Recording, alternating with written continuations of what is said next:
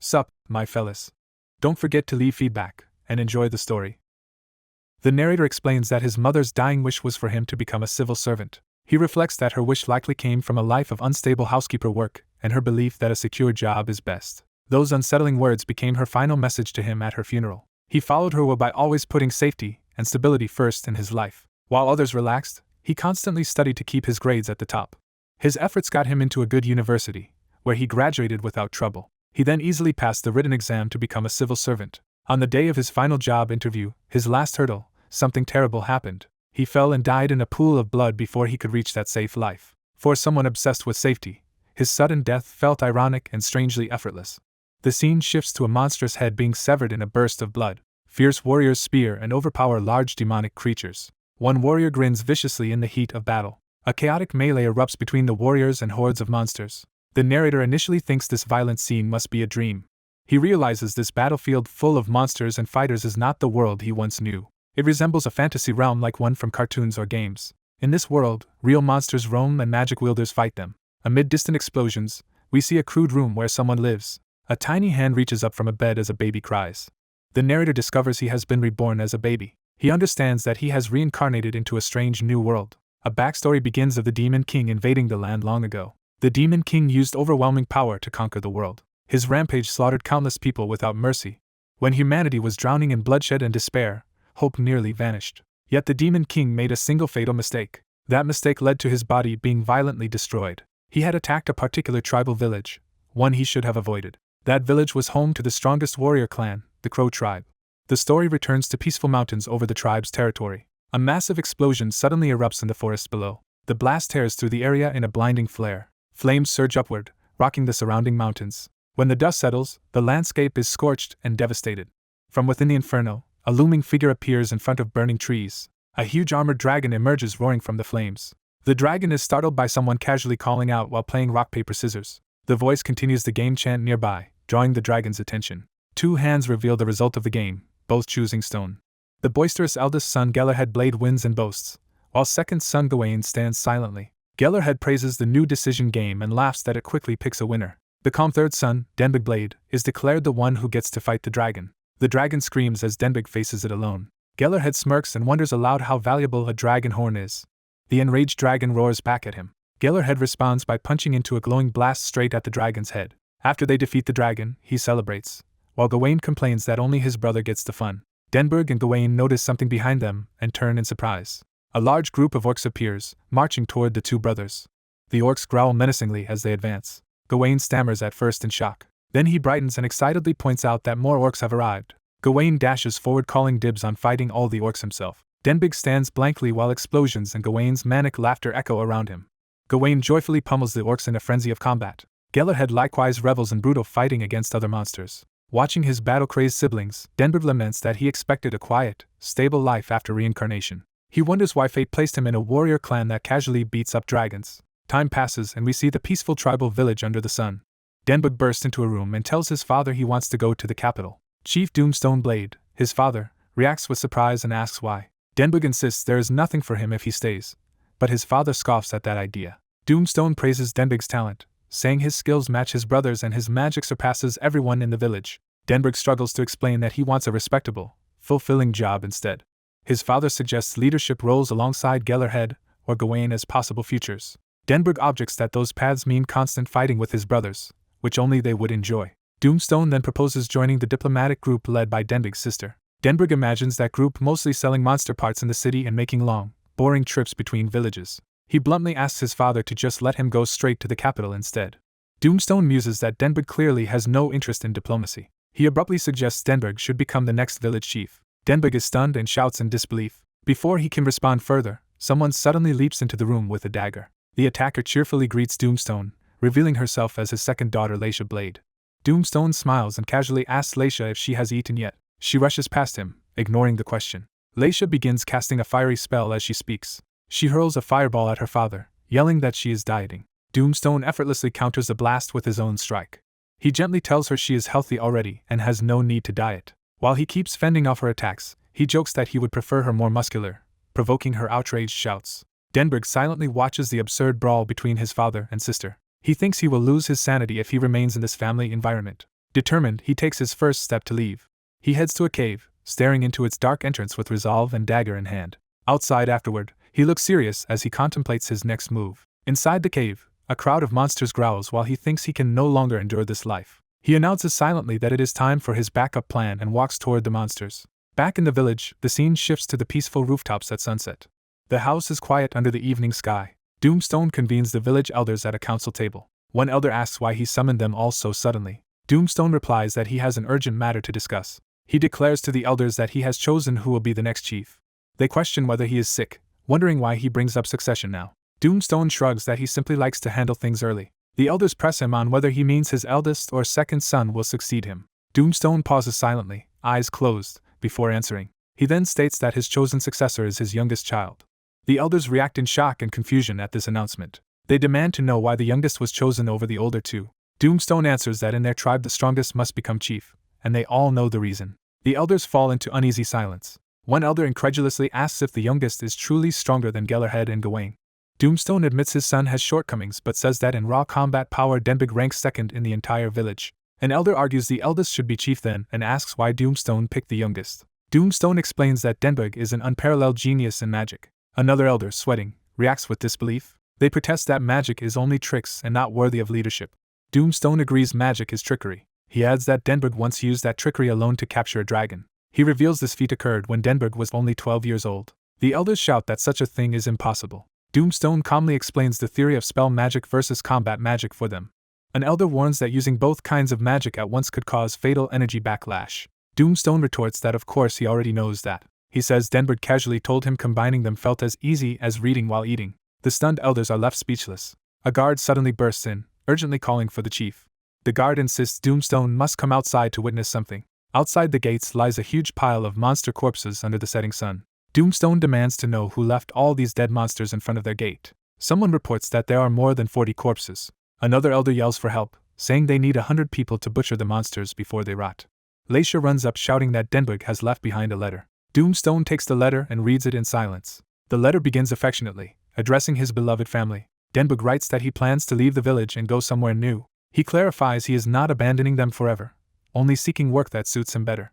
He notes he has taken some money and an identification card from the family safe. He explains that as repayment he hunted around 40 monsters, which should be worth much more than what he took. After reading, Doomstone calls over a guard. With a stern expression, he orders the guard to capture Denbig Blade and bring him back immediately. Meanwhile, Denbig races through the forest as leaves scatter around him.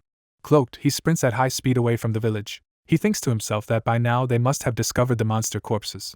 He reasons that monster blood will poison the air as the bodies rot, forcing most of the clan to focus on butchering them, and reducing the number of people who can chase him. Denbig bounds across rocks and rivers, fleeing deeper into the wilderness. He runs on with a determined smile, confident in his escape. Memories of his sick mother urging him to choose a safe job resurface in his mind. He apologizes inwardly to his father for defying his expectations. Denbig resolves that he will now live this new life according to his own wishes. Back in the command tent, a map is unrolled on the table. Hestia and the others analyze paths, concluding Denbig likely took busy roads to hide his trail. Hestia remarks that despite his efforts, he still cannot escape her grasp. Smirking, she challenges her little brother to run as far as he can. Hestia Blade, the eldest daughter, vows that she herself is coming to capture him. A group of warriors begins marching, their footsteps echoing in unison. Surrounded by many clan fighters, a leader announces that they are now putting their pursuit plan into action. The commander orders a fast first squad to move along the designated map route. She instructs the second squad to track the fugitive by following his footprints. She assigns the third squad to seal every path entering or leaving the forest. A woman with a crow familiar listens as it perches on her arm. She entrusts the mission to the crow, which activates with glowing eyes. The crow flies off at her command to scout or relay information. She vows that Den's plan will not unfold the way he intends. Den sprints alone through the dark forest. He reaches a marked signpost on the path while running. His foot lands firmly as he continues forward. Den arrives at the second campground, 200 kilometers from the village. He reflects that this campground is the Foreign Affairs Department's resting site when outside the village. Den notes he covered a 2-day distance in 4 hours and estimates leaving the forest in 3 to 4 days. He worries that his second brother, the village's fastest, will quickly catch up. Den decides he must backtrack slightly and use unmapped routes to avoid pursuit. Flags fly over the village as the night search continues. A subordinate rushes in to report that they have found the youngest master's trail. Hestia asks where and hears that the tracks lead to the second campground. She learns the tracks abruptly end at that location and is puzzled. Hestia leans over the map to reconsider the situation. Studying the map, she notes the campground is surrounded only by forest and a cliff, meaning Den must circle around to exit. She reasons that since it is nighttime, Den's visibility is poor, increasing his difficulty. Hestia asks the Foreign Affairs head whether any supplies are missing. He reports that only a blanket is unaccounted for, which surprises her. She reminds herself that Olympus Forest is a deadly land of magicians.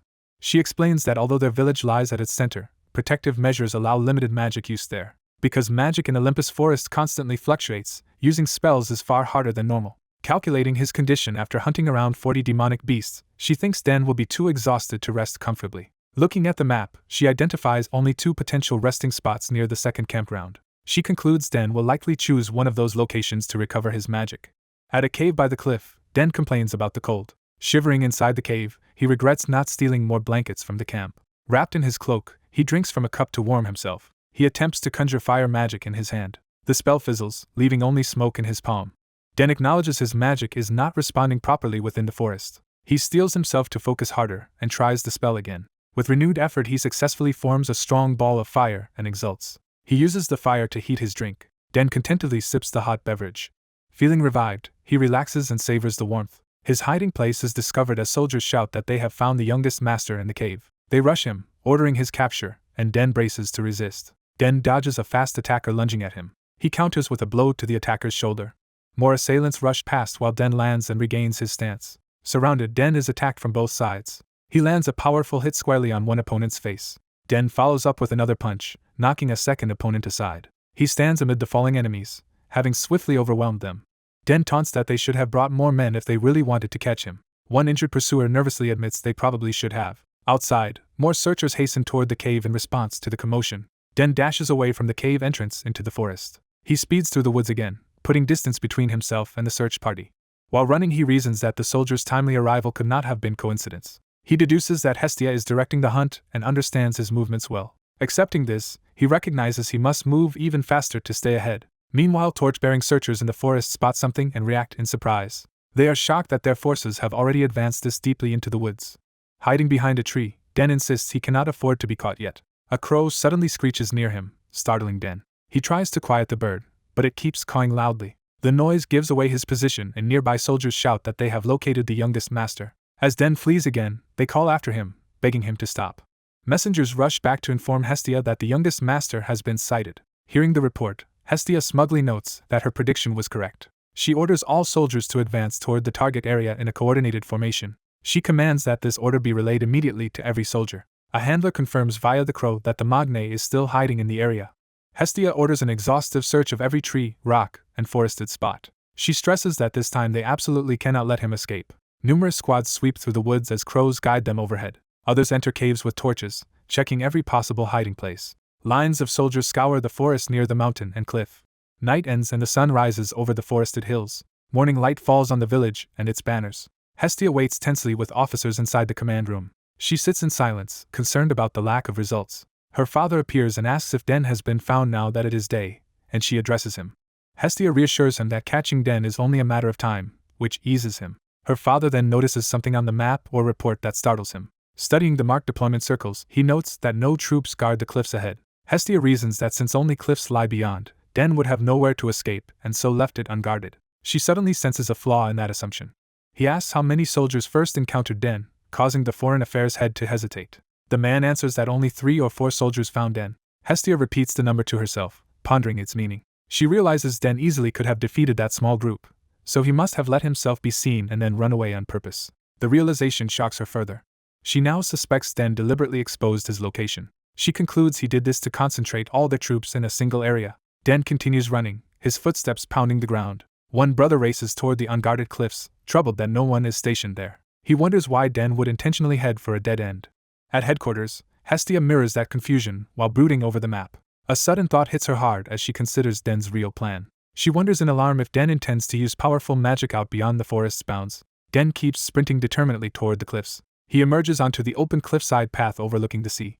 His brother continues chasing, still questioning Den's destination. Hestia finally articulates that the far side beyond the cliff is nothing but a sheer drop, so why go there? The possibility strikes her again with growing certainty. She fears Den aims to use a particular dangerous magic once clear of the forest's constraints. She hesitates in worried silence. Hestia snaps into action and orders that word be sent to all soldiers immediately. She specifically directs every unit to rush to Olympus Cliff at once. The scene shifts to the bright, sheer cliffs above the ocean where the showdown will occur. Den arrives and sets foot on the sunlit rock at the cliff's edge. He stands calmly on the cliff, cloaked and looking out over the sea.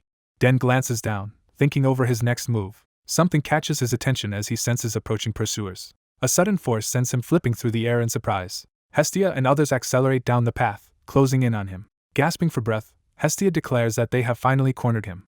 Den greets his sister Nuna from the cliff with a strained smile. His second brother arrives furiously, leaping with sword drawn to join the confrontation. Enraged, the brother attacks Den at high speed, scolding him for using his brain to trick them. He warns that Den should stop before things escalate further and urges him to return. Den hesitates, indicating compliance will be difficult. Realizing talk will not work, the brother readies himself to fight in earnest. He unleashes a powerful sword technique, threatening to cut off Den's arm if necessary. Den stares wide-eyed at the incoming attack. The sword strike smashes into the cliff, blasting away a huge portion of rock. The brother lands amid the dust and debris, assessing the aftermath. He suddenly notices something unexpected. Den has already repositioned safely away from the shattered edge. Smiling nervously, Den remarks that he managed to dodge the attack. He then realizes the cliff beneath him is breaking apart. The ground crumbles and he tumbles off the ledge, screaming. His siblings cry out his name as he falls from sight. They rush to the edge in horror, only to find him missing. Looking down at the waves and falling rocks, they wonder where Den has vanished to. Behind them, a surge of blue magical energy begins to rise. They turn in shock as they realize Den is reappearing. Back at the table later, Hestia berates herself for not realizing Den's true intention sooner. She understands now that once someone crosses the cliff they are technically outside the forest's magic limiting zone. Therefore Den, beyond the cliff, can now use his magic freely, surrounding himself in intense blue energy as he flies. Hovering in the air, Den reveals he has mastered flying magic, astonishing his family. He apologizes to Nuna and his brothers for leaving them this way. While floating, he admits he is still weaker than them but intends to grow stronger. He reassures them that he will be fine on his own journey. He asks his brother to thank their father on his behalf, saying he is grateful for him. Den adds that he is grateful to all of them as well, while they call out for him not to go. Smiling, Den promises to send them a letter. He then rockets skyward in a trail of dazzling blue light, vanishing into the sky. On the ground, one soldier offers to shoot him down but Den's brother refuses, not wanting the risk of him falling. Hestia anxiously asks what they can do now, realizing they have no way to pursue Den into the sky. Her brother broods silently, accepting the situation. At last he decides they should return to the village for now, leaving Den to his new path. A peaceful village building is shown at sunset. Village elders argue that making the youngest person, a mere 16-year-old, the next village chief is absurd. One man insists he will not give the boy the position yet, while another dismisses the issue since the boy has already left the village. An elder says there is a more pressing concern than succession. He demands to know how they will handle it if the youngest causes trouble out in the world. Others panic that with his current power he could potentially wipe out an entire country. They insist the boy must be brought back before he does anything dangerous. The current chief reminds them that capturing the boy is difficult now that his mana limit has been removed. A bald man retorts that the chief himself should just go and get him. The chief explains that if he personally acts, many nations will impose restrictions and keep watch on him.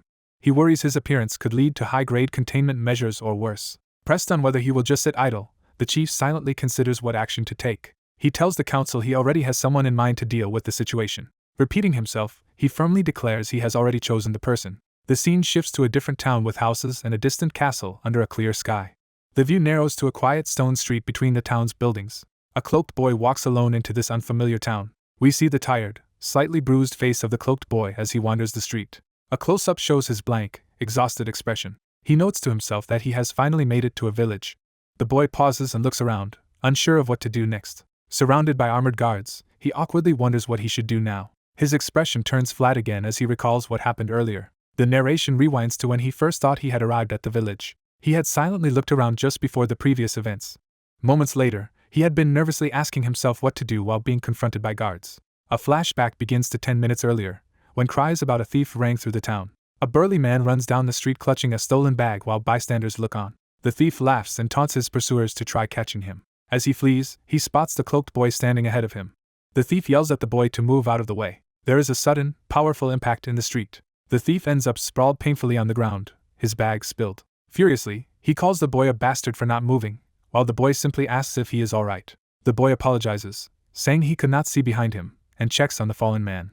Townspeople shout that they have found the thief and rush toward him. The thief shoves past the boy, ordering him aside as he tries to escape again. As guards chase the thief and demand he stop, the boy dryly notes that no one would stop in that situation. Something about the scene catches the boy's attention. He glances back, sensing something off. The thief sprints away through the square with the stolen goods. Smirking, the thief calls the boy foolish as he thinks he has gotten away. The boy suddenly leaps in front of him and calmly demands his bag back, startling the thief. Cornered in an alley, the thief panics at the boy's sudden reappearance and is asked why he stole the bag. The thief angrily denies the accusation and brandishes a knife. Appearing behind him, the boy warns that it would be wise to return the bag peacefully. Instead, the thief charges with a scream, swinging his weapon. He then realizes the boy has vanished from in front of him. Confused, he looks around the empty alley. The boy appears again behind him and concludes that talking will not work.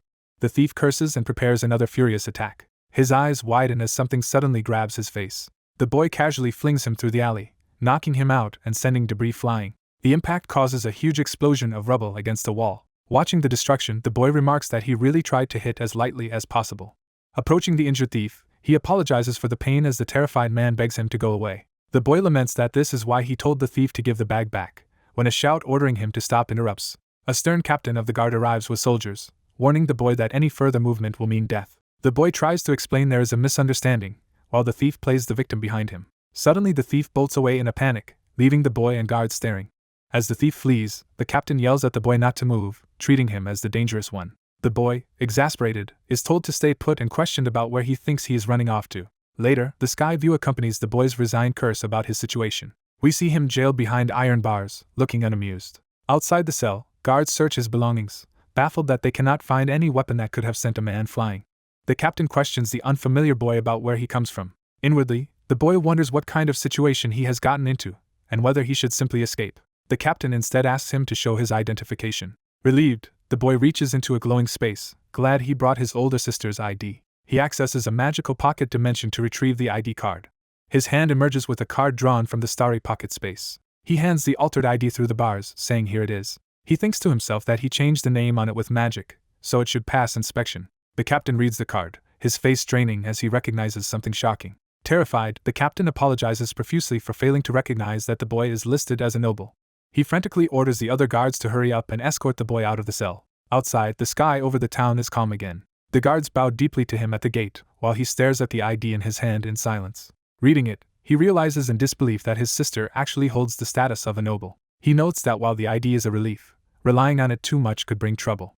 His stomach growls as he looks at the card, reminding him of hunger. Seeing a bakery, he remembers he has not eaten a proper meal in 3 days. He asks the baker the price of a pastry, and is told it is 2 pelk. He checks his belongings, calculating whether he can afford it. He offers a shiny high-value coin and asks if he can pay with it. The baker is stunned to realize the coin marks him as the son of a count and apologizes for his earlier rudeness. Embarrassed, the boy just asks for the bread, but the baker says such a coin is too large to make change for. Terrified of offending a noble, the baker instead offers to give him whatever he wants for free. Overwhelmed, the boy decides to leave while the baker repeatedly thanks him in relief. Looking at the coin, the boy wonders just how valuable this thing actually is. He reasons that someone in town must be able to accept such a coin eventually. Yet each shopkeeper apologizes that they cannot break such a huge amount of money. Others beg him not to demand anything of them because they cannot help with such wealth. One even says that giving his entire fortune would not be enough change and nervously invites the boy to take any goods except the building itself. Time passes to sunset behind distant mountains. That night in the rain, the boy sits hungry and dejected in the street despite technically having money. He complains that he has money but cannot spend it. He reflects that he still does not understand the local currency, and wonders how much this white gold coin is really worth. Regretting not studying beforehand, he sits in the rain when someone's footsteps approach. He looks up to see who has found him.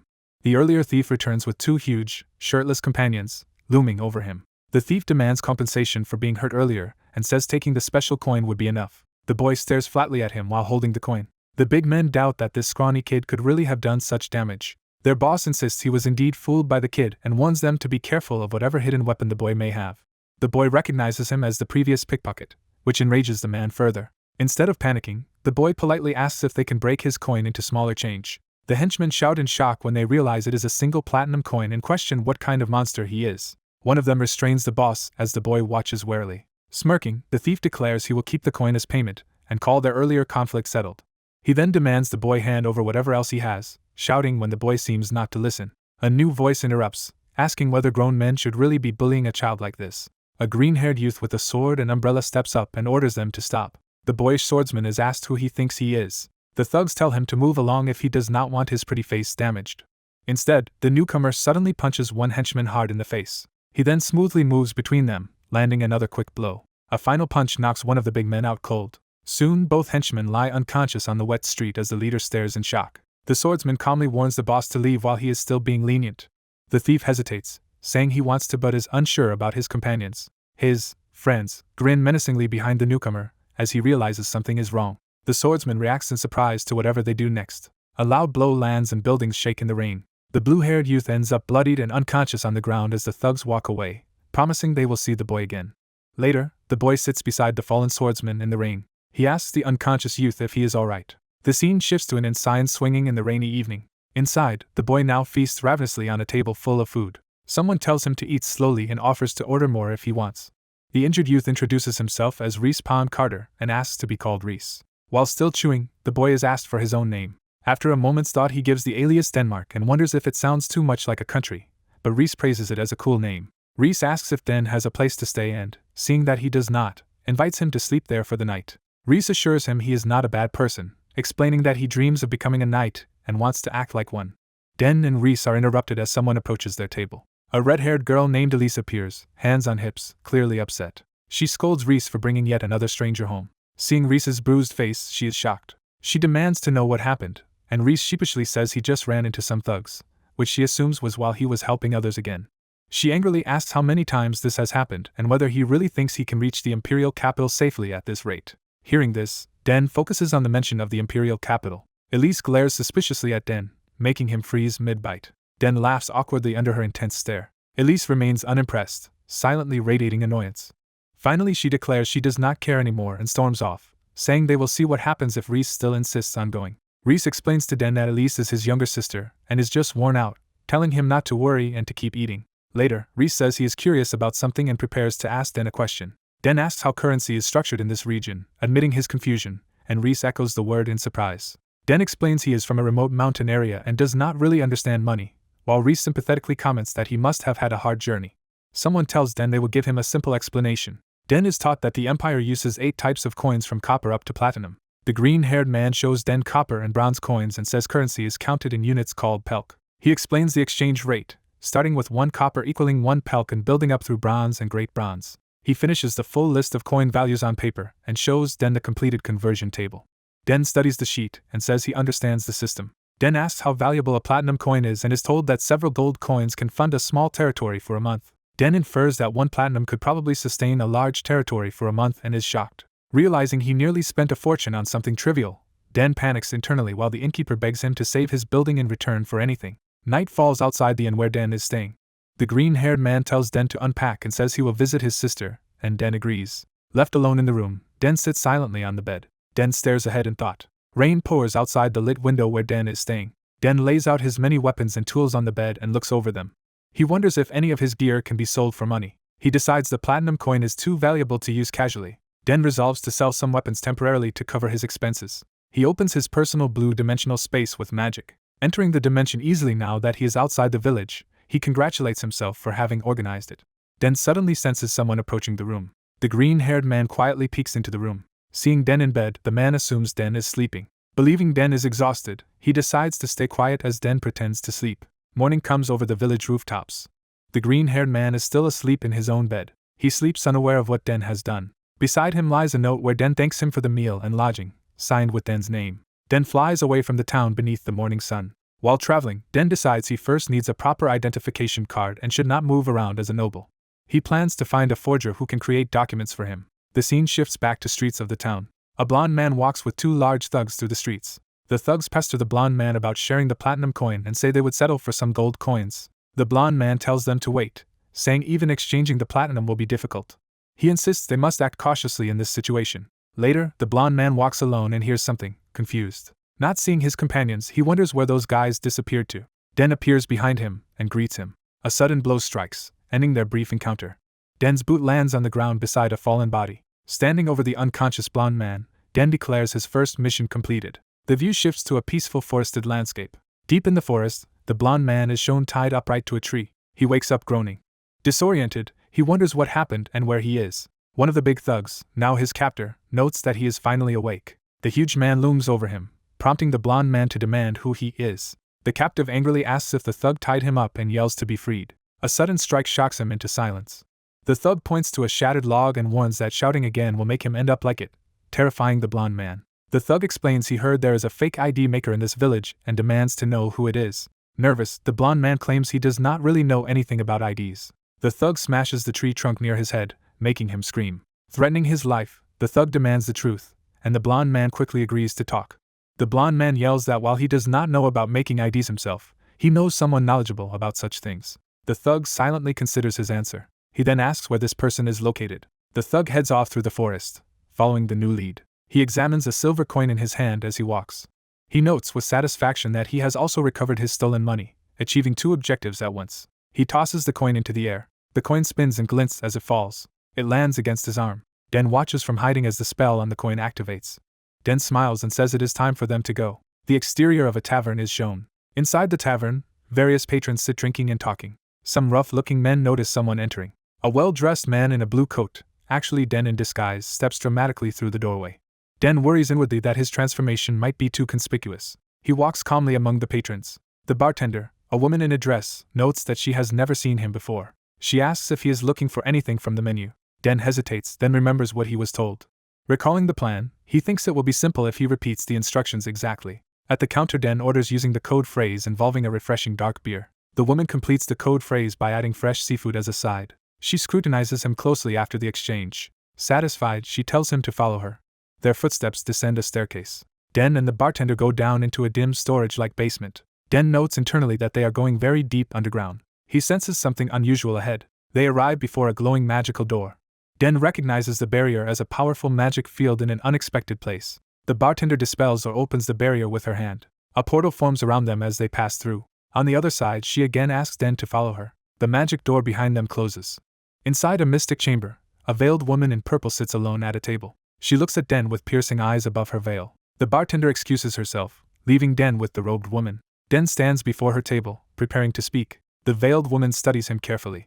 She brusquely tells him to sit down. Den internally wonders what is with this strange woman. He realizes she has layered 6 different kinds of magic throughout the room. He notes that one of those spells is the powerful guarding barrier he saw earlier. He senses there are also 2 defensive spells and 2 offensive spells among the enchantments. Finally, he detects an illusion spell hiding a secret area behind a wall. The woman asks directly what he wants from her. Den leans forward, ready to make his request. He asks her to create an identification card for him. She chuckles that making an ID is not difficult.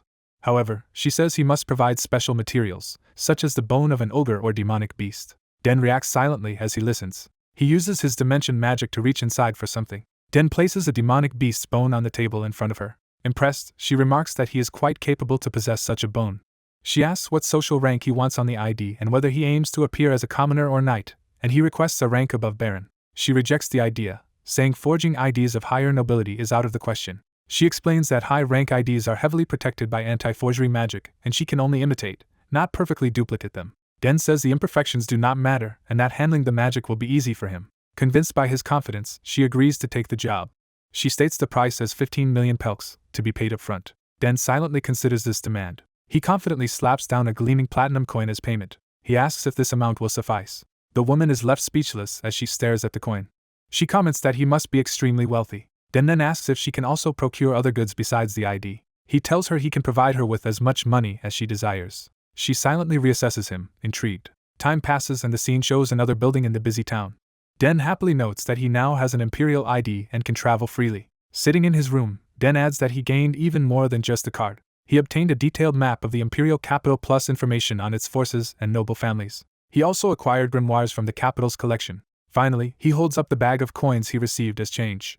Den estimates that with this money he will be comfortable for several days. The scene cuts back to the tavern's exterior sign. The veiled sorceress is again shown alone in her underground room. She looks at the multiple platinum coins he left behind in addition to the fee and wonders about him. She concludes that he did not seem like an ordinary person at all.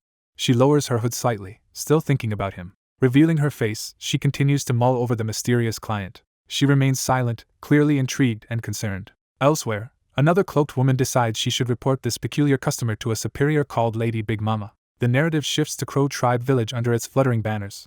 Inside, 2 leaders discuss the missing Den and admit that tracking him across the Empire's towns will be difficult. One notes that Den can disguise himself with magic, complicating the search. The woman urges him not to worry excessively. She adds that their uncle should have received Den's letter by now. The scene shows that very letter being read. An older man sits alone in an office, holding and examining the letter. He reads it carefully, his expression shifting. Realizing Den has run away from home, he mutters that the situation has become troublesome. The story returns to the sunny roofs of the town where Den currently stays. At a shop counter, Den purchases swords and scrolls, telling the seller to give him several items. The shopkeeper asks if the boy is going on a long journey, and why he needs so many things, and the boy answers that each item will be useful. Outside, the boy thinks the goods are overpriced and politely asks for a small discount. The merchant agrees to lower the total by reducing the quantity and asks for 5 white copper as payment. Elise angrily haggles, insisting the price should only be 2 white copper. Her brother hesitantly says they should just pay the full 5, and she yells that their money troubles are his fault. Elise scolds her brother for wasting their limited funds on every pitiful person he meets, while he weakly protests. Inside the forge, the blacksmith says 2 coins is too little, but Elise stubbornly repeats her offer. Elise relents a bit and asks if the blacksmith will sell for 3 coins instead. Elise and her brother are taken aback by something they suddenly notice. They realize the traveler Den has appeared again, fully geared up for a journey. Time passes peacefully over the village rooftops. At a restaurant, the siblings tell Den they were worried when he left abruptly that morning, and he evasively says he just had something to do. Elise snipes that at least he seems capable of feeling shame, while her brother tries to rein her in. Den changes the mood by offering to treat them to lunch and urges them to eat as much as they like. The brother asks if Den has managed to get money, and Den says he had savings from his hometown. Den reassures them to eat freely, while Elise stuffs herself in embarrassed silence. The brother then asks Den if he has somewhere to go now. Den admits that he is actually traveling toward the Empire as well. Hearing this, the brother cheerfully invites Den to journey with them, while Elise shouts in protest. Den thinks he could fly and reach the Empire in 2 or 3 days but decides that would waste too much energy, so he politely hesitates about joining them. Den worries he might be a burden if he tags along, and Elise bluntly says that he is. Her brother brushes off the concern, saying a new companion will make the trip more fun, while Elise angrily reminds him of their dire situation. Elise complains that they can barely afford the train to the Empire, and fears Den might also expect them to pay his expenses. Den calmly says they need not worry because he has enough money and will not rely on them. He even offers to lend them funds if they need help. Elise freezes, stunned by the offer. Immediately afterward, Elise asks exactly how much Den can give them, and Den nervously tells her to just name the amount. The scene shifts to the Grand Imperial Palace. A high-ranking officer is welcomed into the palace by his friend Vladi von Dicanta Blade. Emperor Beldil and his dragon aide Orfina praise Vladi for his hard work defending the Empire from the demon lands. Vladi modestly replies that he only did his duty. Relaxed in his chair, he addresses the Emperor informally, prompting the Emperor to angrily order him to remove his feet from the expensive table. The Emperor continues to scold him for disrespecting such costly furniture, and Vladi casually apologizes. The Emperor complains about being overworked and asks why Vladi summoned him, while Vladi prepares to explain. Vladi reveals that their youngest nephew appears to have run away from home. The Emperor is surprised to hear that the boy actually ran away. Relieved the boy is not in danger, the Emperor laughs and notes that the fearsome Crow tribe would hardly be bullied. Vladi says he is not worried about others but that the tribe would happily wipe out a town if provoked. The Emperor says the true issue is that this runaway has been chosen as his elder brother's heir, shocking Vladi. They discuss the nephew's age, realizing he is only about 16, which seems remarkable. Vladi emphasizes that the boy is prodigiously strong. The Emperor recalls that the nephew single-handedly captured a dragon with magic at age 12. The Emperor silently contemplates this unsettling fact. The Emperor abruptly ends the meeting and prepares to leave. When Vladi asks where he is going, the Emperor says he must attend to his citizens. Vladi pointedly asks what will be done about their runaway nephew. As the Emperor departs, he coldly says that the boy is Vladi's family. He remarks that family problems should be handled by family members themselves. Vladi accepts the responsibility with a terse farewell. Left alone, Vladi quietly reflects on what has just been thrust upon him. He gazes up at the palace dome, musing on the word family. Meanwhile, a train clatters along the tracks. The steam locomotive speeds forward across the countryside. The passenger cars rush by in a blur. Inside one carriage, Elise, her brother, and Den ride together, resting in their compartment. The brother wonders if they really needed pricey first-class tickets when cheaper seats were available. Elise insists the 3-day trip to the imperial city would be unbearable in cramped cheap seats. She blames his soft-hearted meddling for their tight finances, while he can only respond with silence. She vows to repay Den for the tickets, and he awkwardly accepts. The train continues its journey through the mountains. Near the tracks, a clawed green foot steps forward. A band of goblins appears, watching the passing train with hostile intent. In the dark, the goblins grin menacingly. The train winds through a narrow rocky gorge. Its iron wheels grind rapidly along the rails. The locomotive barrels ahead, smoke billowing. Trees slide past outside the carriage windows. Inside, Den studies a book titled About the Imperial Legal System. The 3 travelers sit in their compartment, while Den quietly continues reading. Elise marvels at Den's focus, but her brother hushes her so she will not disturb his studying. Elise infers from the schedule that Den plans to take the civil servant exam this summer, which he confirms is held twice yearly. Den softly agrees that he will indeed be taking the test soon. The brother notes that with the exam in July, Den has only about a month left to prepare. He expresses hope that both he and Den will achieve their respective goals in the imperial capital. He declares he will join a knight order while Den becomes a civil servant, and Elise doubts her brother's physical fitness for knighthood. He insists he has the heart of a true knight, while Elise dismisses this as nonsense. Suddenly both siblings notice something amiss above them. Elise looks out the window curiously. She realizes the train has stopped unexpectedly in the middle of nowhere. The group notes they are far from the next station and wonders why they have halted. Den offers to step out and investigate the cause. As he peers outside, he sees goblins attacking the train. Determining what to do, Den steels himself. Something smashes through their carriage window in an explosion of glass. A goblin's body crashes through the opening and into their compartment. Elise coughs in the dust and tries to understand what just happened. She then realizes Den has shielded her on the floor. Den kindly asks if she is unharmed. Flustered and blushing, Elise stammers in confusion. All three turn to see the wounded goblin lying before them. They identify the intruder as a goblin. The brother wonders aloud why a goblin is lying collapsed inside their train car. A woman's terrified scream echoes from elsewhere on the train, drawing his attention. Resolute, he decides he must go outside to help, despite Elise demanding to know what he plans to do. He concludes that goblin bandits are attacking the train and says he has to assess the situation. Elise reacts in alarm as he heads for the corridor. Smiling to reassure her, he tells Elise to stay put and wait. She panics and shouts for her brother not to rush off alone. Watching him go, she angrily calls him an idiot for charging ahead. Left behind with the unconscious goblin, Elise looks around in worried confusion. She stands amid the shattered window and wrecked compartment, still processing events. Her brother moves cautiously down the train corridor with sword drawn. A fresh scream makes him tense up. He sees goblins rampaging inside another car, attacking fleeing passengers. Their leader orders the others to rob everyone and kill any human who resists. One goblin swings a weapon at a terrified woman, intending to kill her. The brother yells for him to stop. He charges in and slashes a goblin, wounding it. Another goblin curses him and prepares to retaliate. The brother barely dodges as the enemy lunges. He counters with a sword strike across the goblin's back. A further goblin attacks from behind, forcing him into desperate movement. He executes another powerful cut and beheads the attacker. He asks the rescued woman if she is all right, and she shakily answers that she is. He suggests they retreat to the rear cars, which still seems safer, but more goblins surge into the corridor.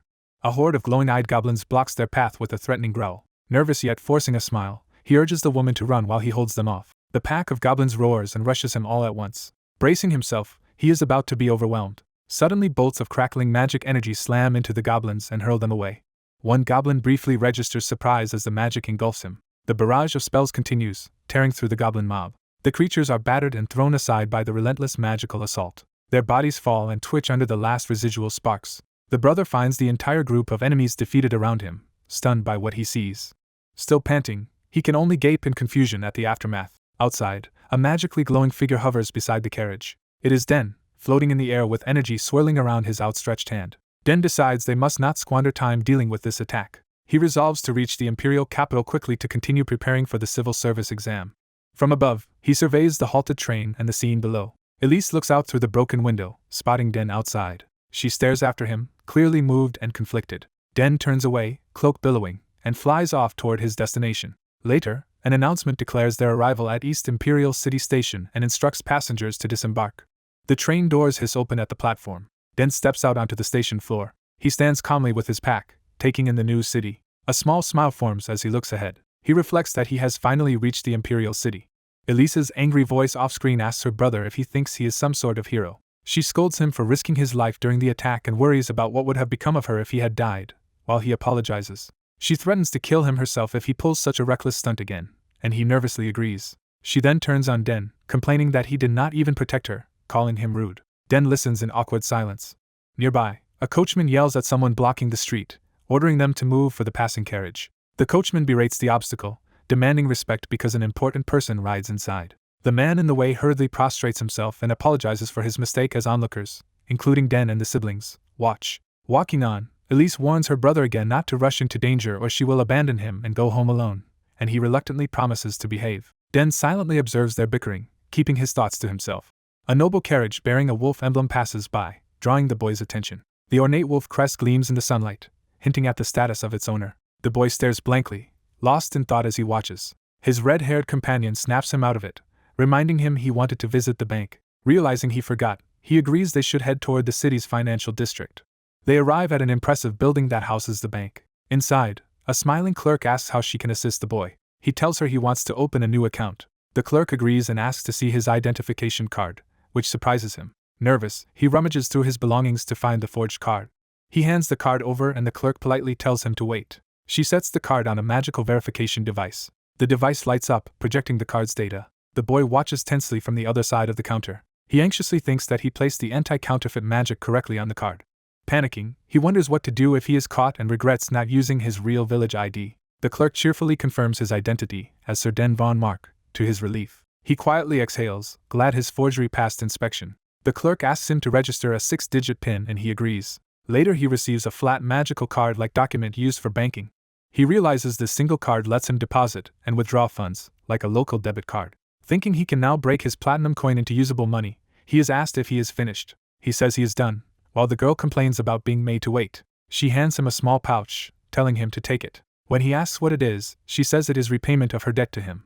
She teases that he only went to the bank so he could collect this money, calling him stingy as he protests. She then suggests they all separate now, while Rhys Vaughn proposes at least sharing a meal, but Den insists he has things to do and they should split up. Rhys Vaughn accepts that they will part ways if Den is busy. Elise silently remembers something, her expression turning serious. She recalls Den mysteriously leaping from a moving train in the past. The memory shows Den in profile during that incident. She had watched him then, confused. In her memory she wondered why he was there at all. Back in the present, Elise begrudgingly praises Den for not running away. As Den and Rhys Vaughn react in confusion, she abruptly walks off. Rhys Vaughn whispers that, for some reason, Elise seems to have taken a liking to Den, leaving him flustered. Elise shouts from ahead that they should hurry because she is hungry, prompting Rhys Vaughn to rush after her. Rhys Vaughn cheerfully suggests he and Den meet again someday if their paths cross. Den replies that he hopes Rhys Vaughn passes the civil servant exam and joins the Knight's Order. The trio part ways in the street as Den turns to his own plans. Den smiles to himself, optimistic about what lies ahead. He decides his next priority is to find a place to live in the city. He visits a real estate office where the agent greets him and asks if he is looking for housing. The older agent asks whether he has just left home or moved from another territory. She then questions if he lives alone or with family and how many people will stay with him, overwhelming him. Den and the agent sit across a desk as they continue the interview. Flustered, Den starts to answer, and the agent apologizes for rushing, saying she will slow down. She promises to ask each question one at a time, while he braces himself. He explains that he came from another territory and will be living alone, which she acknowledges. She asks if he came by himself to find work and whether he already has a job, leading him to say he came to take the civil servant exam. Hearing this, she notes he will be staying about a month, which surprises him. She clarifies the exam is in July and mentions her son also studies that field, so she knows the schedule well. She explains that passing the civil servant exam leads to half a year of training school, with job rank determined by grades, while failure means returning home. Den realizes becoming a civil servant is difficult in this world as well. The agent says there is a student-suitable house she can recommend, piquing his curiosity. She leads him into a large boarding mansion with grand staircases. She explains that most housing contracts are yearly, so short-term stays like his are hard to arrange. She adds that this particular place offers room and board by the month, matching his needs. She warns that rent is expensive but suggests it is still a good opportunity, while Den thinks privately he could afford to buy a whole house. As they wait in the mansion's hall, a woman approaches and politely asks if they have waited long.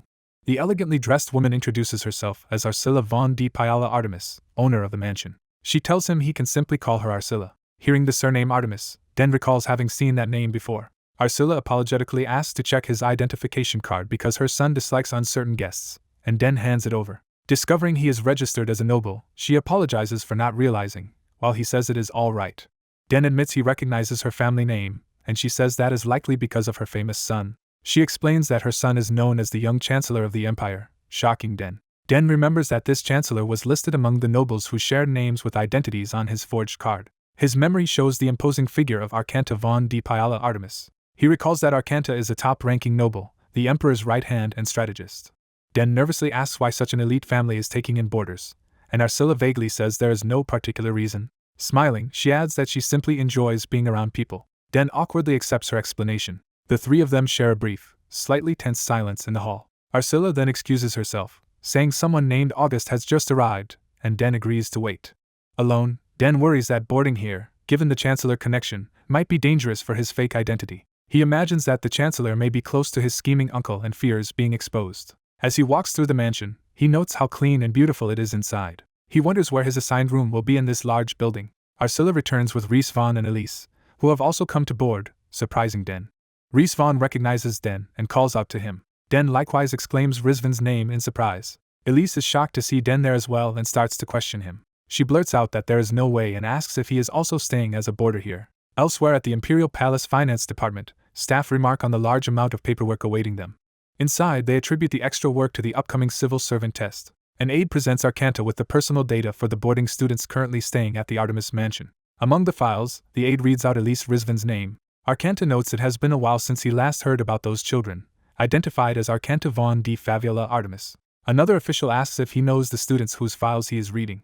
Arcanta recalls that Reese Vaughn and Elise are the children of his nanny, who was married to a count. He remembers Reese Vaughn going to a night school and Elise attending a magic academy. As he flips the stack, something unusual catches his attention. He notices one more document, explained as belonging to a student added through a real estate agent. Hearing that, Arcanta repeats, real estate, and begins to think more seriously. He briefly considers whether this extra boarder could be a spy but is reminded that the identification card was carefully checked. The aide reports that the newcomer has no special abilities and claims to be in the capital only to take the civil servant exam, while Arcanta notes that forging a noble ID should be impossible. The aide adds that the student seems to be close friends with Reese Vaughn and Elise, which interests Arcanta. Arcanta ponders this new information quietly. Looking at Den's document, he wonders what course of action they should take regarding him. That night Den lounges in his simple boarding room. He reflects that, despite his doubts, he ended up living in the boarding house. He thinks he perhaps should have declared he would buy a house instead and questions if boarding was a mistake. He reasons that lying low as an ordinary boarder might actually attract less attention, like something hidden in plain sight. He considers that Rizvan's familiarity with Arcilla could help attest to his supposed identity if needed. However, he notices something outside his window that concerns him. He sees multiple men posted around the mansion grounds, looking like guards. The suspicious men patrol the street and approaches near the building. Den feels that security around the mansion has noticeably increased and wonders why. That night, more watchful men stand guard around the lit mansion. Some of them take positions closer to the building, monitoring its perimeter. One guard walks along the outer wall where the lighting is dimmer. Suddenly sparkling particles drift down around the patrolling guard, making him stop. He looks at his glowing hand in shock as the particles touch him. His eyes glaze over as drowsiness overtakes him. He collapses backward out of sight, while another guard nearby remains unaware. The fallen guard sits up dazed among crates and sacks, his body tingling. He looks up toward the starry sky, trying to grasp what happened. Above, Den is seen floating with a faint blue aura, having moved silently through the air. Holding a small pouch, Den notes that mandragora roots possess strong sleep-inducing properties. He descends into the corner where the guard lies. Kneeling by the drowsy man, Den tells him to answer a question honestly, and the man weakly agrees. Den asks why security has increased around the mansion, suspecting something is going on. Half hypnotized, the guard mutters about surveillance of a boarder on the second floor. Den realizes the Chancellor has ordered surveillance, and wonders why they have not moved to arrest him yet. He casually asks what exactly they are looking for. The guard admits he does not know details, only that they were told to watch the place closely for about a month. Den repeats the 1-month duration mentally and speculates they may only be suspicious and gathering information. The guard struggles to remain conscious as the drug wears deeper into his system. Beginning to wake from the trance, he dimly questions what just happened. Fully awake and confused, he finds himself alone in the corner. Seeing Den now floating in the air, he panics and wonders why he is there at all. Den silently observes him, making sure the hypnosis erased the interrogation from his memory. Later, Den returns to his room, standing quietly by the desk. He looks down at an item he has laid out, considering his next step. His eyes narrow with resolve as he focuses on the object. The mask of his thief persona rests on the desk as he thinks that it is time for him to take action. The next morning someone shouts his name loudly, jolting the scene into a bright day. Reese Vaughn runs up with a newspaper, urgently asking if Den has seen the latest issue. Half asleep on the stairs, Den says he just woke up, and Reese Vaughn insists he look. The newspaper reports that the previous night a thief calling himself Lupin stole an artifact called the Goddess's Blessing from Marquis Voltian's mansion. Den feigns mild interest aloud while inwardly realizing the wolf insignia he saw belonged to Marquis Voltian. Reese Vaughn points out that the thief also left a warning notice announcing that the next night he will target Earl Drivel's estate. Elise, already eating breakfast, tells Reese Vaughn to calm down and just eat. Den greets Elise at the table and she casually replies.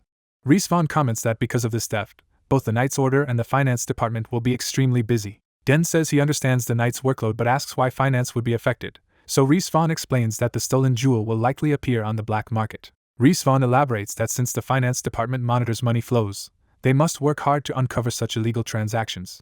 Elise tells him to stop talking and eat, while Reese Vaughn argues that this is no time to sit around enjoying food.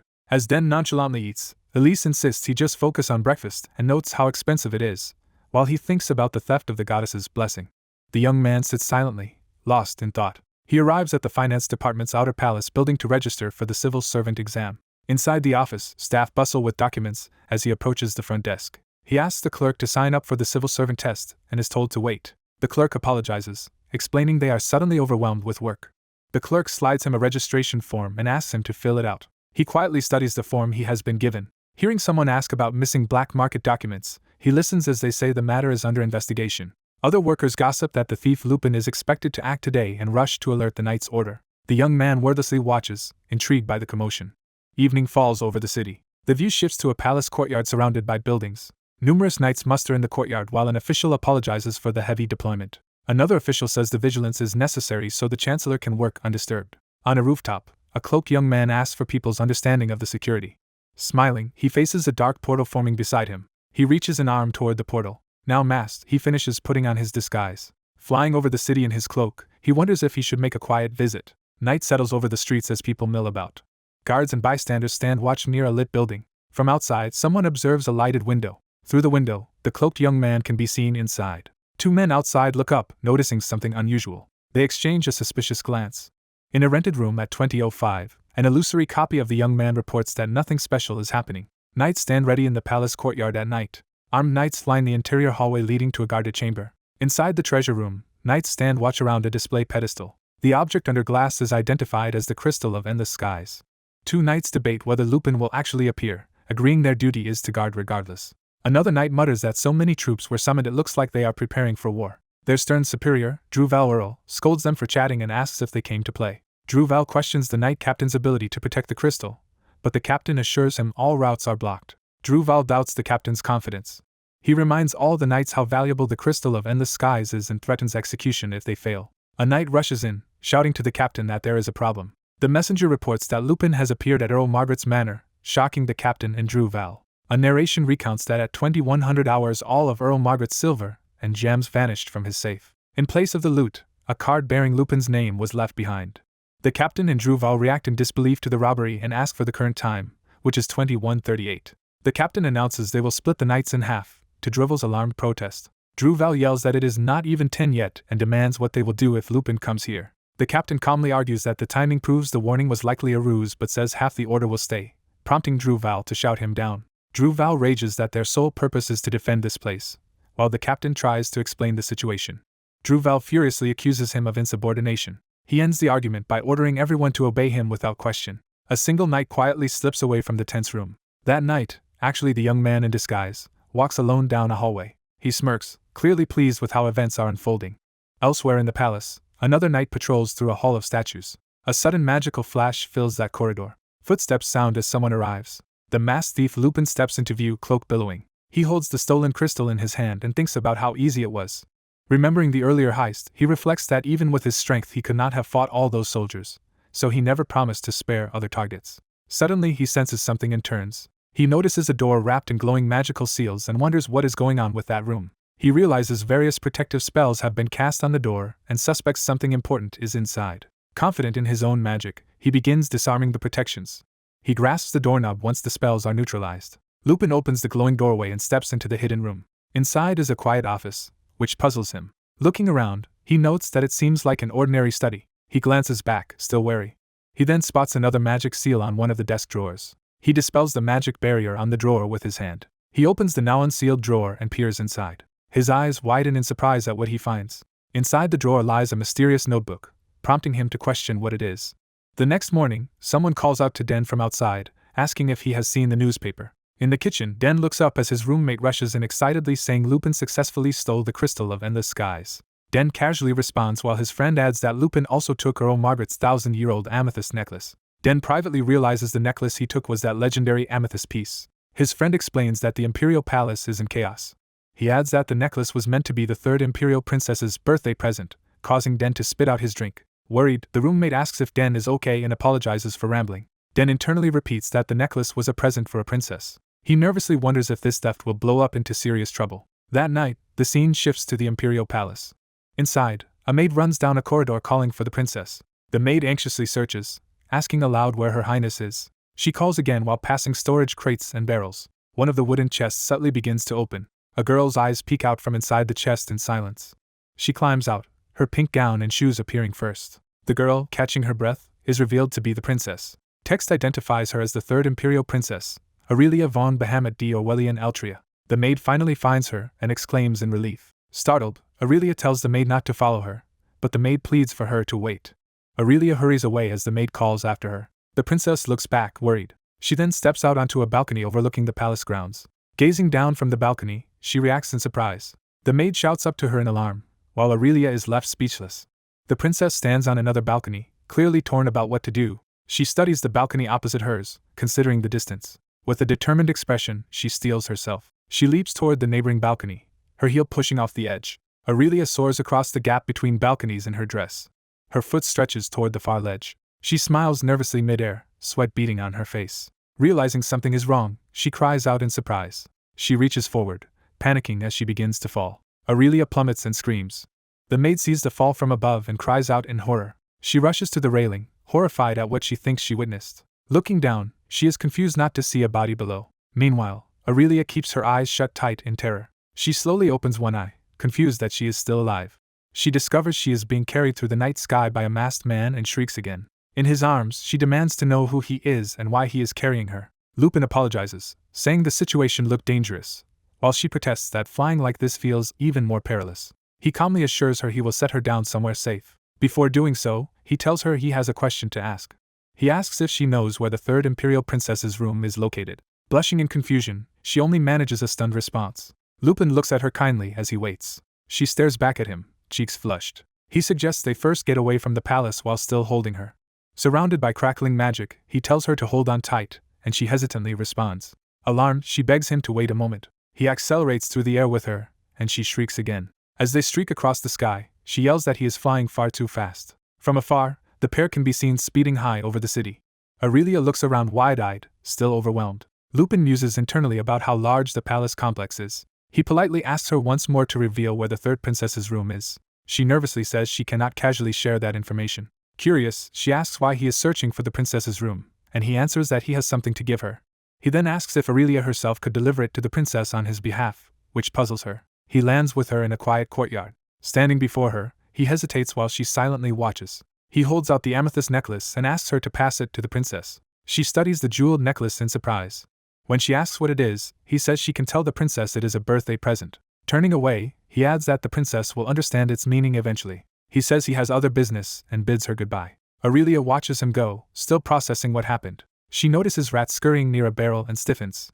Her terrified scream makes Lupin stop and look back. She explains that there are rats nearby, and he asks what is wrong. He also spots the rats on the ground. Using magic, he eliminates or drives away the vermin in a burst of light. He tells her it is safe now and she can open her eyes, and she timidly confirms.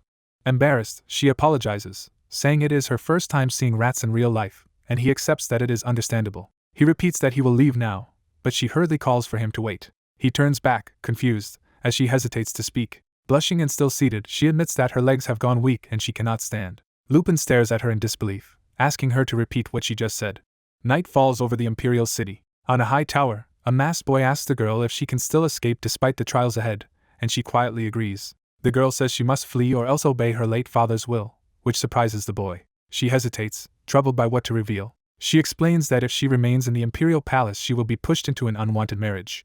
She adds that she has never even met the man she is to marry and firmly rejects the idea. The boy wonders why she cannot simply tell her father that she refuses to marry. Irritated, she insists the situation is more complicated, while he bluntly says she is choosing to run away, which shocks her. He interprets her plan as a lack of confidence to oppose her father, and she flusters, denying she ever said that. The boy tells her to fight against her father instead.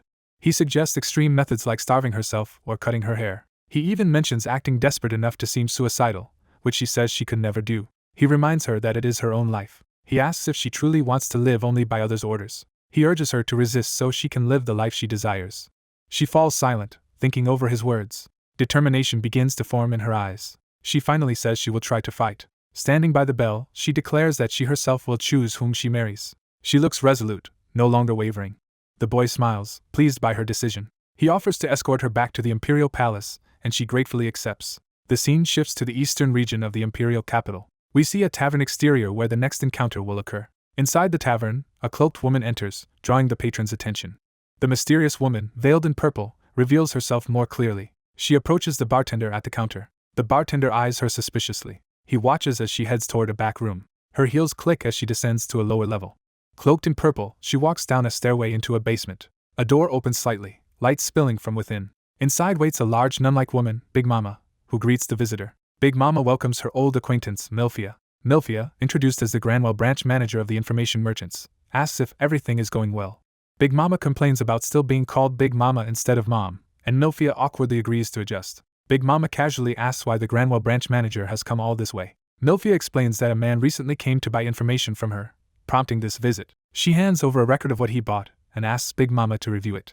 After reading, Big Mama notes that the man purchased data on nobles and the Empire strategist, and finds the pattern suspicious.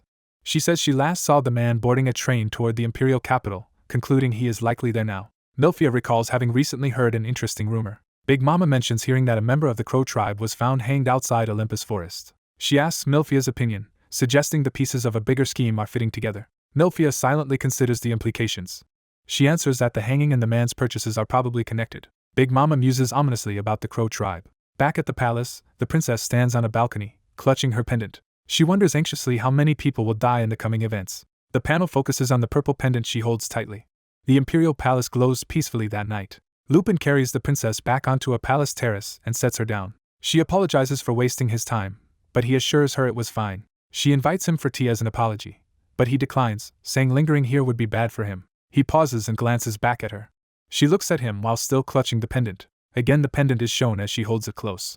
Lupin is momentarily speechless. He simply wishes her good fortune in the future, and she answers shyly. A maid suddenly calls out, relieved to have found the princess.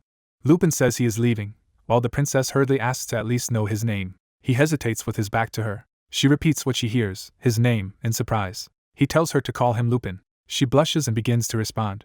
He leaps from the terrace, flying away into the night. Lupin soars toward the starry sky. From below, the princess watches his distant figure. She remains on the balcony, holding her pendant and thinking of him. She smiles softly to herself. Looking out over the night city, she quietly thanks Lupin. Morning reveals a grand official building in the capital. Inside, a superior checks on the investigation into Lupin and hears that it is still incomplete. The superior then asks for updates from the knight's side of the inquiry. Entering another room, he notices something unexpected on a desk.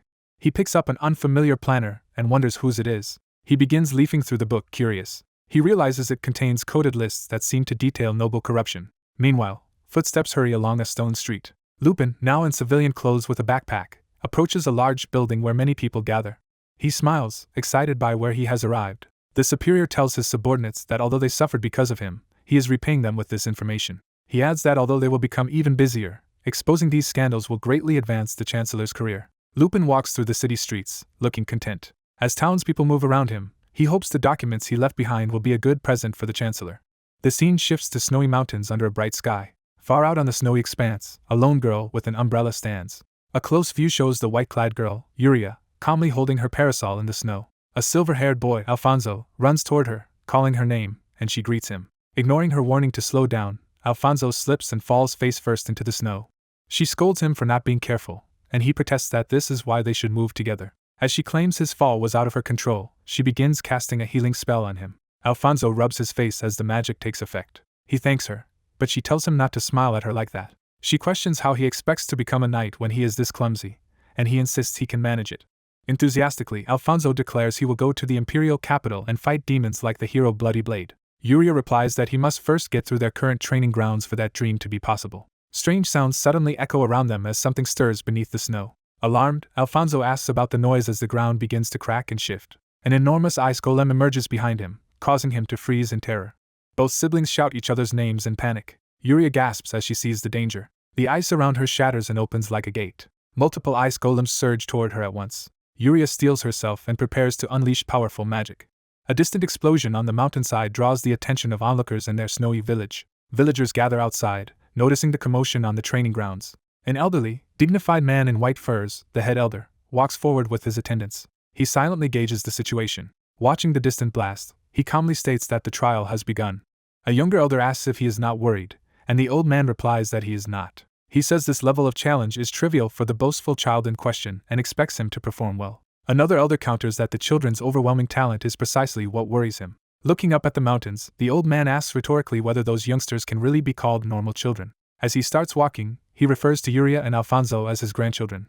Out on the snowfield, Yuria flies ahead with her umbrella while Alfonso chases after, demanding she wait. Floating effortlessly, she teases that he will never reach the imperial capital if he moves so slowly, while he begs her to stop flying and walk with him. She offhandedly suggests he simply fly as she does, but he complains that he still cannot use that magic. The shattered remains of the ice golems lie scattered across the snowy ground. The rubble shows how thoroughly Yuria destroyed the monsters.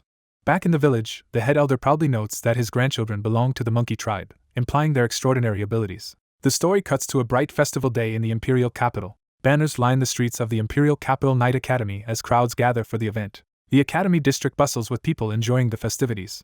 Various students and candidates walk through the streets, Lupin among them. A wider view shows Lupin walking with other youths toward the academy entrance. Lupin remarks on how many people are present, and his green-haired friend explains that the entrance exam is one of the academy's 4 big festivals. The friend adds that the nearby Magic Academy also holds public exams, letting spectators watch magic tests and sword competitions they usually cannot see. Lupin asks where Elise is, and the friend says she went ahead to the exam site to prepare something. Spotting a group, the friend excitedly identifies them as the Order of the Black Water Buffalo. Lupin is thrilled to see this famed order and feels coming to the imperial capital was the right choice. He notes that today is Night Academy examination day. He narrates that while he is partly here for his acquaintance Lesbon's intermediate enrollment test, he actually has another personal reason for coming. In a flashback, Lesbon tells him that Elise will be taking the Magic Academy entrance exam the next day. Because Lesbon's exam overlaps with hers, he asks Lupin to cheer her on in his place, a request that surprises Lupin.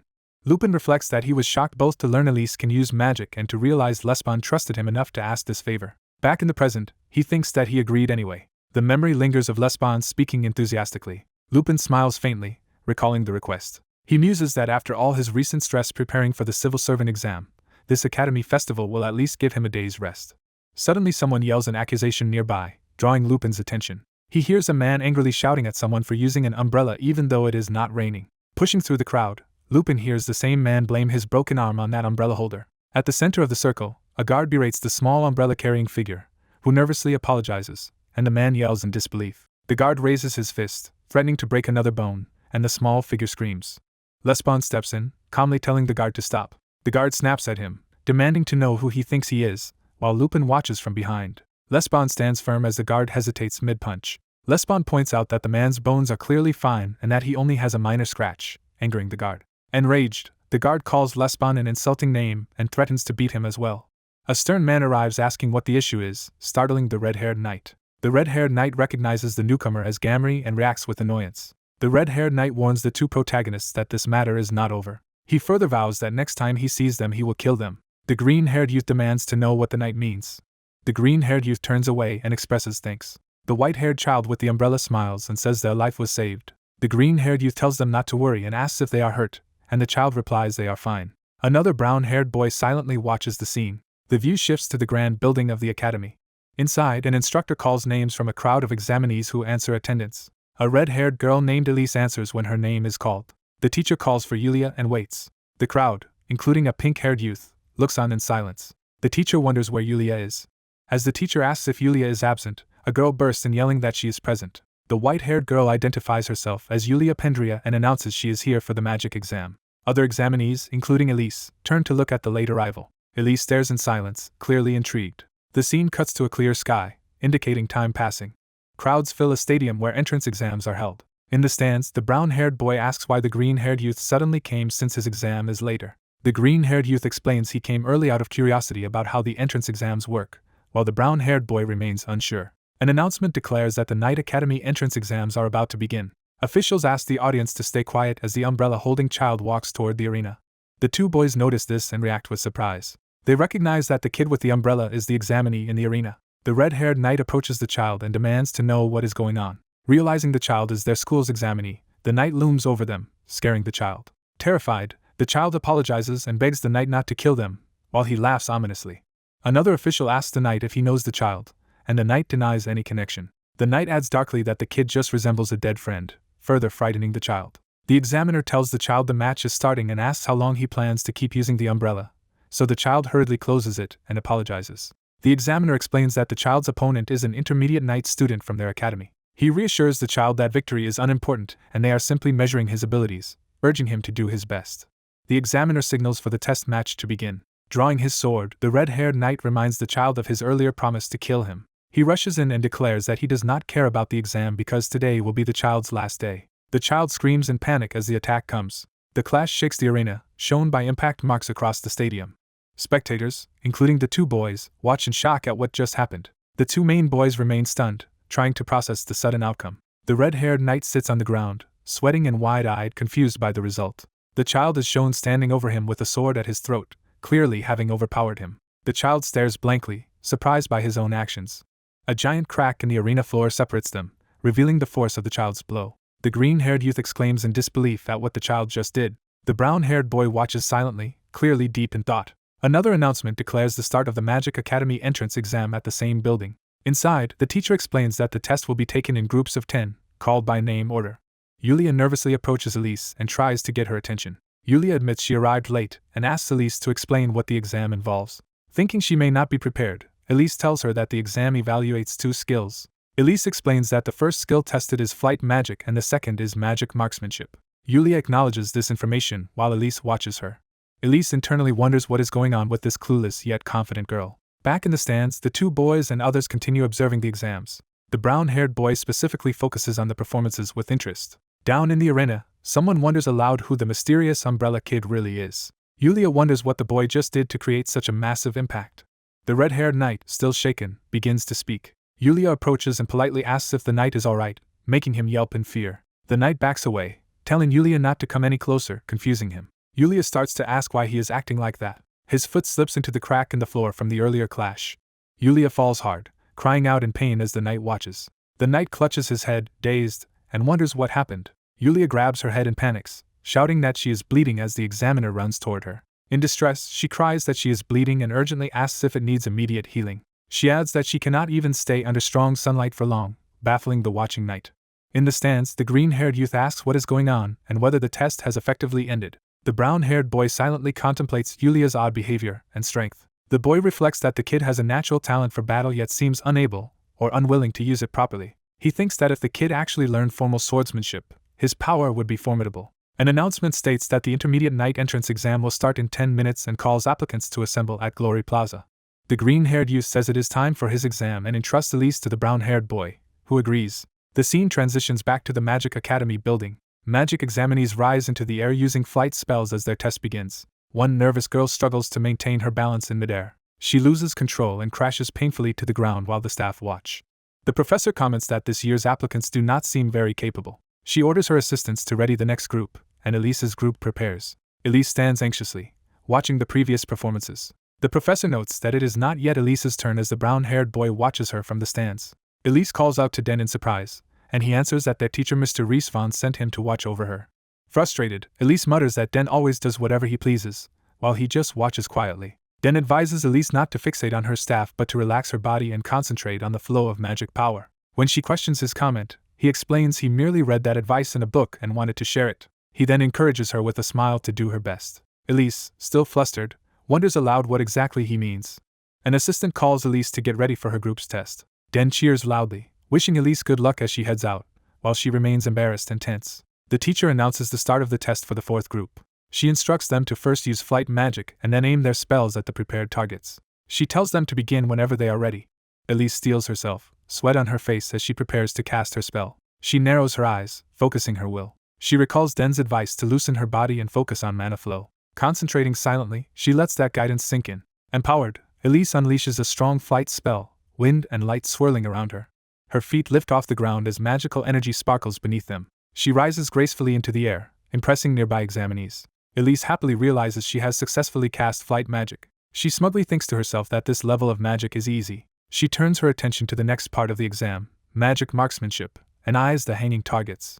Elise gathers fiery mana around her staff to prepare an attack spell. She concentrates on feeling the flow of magic power as flames build in her hand. The fire swells into a powerful orb as she channels more energy. Her determined expression shows her resolve to hit the target. She fires a blazing spell named Fire Arrow toward the targets. The flaming projectile streaks straight at one of the hanging targets. The fireball crashes into the target with explosive force. Elise exclaims joyfully that her shot has landed. She then notices something unexpected happening nearby. Yulia is simultaneously unleashing an enormous ice spell that fills the testing chamber. She chants a long spell about the Ice Queen's crystal while controlling countless ice shards. Yulia completes the incantation and launches an overwhelming ice spear attack. The ice magic coalesces into a giant crystalline formation high above her. Elise, suspended in the air, stares wide-eyed at the overwhelming ice display. A close-up shows Elise awestruck by the spectacle. The professor urgently shouts for Yulia to stop because there is no protective barrier in place. Yulia, still floating beside the immense ice crystal, innocently asks if she passed, and the panicked professor hurriedly confirms she is accepted. From below, the brown-haired boy hears Yulia happily express relief at having passed. He silently observes the scene, processing her incredible power. Yulia notes in amazement that Elise managed to use exactly the right amount of magic without any mistakes. She realizes someone that skilled is also present and looks toward Den. Den remarks aloud that Elise is indeed very talented. Yulia approaches and reveals to Den that Elise is actually her older sister. Den reacts with surprised confusion at this revelation. The narrative returns to the night arena outside. In the night exam, Gamri lies beaten on the ground while a massive bald man stands over him. Gamri trembles on the floor, badly hurt. He groans in pain but tries to move. The scene re-emphasizes him lying defeated at the bald man's feet. The bald examiner, introduced as Moke of the Black Buffalo Knights, asks to confirm that the boy's name is Reese Vaughn. Moke tells Reese Vaughn that with his current abilities it would be best to give up and go home, as he cannot pass him. As Moke turns away, Reese Vaughn struggles back to his feet behind him. Moke hears him and turns back when Reese Vaughn calls out. Bruised but resolute, Reese Vaughn insists he can still fight and will not quit. Moke turns to face him as Reese Vaughn raises his sword again. Moke acknowledges Rizvan's name and listens. Reese Vaughn charges, shouting that a knight must not give up so easily. He dashes around Moke with renewed speed, continuing his assault. He presses another fast attack, throwing his full effort into the charge. Moke admits the boy's fighting spirit is commendable. Reese Vaughn braces himself, still breathing hard and wary. Moke then criticizes that Rizvan's sword movements are too exaggerated and strikes him again. The blow sends Reese Vaughn flying back across the arena. On the ground once more, Reese Vaughn grits his teeth in pain. Moke raises his sword overhead to deliver a decisive finishing strike as Reese Vaughn reacts in alarm. Reese Vaughn launches a desperate sword attack in the duel. He grits his teeth and pushes himself forward. His stern examiner focuses on him with an intense glare. Rizvan's strike clashes against the examiner's guard. The examiner counters fiercely, eyes blazing. Reese Vaughn is knocked back across the arena floor. The examiner remarks that Reese Vaughn abandoned defense to go on the offensive. He warns Reese Vaughn that failure with such a move would have cost his life. Reese Vaughn, bruised and panting, listens in frustration. He yells and charges again with twin wooden swords.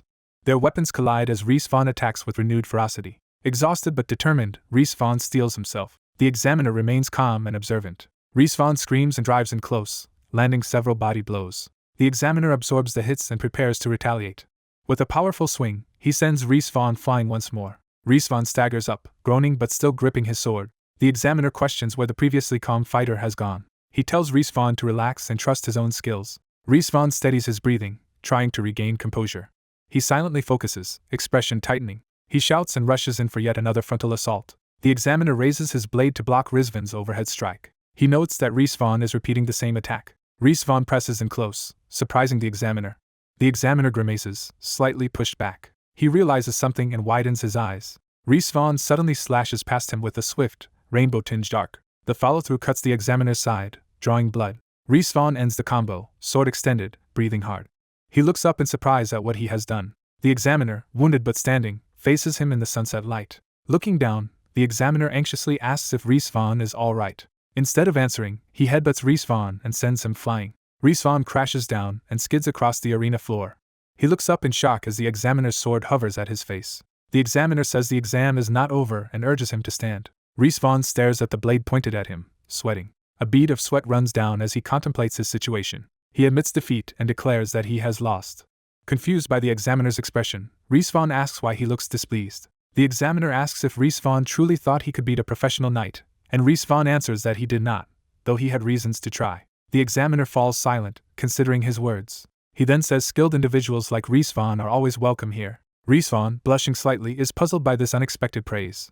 His sister Elise and a friend run into the arena calling out to him. Reese Vaughn asks if Elise's own exam is finished, and she proudly announces that she passed while their friend congratulates her. Their male friend checks if Rizvan's injuries are serious, but Reese Vaughn dismisses them as trivial. Nearby, two pale siblings with umbrellas quietly observe the group.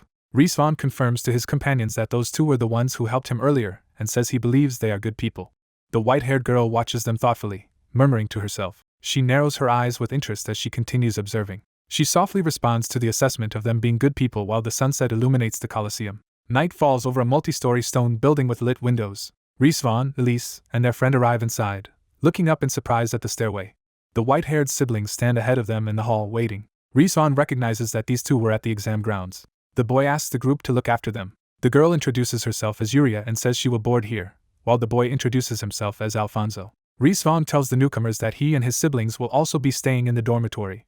Yuria and Alfonso repeat their names and greet them formally. Standing opposite each other in the foyer, Yuria promises that they will rely on Rizvan's group. Reese Vaughn, a bit flustered, agrees to take care of them, while Elise looks uneasy. Alfonso smiles warmly at Reese Vaughn as they face each other. Reese Vaughn remembers Alfonso's overwhelming display of power at the exam site. Elise and Yuria also face each other, beginning their own introduction. Elise recalls Yuria's fearsome magic during the test and is stunned. Reese Vaughn and Elise nervously echo that they too will be in Yuria and Alfonso's care. Elise hears that her niece and nephew are visiting the imperial capital for the first time. Their guardian explains he trusted this dormitory most, and is assured that more students will soon live here as well. Elise reacts with surprise to this information. She suddenly recognizes the guardian as the famous William Pendria. Reese Vaughn asks if she knows him, and she explains that every magician would recognize that name. William is described as a member of a magically gifted monkey tribe who became a general close to the emperor thanks to his extraordinary abilities. Alfonso cheerfully asks if they were just talking about his uncle. Elise, stunned, asks again who William is to them. Alfonso confirms that William Pendria is his uncle. Reese Vaughn and Elise freeze, processing this revelation. Both then shout in disbelief at the idea of such a powerful figure being their classmate's uncle. The scene shifts to Granwell Village at night, focusing on one of its inns. Inside the inn, a glowing coin is placed on the counter as someone requests a room. The innkeeper falls silent, taken aback by the coin's value. A cloaked woman is told there is no change for a platinum coin. She pulls back her hood in irritation. Revealing herself as Leisha Blade, she angrily tells the innkeeper to just give her room. As the innkeeper stammers about change, a young man asks Leisha to wait a moment. Night covers another part of town with old houses and a tower. Out on the street, Leisha's group complains that they need lodging and baths after leaving their village. Their escort Mac explains that the diplomat traveling with them has another place to visit first. The shy diplomat protests being called Sir by the vice captain. Introducing himself as Lancelot of the Crow tribe, he asks them to call him Lon instead. Mac notes that their money is too large for the village to handle and that no one can change it. Lon agrees that platinum is extremely valuable. Leisha bluntly asks what they should do now. Elsewhere, a man secretly peers at them from an alley corner. The hidden man mutters to himself as he watches. The scene moves to a grand, well-lit merchant mansion under the night sky. Inside, walls display weapons and treasured items. Nearby shelves are filled with skulls, potions, and strange curios. The local Drewball merchant, Johanna von Philidal, asks why the Crow tribe has come earlier than their usual end-of-month dealings. Mac, Lon, and Leisha sit opposite him and show a picture, asking if he has seen the boy depicted. Johanna scrutinizes the photo in silence. He replies that he does not recognize the boy at all. Mac offers to have their side search for the boy, but Johanna declines the offer. Lon then mentions that they also need smaller coins and lays a few on the table. Mac asks if Johanna can exchange their platinum coins into smaller denominations. Johanna stares at the sizable stack of platinum in shock. He apologetically says his branch lacks enough funds to break 5 platinum coins, prompting Lon to ask if even one coin could be changed. Johanna insists that even a single platinum coin is too valuable for them to handle. Lon suddenly gets an idea and exclaims. Johanna leans forward with a sly smile and suggests an alternative arrangement. A door opens, leading them into another lavish room. Johanna warmly invites the group inside his weapons and treasures display hall. He boasts about the fine swords and jewels of Drewball merchant, which trades goods from all over the empire. He encourages them to say what they want and hints that buying items would allow him to provide change. Leisha smirks and immediately chooses to buy a staff, surprising Lon. Johanna offers to show them his best, but Lon hesitantly says that is unnecessary. Confused, Johanna asks why, while Mac and Leisha remind Lon they still need small change. Lon quietly tells Leisha they should leave the shop for now. Night again spreads over the village rooftops. Outside, Mac asks why they left, and why Leisha almost bought a staff she did not need. Leisha replies that they still need small coins. Lon explains that Johanna only pushed sales because he realized how rich they were. Mac explodes, vowing to kill the greedy merchant, but Lon stops him, reminding him that Drewball is their village's only trading partner. Mac decides instead to report the merchant's behavior to Hestia, while Lon curses their situation. As they walk away, Lon complains that trustworthy places are rare and again asks when they will finally get a shower. A burly man they pass suddenly flinches, catching Mac's and Leisha's attention. They watch the man hurry off, and Mac wonders what is wrong with him. The man runs through the streets clutching a small bag. He checks inside, amazed that he now holds 5 platinum coins. Grinning, he calls it a jackpot and clutches the bag greedily. Fantasizing about using the stolen money to give his mother a good life, he declares that he is rich, only to hear an unseen voice tell him to earn money honestly. Startled, He looks around with narrowed eyes. He then sees Lan's group blocking his path, and both he and Lei Sha react in shock. Panicking with a knife in hand, the man threatens to kill them if they come any closer. Mac rushes him, ignoring the threats, saying he has no time to listen. Moments later, Mac has the thief pinned to the ground, angrily demanding how he dared steal their money while the man begs for mercy. Mac grumbles that trouble always seems to follow them whenever they leave their village. As he adjusts his cloak, a rolled paper slips out and falls. The thief is pressed harder into the ground as the paper lands nearby. Lan picks up the paper, revealing the picture of the same boy and recognizing him. He shows it to the thief and asks if he has seen the boy before. Terrified, the thief admits that this is the person he once stole platinum coins from. Lan and Lei Sha exchange a serious look at this confession. Lei Sha, half amused and half exasperated, reacts with a disbelieving, "What?" The scene shifts to a grand building in daylight, likely the examination hall. A banner announces the civil servant recruitment examination is being held. Inside a classroom full of candidates, everyone bends over their written test papers. Among them, the brown-haired boy from the photo calmly works on his exam. He focuses intently on his answer sheet, continuing the test that has drawn the Crow tribe's search. A prestigious building stands under a clear sky, setting the scene in a peaceful city. Applicants gather indoors to check the posted results of the civil servant employment test. A group of young men anxiously watches the announcement board together. The brown-haired boy focuses tensely on the results being read. The board is revealed as the list of successful candidates for the civil servant exam. The name Den Von Mark appears among the successful applicants. Den realizes he has passed and smiles with quiet satisfaction. That night, celebratory fireworks go off and someone congratulates him on becoming a civil servant. Den's 3 friends enthusiastically congratulate him on his success. Den happily notes that all of them got into the positions they wanted and calls for a celebration party. Madame Arshila welcomes them, explaining she already prepared a party for them inside. While eating, Alfonso loudly praises the food and Arya scolds him for being rude. Madame Arshila tells everyone to eat as much as they like, and the group gratefully digs in. Arya remarks that Alfonso has already adjusted to living at the boarding house, which pleases the green-haired boy. The green-haired boy asks Den if he will move into the official dormitory, and Den replies he plans to because it is cheaper. Arya agrees that moving is wise and jokes that staying would only mean putting up with her childish brother. Arya laments that she and Den only just became closer, but Den says they will still see each other often because the school is nearby. The green-haired boy notices Arya and Den are now speaking casually, and Arya explains she discovered they are the same age. Arya cheerfully declares that she and Den have decided to be friends, and Den shyly agrees. Eli angrily demands to know why Den is still speaking formally to her even though they are also the same age. Den hesitantly asks if he should start speaking informally to Eli now. Eli yells at him to stop being so formal, while her brother tells her not to shout at the dinner table. Eli snaps at her brother to just eat, while Den calmly enjoys the food and offers Eli some. Den sits there sweating, thinking that life in this lively boarding house does not really suit him. Looking at the boarding house under the night sky, Den wishes he could move into the dorm as soon as possible. At the administration office, a clerk apologetically tells Den the dormitory is already full. Den is shocked and asks the staff to repeat that there are no spaces. As the staffer moves on to procedures about the training center, Den hurriedly objects that everyone was supposed to be able to enter the dorms. The official explains it is unusual, but this year there simply are no empty rooms. He instructs Den to leave his name and contact information so they can notify him if a space opens up. Den silently processes this disappointing news, looking unhappy. The narrative shifts to a panoramic view of the sprawling capital city. Another view shows the grand imperial district with towering buildings and spires. Booths step forward, signaling the arrival of new characters. 2 cloaked figures wearing an animal lion mask and bull mask stand together on a cliffside.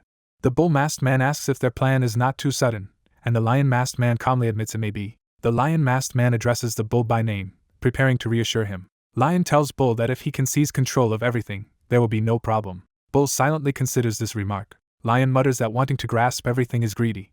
Bull advises Lion it is wiser to stay within limits, and not overreach. Lion reminds Bull that he more than anyone else desires the collapse of the Empire. Bull replies that the Empire's might surpasses all other powers in the world. Lion falls silent at Bull's conviction. Lion says he does not wish to become Bull's enemy.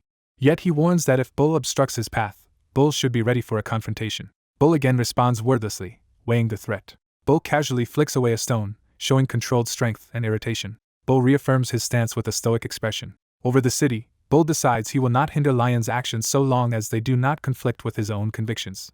The sky brightens, transitioning to a new day. An announcement declares that the Civil Servant Training Center entrance ceremony is beginning. Inside the hall, trainees are told to sit down for the ceremony. Den sits among rows of other new civil servants during the event. He internally notes with annoyance that he ultimately could not get into the dormitory.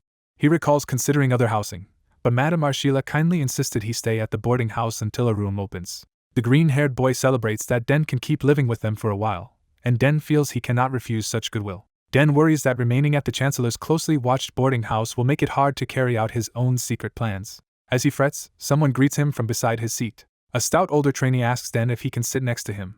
Den allows it, and the man thanks him and settles into the chair. Den observes that the bald man looks quite old and assumes he must be a late-blooming recruit. The man apologetically asks Den's age on their first meeting. Den answers that he is 16 and invites the man to speak casually with him. The man joyfully says he is glad to meet someone around his own age, surprising Den.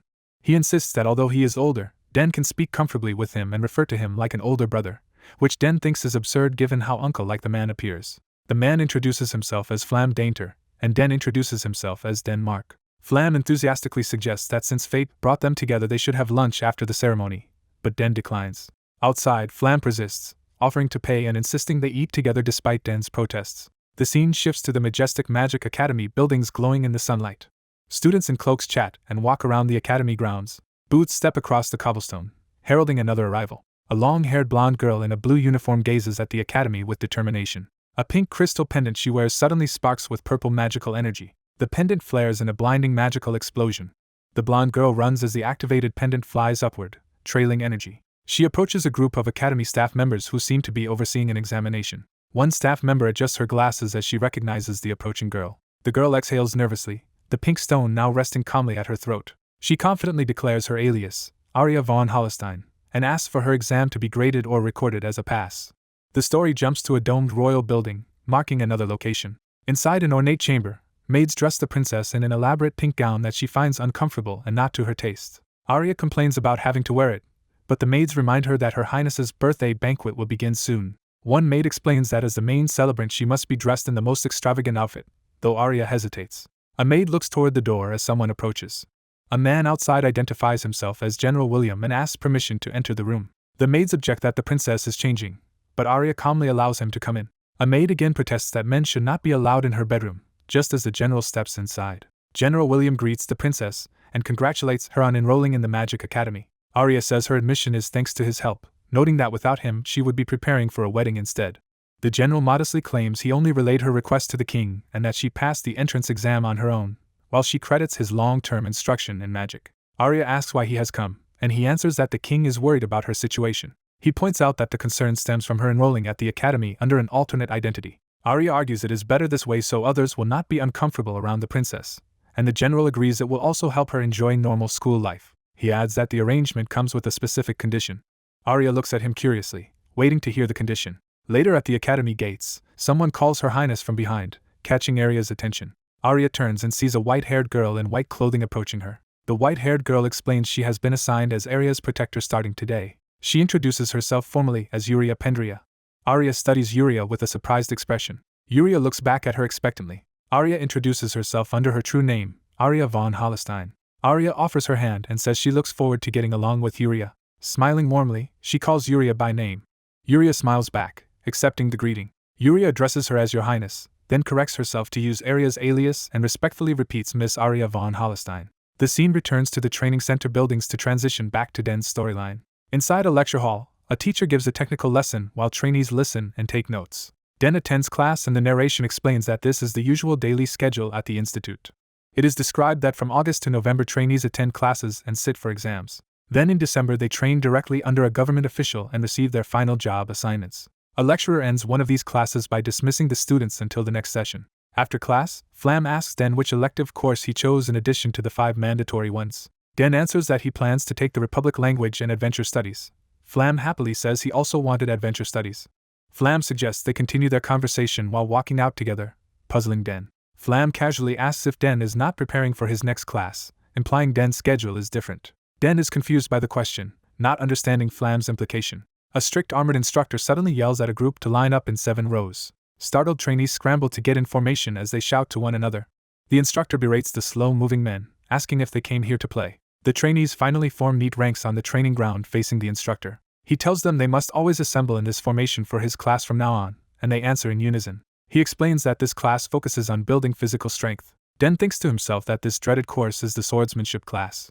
Holding a wooden practice sword, Den recalls the warning that uncontrolled strength could cause an accident, so they must be careful. He worries about exactly how gently he should swing in order not to stand out. Flam charges at a practice post with a loud shout. He smashes the target impressively, drawing everyone's attention. The instructor praises Flam's skill and asks if he has a military background, joking that his face looks like that of a veteran of 20 years of war.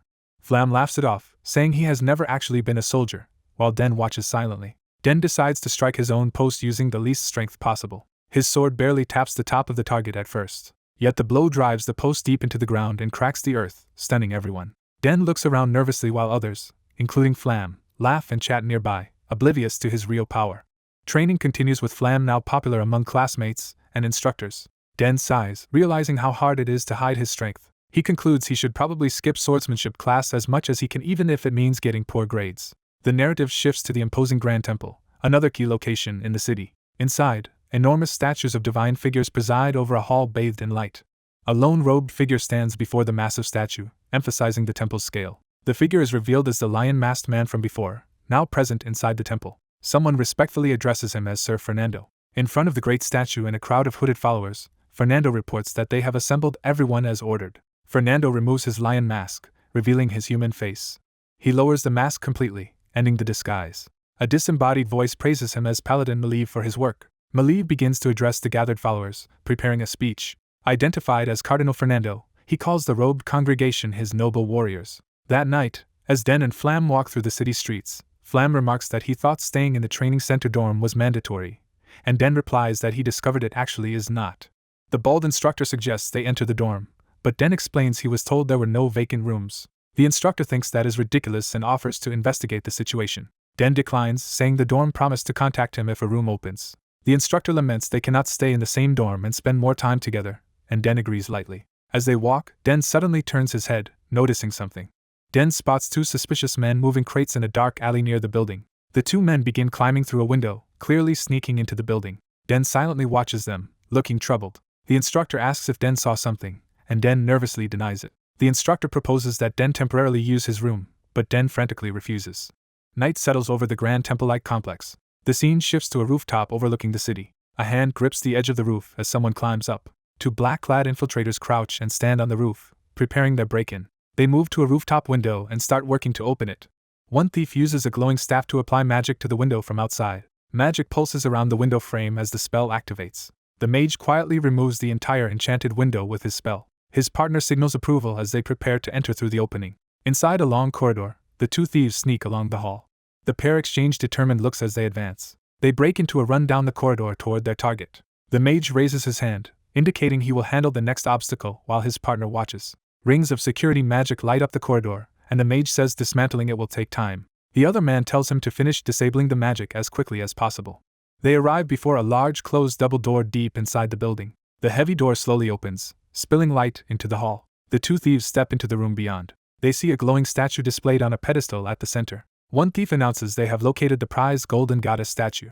The mage, unsure of its worth, is told it will fetch a very high price. The older thief explains that despite the temple losing prestige after mishandling the demon lord incident 120 years ago, the temple's treasures like this statue still guarantee great value. While they complain that protective magic was used on such a small object, and wonder how long removing the spell will take, someone unseen approaches. Masked Den appears behind them, bluntly asking if they intend to steal the statue, shocking the thieves. Startled, the two thieves demand to know who he is. Den casually remarks that the statue looks expensive as he examines it, further panicking them. The thieves watch anxiously as Den studies the protected statue. The magical aura around the goddess statue begins to surge and react. Den senses mana emanating from the statue and questions it. He reaches out toward the statue while the thieves look on in alarm. As Den touches it, the magic flares violently around his hand. Den comments that the statue has a strange attribute he has never seen before while the thieves stand speechless. One thief tries to attack from behind, shouting at Den again. Den turns his masked face slightly, noticing the attack. With a casual gesture, Den blows the attacker back into the wall with overwhelming force. The man lies embedded in rubble as his partner shrieks in fear at Den's power. Terrified, the remaining thief turns and flees for the exit. Den chases and tells him that people who do wrong must be punished, grabbing him. The thief screams as chaos erupts in the room. Elsewhere, an older man with long hair, later shown as a high church figure, senses the disturbance and looks back. Surrounded by masked followers, he is informed their forces have subdued all 300 heretics on the move. He acknowledges this and asks if they have tracked the information source known as Big Mama, hearing that a major heretic base has been found in the Empire's northeast. The masked subordinate specifies the base is in a small village called Granwell and says other branches will soon be located. The cardinal gloats that he can finally eradicate the royal family's agents. He orders that their operation proceed quickly, just as a loud impact interrupts him. Hearing something, the cardinal turns in surprise. A massive crash shakes the courtyard as debris flies upward. Dust billows across the rooftop where he stands, obscuring his view. Out of the dust, Den emerges, commenting that it would have been better if the thieves had surrendered quietly instead of causing such a commotion. Den suddenly notices the crowd in front of him.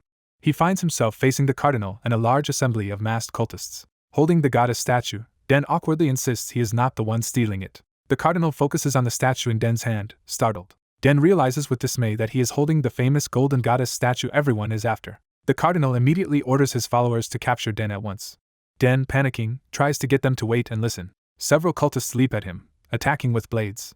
Others launch a swirling blast of powerful magic straight toward Den. Den dodges at high speed as the explosion detonates behind him. While evading, he mutters that talking his way out of this will be difficult.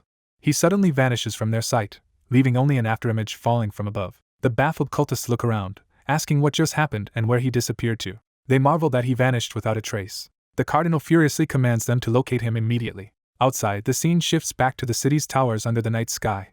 Den appears safely on a rooftop, enveloped in spatial light. Standing on the roof, he sighs that his attempt to do a good deed has turned into a bigger mess. He looks off into the night, clearly thinking. The cardinal suddenly appears behind Den on the rooftop, staff in hand. He asks if Den really thought he could escape there, radiating magic.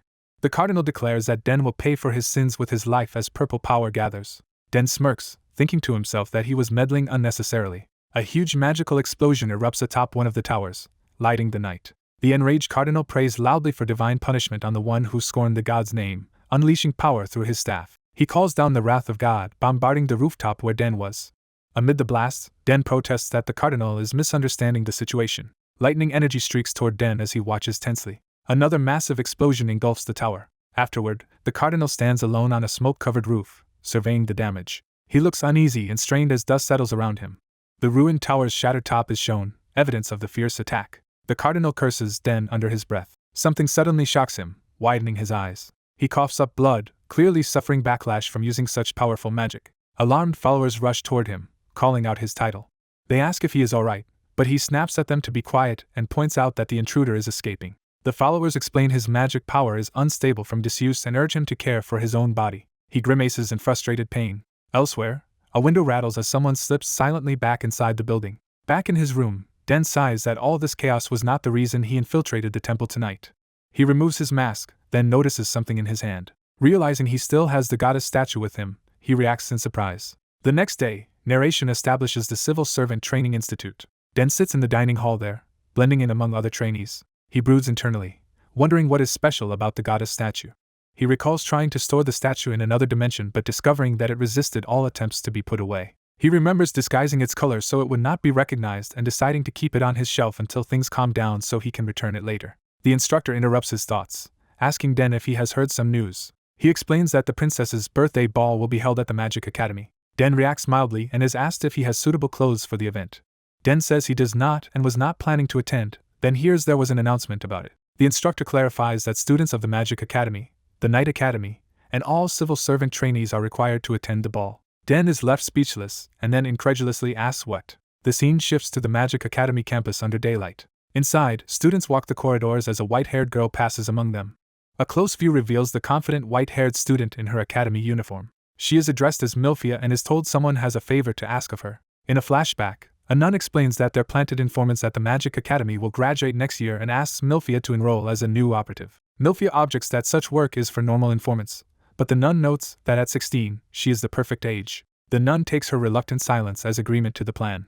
She assures Milphia that her abilities will easily get her through the entrance exam and that they will forge noble credentials for her. Back in the present classroom, Milphia sits at a desk, quietly observing. She hears a girl asking to sit beside her. Two female students stand before her, wanting to befriend her. The white-haired girl remarks she did not see Milphia at the entrance exam, and Milphia lies that she arrived late to the capital, which the girl accepts. Another friend arrives and greets the white-haired girl Yuria, who in turn calls out to Elise. Curious, Elise asks who Milphia is and is told she is a fellow dorm mate named Elise, though the explanation is slightly awkward. Yuria, sensing tension, nervously insists they just call Milphia by the name Elise. Aria von Holstein formally introduces herself to Milphia and suggests they get along from now on, and Milphia agrees. Milphia watches the girls chatting together from a short distance. She looks serious and contemplative, hiding her thoughts. Elsewhere, A narrator notes that Yuria's white hair marks her as a member of the monkey tribe. The narration wonders why someone from the magically gifted monkey tribe would choose to attend the Magic Academy. Milphia recalls information from Big Mama's network that the Empire's third princess Aurelia is at the academy. She also remembers hearing that General William's niece and nephew attend and that Yuria is tasked with guarding them. Milphia silently watches the trio, evaluating them. She reasons that if Yuria is from the monkey tribe, then the golden-haired girl beside her must be the rumored third princess. Approaching Millet, the princess politely calls out to her. She admits she feels out of place as a first-time student and begins to talk with Milphia. The princess then warmly invites Milphia to join her for parfait after classes. Milphia is taken aback by the unexpected friendliness. She reacts with a surprised exclamation, clearly not expecting such an offer. Night once more settles over the temple complex. In a cavernous hall before a huge seated goddess statue, the cardinal rages about the chaos happening right before their planned rebellion. He berates his masked followers for letting the intruder escape. One subordinate urges Cardinal Fernando to calm down, but he angrily repeats the words back at him. Fernando snaps, asking if the subordinate even understands the importance of the goddess statue before daring to tell him to calm down. He declares that the statue is an artifact from the distant past. The masked man counters that they follow Fernando to build a brighter future. He warns that if the cardinal clings to relics of the past, he may jeopardize the crucial plans they have in motion right now. The masked leader silently contemplates something. The long-haired leader asks his masked subordinate if they have chosen their first target for rebellion. The subordinate answers that their first target will be the imperial capital's Magic Academy. The scene shifts to the festive day of Princess Aurelia's birthday ball. Crowds fill the decorated streets as the celebrations for the ball begin. A silver-haired girl approaches the festival alone. The silver-haired girl, dressed elegantly, walks through the admiring crowd. She looks around calmly, observing the surroundings. She narrates that a week has passed since she infiltrated the Magic Academy as an informant and easily gathered information after meeting certain students. She has confirmed that Yuria is General William's niece, so Arya is likely the princess. She resolves to confirm Arya's identity during the ball. Elise greets the silver-haired girl, Milphina, commenting on her early arrival. Elise teases Milphia for dressing up despite claiming no interest in the ball, and Milphia shyly admits she has never attended one. Elise notices newcomers and assumes the silver-haired girl is Elise's friend. Elise introduces her older brother Lesbon and his companion Alfonso to Milphia. Elise explains Alfonso is Yuria's twin brother, and Milphia, thinking he is also from the monkey tribe, nervously introduces herself. Elise wonders where Den is, and Lesbon says Den went to the restroom. They soon spot Den hurrying back toward them. Elise notices Den's expensive-looking outfit, and he explains Lady Arshilla lent it to him. Den further explains that Arshilla insisted he wear formal clothes appropriate for a ball. Den looks up and notices someone. He sees Milphia approaching him with a composed expression. Milphia stands before Den, watching him quietly. Den, confused, reacts to her silent gaze. In the palace, maids praise Princess Aurelia's beauty as they finish dressing her. The maids ask how she likes her look, and she answers bashfully. Someone wishes the princess a happy birthday, catching her attention. General William and Yuria arrive, greeting the princess. Aurelia asks them to wait while she finishes, but William says they only came to offer greetings. William tells her he has been assigned to oversee security at the venue, and Aurelia acknowledges this. Yuria gushes over how pretty the princess looks, admitting jealousy. Aurelia feels embarrassed while Yuria insists she is only being honest, and William smiles at them. William watches them fondly, breathing out. William leaves Yuria in charge of looking after the princess, and Yuria readily agrees. Aurelia invites Yuria to have makeup applied with her, assuring her that the maids are skilled. Yuria hesitantly asks if it is really alright, and Aurelia tells her to sit so they can begin. Later at the academy's courtyard fountain, the ball venue bustles with guests. People chat and mingle under festive decorations in the courtyard. Den and his friends stand on a balcony overlooking the crowded party. Alfonso marvels at how many people are present even before the party starts, while another remarks it is expected for the princess's birthday. Alfonso says he is mainly excited about eating good food, which Den's group finds typical of him. Den grows quiet, looking thoughtful. He glances toward Milphia and the others on the balcony. He thinks that Milphia looks familiar and wonders who she is. Suddenly Den is startled by a loud greeting from a bald man calling him early. Den nervously greets the man while Lesbon asks who he is, and Den explains he is a colleague from the training institute. Lesbon, Alfonso, Elise and the others politely introduce themselves to the bald man, who listens from below. The man is pleased to meet so many of Den's friends and comments happily about having companions his age, which surprises Alfonso and Elise. Elise asks the man's age and he replies that it is similar to Den's. He tells them they can speak casually with him, leaving Elise and Alfonso speechless. Yuria arrives and finds the group, remarking that this is where they have been. Everyone turns to see Yuria, who appears in a neatly tailored blue outfit. Yuria's brother and friends note how pretty she looks with makeup, while she shyly approaches them. Den tells Yuria that she looks pretty. He adds that she should wear makeup more often, smiling. Yuria blushes and responds modestly to his compliment. Aurelia calls out to Yuria from behind, drawing her attention. Den realizes he has not yet introduced Aurelia to his friends. Aurelia gracefully introduces herself as Arya, Yuria's friend. She says it is a pleasure to meet everyone. Yuria smiles happily as she stands with Aurelia facing the group. Den gazes at Aurelia in shock and confusion. The scene shifts to the grand buildings of the capital bathed in daylight. General William walks through the palace gardens toward a secluded building. He looks serious and slightly suspicious. He stops before a small outbuilding, watching it intently. The door to the building slowly creaks open. William enters the dim storeroom where someone is already inside. He approaches a shadowy figure sitting among crates and barrels. The figure with glowing eyes eats while watching him. William scolds the man for coming here before seeing Princess Aurelia. William demands to know what he is doing there. The man, revealed as Vladdy, continues eating his meat calmly. Vladdy jumps up, mouth full, and William tells him to swallow before speaking. Vladdy mumbles incomprehensibly while William waits in silence. William questions why Vladdy is eating here instead of at the banquet, and Vladdy replies that crowded places are bothersome. Vladdy tosses a piece of paper toward William. William asks what it is, and Vladdy says it concerns his runaway nephew. Vladdy explains the paper contains a drawing of his missing nephew so William will recognize him. As William examines the picture, Vladdy muses aloud about perhaps visiting Aurelia before leaving. William repeats that it is supposed to be a drawing of Vladdy's nephew, sounding skeptical. He thinks the drawing is so bad it looks like it was made with a foot. Back at the academy corridor, Aurelia and Yuria stand together before Den's group. Den stares at Aurelia stunned. He recalls that Aurelia is the girl he once rescued while masked. Den and Lesbon face Aurelia, with Den nervously reacting to her presence. Den senses that Aurelia's academy uniform is faintly emitting mana. He concludes that some type of illusion magic has been cast on the uniform. Lesbon asks what Den is thinking so hard about, and Den starts to deny anything is wrong. Den is startled by the sound of his own voice and worries it might reveal his identity. He fears that Aurelia may recognize him. Aurelia approaches, correctly identifying him as Den. Den asks how she knows him, and she says Yuria and Elise told her many stories about him.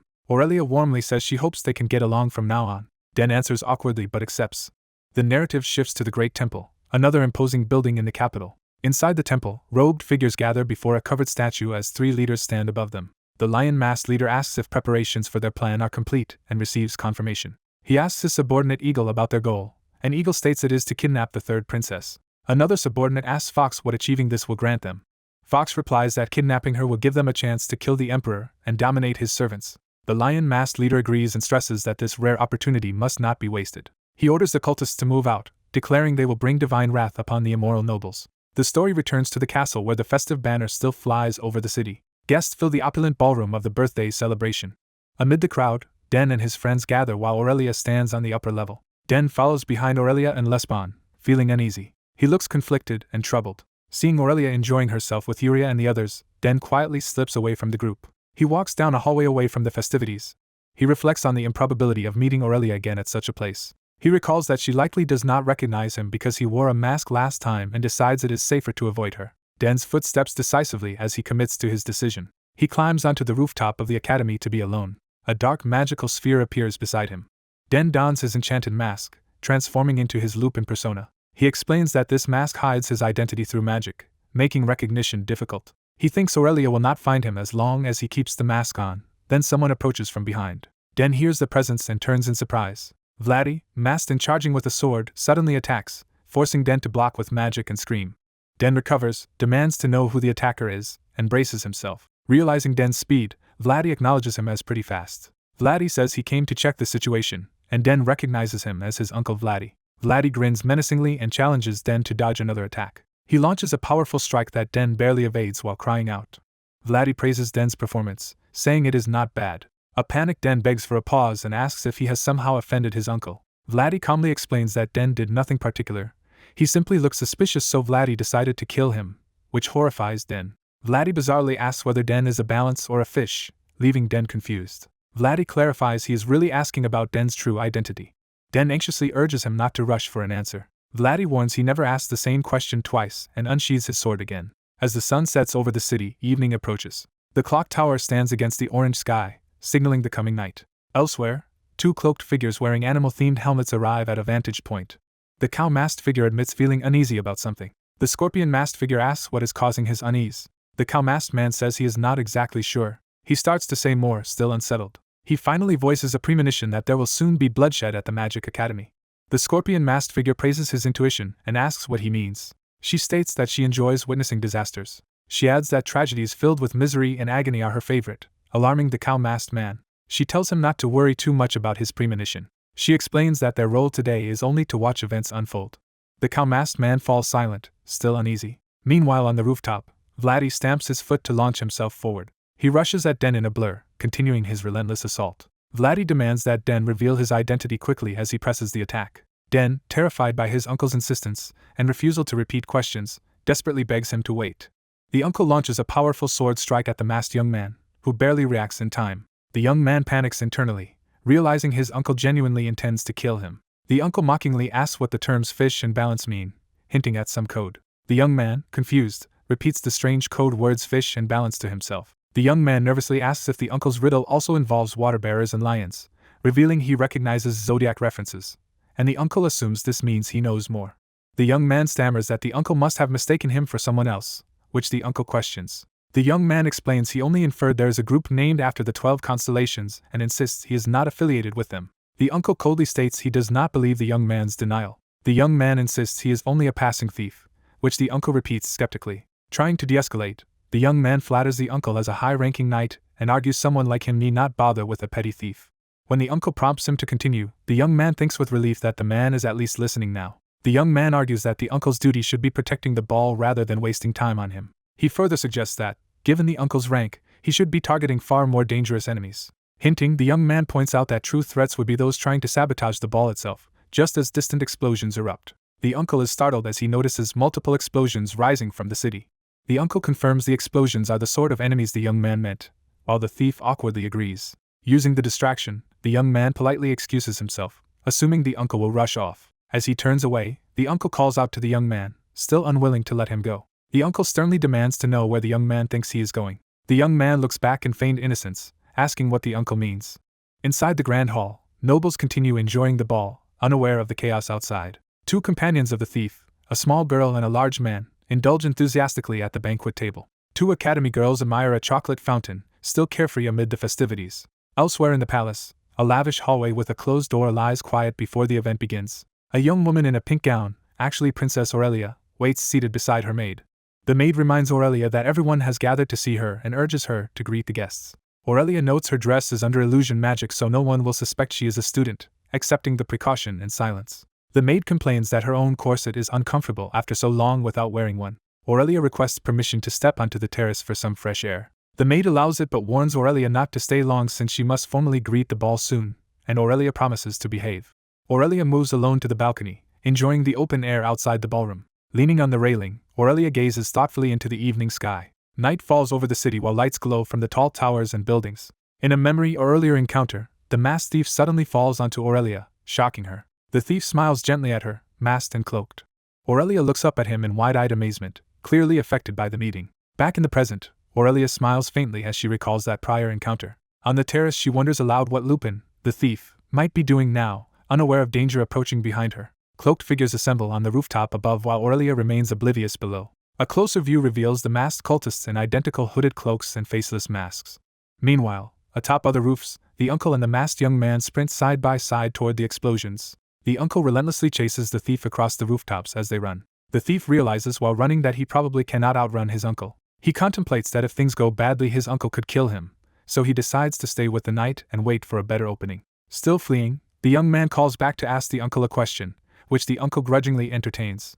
He asks why, despite the loud blasts, it is so quiet near the ball, and the uncle speculates that soundproof magic isolates the venue.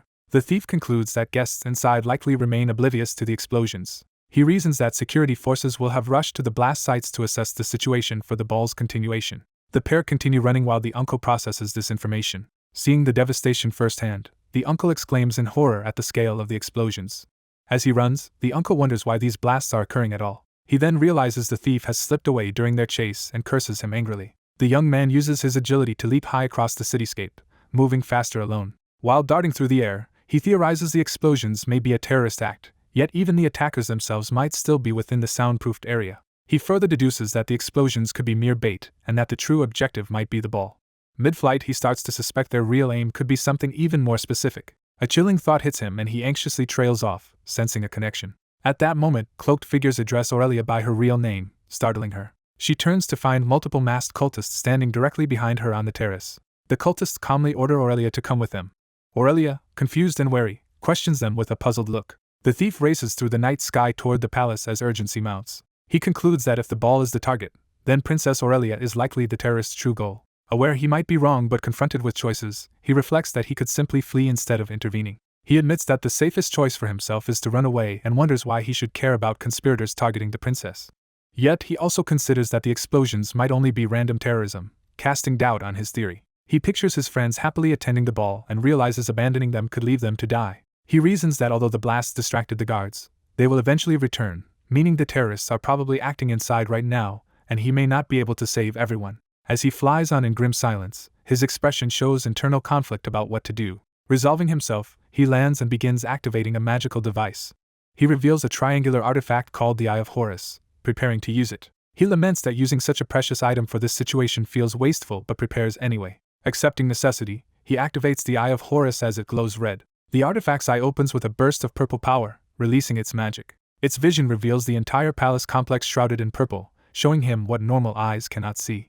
Within this magical sight, he spots multiple cloaked figures positioned around the palace exterior. He confirms his suspicion that the city explosions were only a distraction and notes the terrorists' numbers. With his own eyes now glowing purple from the artifact, he reacts to something else he sees. He focuses on a scene where Aurelia is surrounded in a circle by the cloaked cultists. Seeing her frightened and encircled, he recognizes Arya, realizing the princess is truly in danger. Aurelia confronts the cloaked figures verbally, warning them of the consequences of their actions. Believing them to be bandits, she offers them money if they stop, but they remain silent. Two cultists discuss knocking her out but acknowledge they already know that would be easier. One admits their magic does not work on her, which shocks Aurelia. Another cultist menacingly tells Aurelia to shut up and obey or face unknown consequences. He further threatens that if she speaks once more, he does not know what he might do to her. Indignant, Aurelia shouts back, demanding to know who they think they are threatening. Enraged, a cultist swings a fist at her, intending to hit her. Aurelia screams in terror as the blow approaches. She squeezes her eyes shut, bracing for the impact. When she dares to open one eye, she is confused to find nothing has hit her. She sees her attackers suddenly lying unconscious on the ground around her. One fallen cultist also seems bewildered as he stirs slightly. Aurelia hears a familiar voice greeting her by her alias Arya after having just rescued her. The masked thief, now cloaked, steps forward and asks whether to address her as Arya or Princess Aurelia, leaving her stunned. Remaining cultists notice Lupin standing with Aurelia and demand to know who is there. Lupin gently moves Aurelia behind him and tells her to stay back while he deals with the enemies. Two cultists charge at him, shouting to prevent the princess from escaping. They rush in, but something unexpected happens before they can strike. Lupin counters with a name technique, his kick blasting the attackers away. As one cultist calls out to Eagle 3 for support, Lupin mocks their bird-like code names. Another masked attacker charges furiously at Lupin with a drawn sword, cursing him. The cultist swings a heavy slash, demanding to know who Lupin thinks he is, while Lupin dodges casually. An attacker tries to finish Lupin with a downward strike, shouting for his death, but Lupin remains unfazed. Lupin flips gracefully over a sweeping sword arc, evading the blow. He lands a powerful named punch to an attacker's torso, dropping him with a cry. Watching from afar, cultists panic over the unknown fighter and order each other to capture him. Lupin remarks wryly that things have become troublesome for him. Another cultist unleashes a wide sword slash toward him as the fight continues. Lupin thinks he could easily end the battle with magic but hesitates to avoid drawing too much attention. Instead, he relies on physical techniques, smashing another cultist with a swift blow. Their swords clash violently as Lupin disarms one of the attackers. Lupin stands holding a sword, ready to continue, his demeanor calm. He reiterates that using magic here would cause an unwanted spectacle. The remaining cultists recoil, realizing his strength as they prepare to rush again. Lupin dashes through them at high speed, striking multiple foes in rapid succession. Several cultists scream in pain as his attacks land, leaving them gravely wounded. Their bodies fall around Aurelia, who watches in shocked amazement. Aurelia, still shaken but unharmed, looks at Lupin with gratitude and awe. Lupin warns that if they linger, more enemies will arrive, implying they should move. Aurelia begins to respond, considering what to do next. Lupin lightens the mood by suggesting they treat this as a date and leave together. Aurelia blushes in disbelief, asking if she heard him correctly. The courtyard lies strewn with bloodied, unconscious cultists from Lupin's onslaught. Aurelia cautiously steps forward amid the ruined battleground. Elsewhere, a more imposing leader wearing a lion-like mask appears flanked by cultists. The underlings nervously address this masked leader, calling him Sir Fernando. A wounded cultist informs Fernando that the troublesome masked man has appeared again. Fernando recognizes the description, recalling an earlier encounter with a man in a white mask. He narrows his eyes, quietly registering the significance of this revelation. Fernando declares that divine providence has given them an opportunity, and vows they will bring down the masked man with what he calls the wrath of God. Meanwhile, the city continues to burn, explosions and fires raging across the skyline. Rubble and smoke fill one blast site, showing the devastation left behind. Footsteps echo as someone steps through the shattered ground. The uncle arrives at the ruin, surveying the catastrophic scene. From his viewpoint, the blast crater and fallen stones show how powerful the explosion was. Seeing that only property was destroyed, he notes with relief that no lives seem to have been lost. He looks around sharply, sensing that something about the site is off. A strange mist or aura appears around him, hinting that he is being surrounded. Purple energy suddenly cracks through the ground around his feet, startling him. A ring of jagged purple spikes erupts from the crater, forcing him to leap back. A masked cultist charges at his exposed back with a weapon while he reacts. The attacker swings, but the uncle evades with a sudden movement. The cultist is shocked when his attack fails, eyes wide behind his mask. The uncle counters with a devastating body blow, sending the attacker flying. The cultist lies injured against stone debris, groaning as the uncle approaches. The uncle, hand glowing with power, wonders aloud who these mysterious enemies really are. More cloaked figures edge into the crater, surrounding him from the shadows. Seeing them closing in, the uncle realizes they have been lying in wait specifically for him. At their leader's command to kill him, all the surrounding cultists prepare to attack the uncle at once. The mustached officer dodges a volley of arrows raining down around him. He notices a huge boulder-like mass descending above him. The officer smashes the falling rock with a powerful blow. The shattered fragments of the rock float and glow strangely, puzzling someone. The floating stones transform into chains of glowing, scythe-like projectiles that target a dark-haired man. One of the glowing chains wraps tightly around the man's wrist. Bound in multiple crackling chains, the officer glares defiantly. While he is restrained, hooded assassins rush in to stab him. The masked attackers shout that they intend to kill him. The officer silently sizes them up, unfazed by their threat. He clenches his chained fist, gathering strength. He breaks free and blasts one attacker away, rejecting their attempt to kill him. Another assassin charges in from behind with a sword as the officer turns. The officer curses the ambushers under his breath. A hooded mage attacks him with a fast blue projectile. The officer turns to see a swirling blue magic vortex forming in front of him. A white-haired mage named Vladdy arrives, calling out to William. William and Vladdy question why each other is here amid the battle. William suddenly realizes something and begins to protest. Vladdy urgently asks what is happening at the academy, shocking William. Vladdy spots more masked enemies near William and a body on the ground.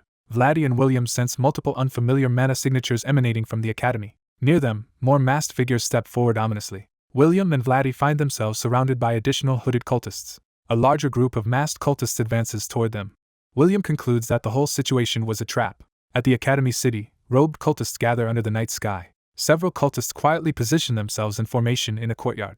More hooded cultists approach the brightly lit academy buildings. Inside, a masked youth and a princess look out the window at the disturbance.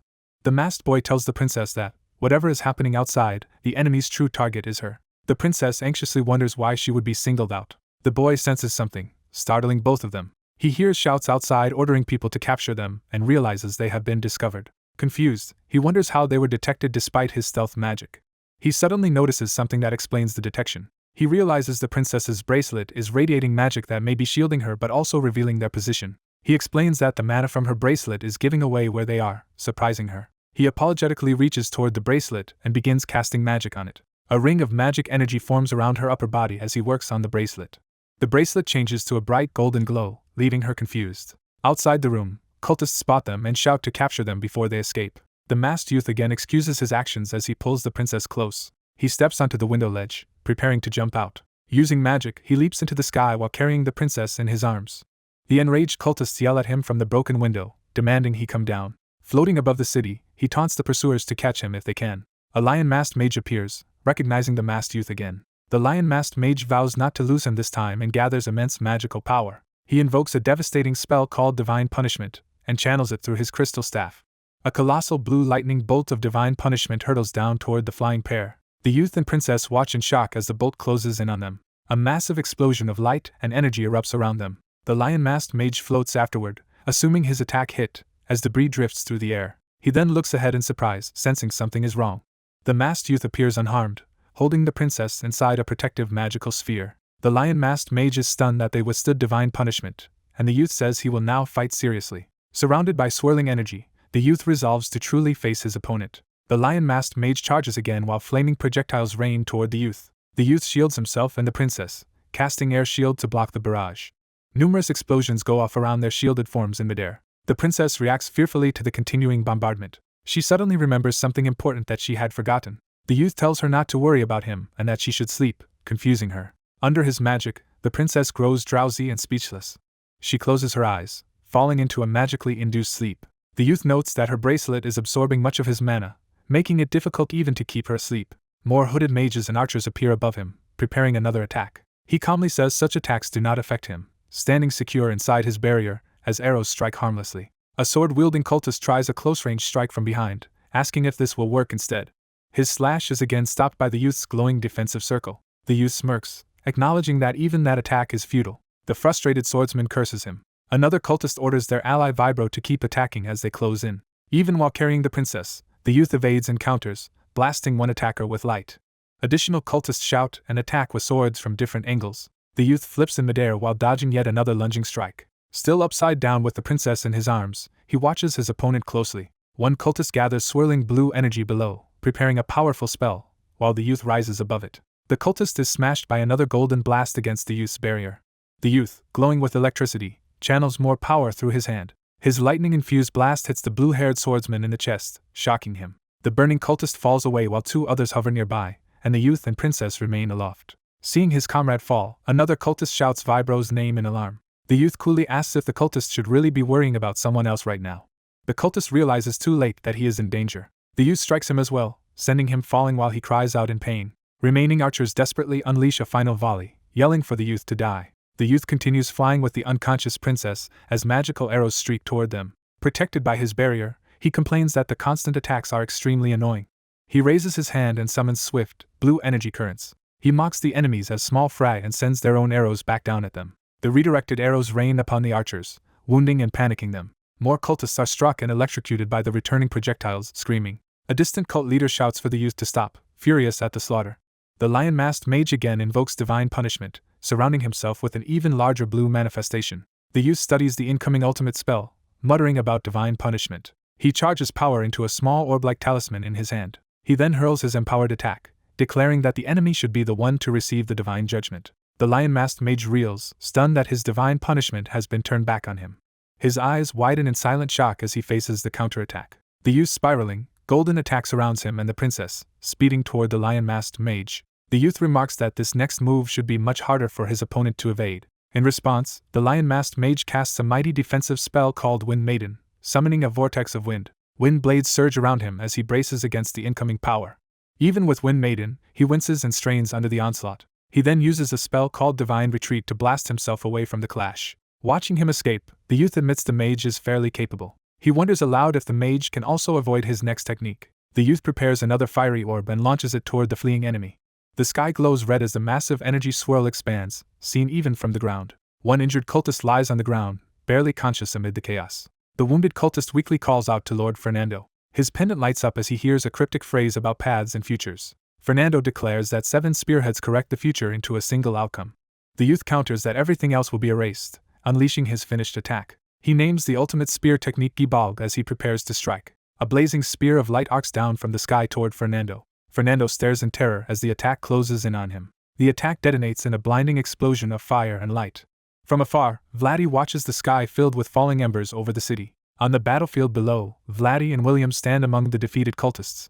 Vladdy shakily comments on the overwhelming mana he just sensed. William silently contemplates what they have witnessed. Smoke and sparks drift above the academy buildings in the aftermath. On the ground, Fernando lies sprawled where he fell. Groaning, he slowly regains consciousness. He forces himself upright, still badly shaken. Sitting amid the debris, he looks around in stunned disbelief. He reacts in horror to something he sees nearby. He finds Mario, one of his followers, fatally wounded on the ground. Fernando rushes to Mario's side, confused and distraught. Mario weakly addresses him as Lord Fernando. Mario begs Fernando to carry on and fulfill their organization's goal. Fernando angrily calls Mario a fool for sacrificing himself. Overcome with emotion, Fernando trembles and can only gasp. Other cultists run up, calling to Lord Fernando as he coughs blood. The masked youth flies past, carrying the princess while cultists scramble to heal their leader's ruptured abdomen. Hearing their panicked orders to protect Fernando and retreat, the youth watches them wordlessly. In his arms, the princess begins to stir from her enchanted sleep. She wakes up lying on the pavement, confused but seemingly unharmed. Sitting alone in the courtyard, she realizes the masked youth is gone. She looks around in surprise, trying to understand where he went. Vladdy and William run up, calling out to confirm her safety. Vladdy anxiously asks if she is unhurt, while she remains speechless and dazed.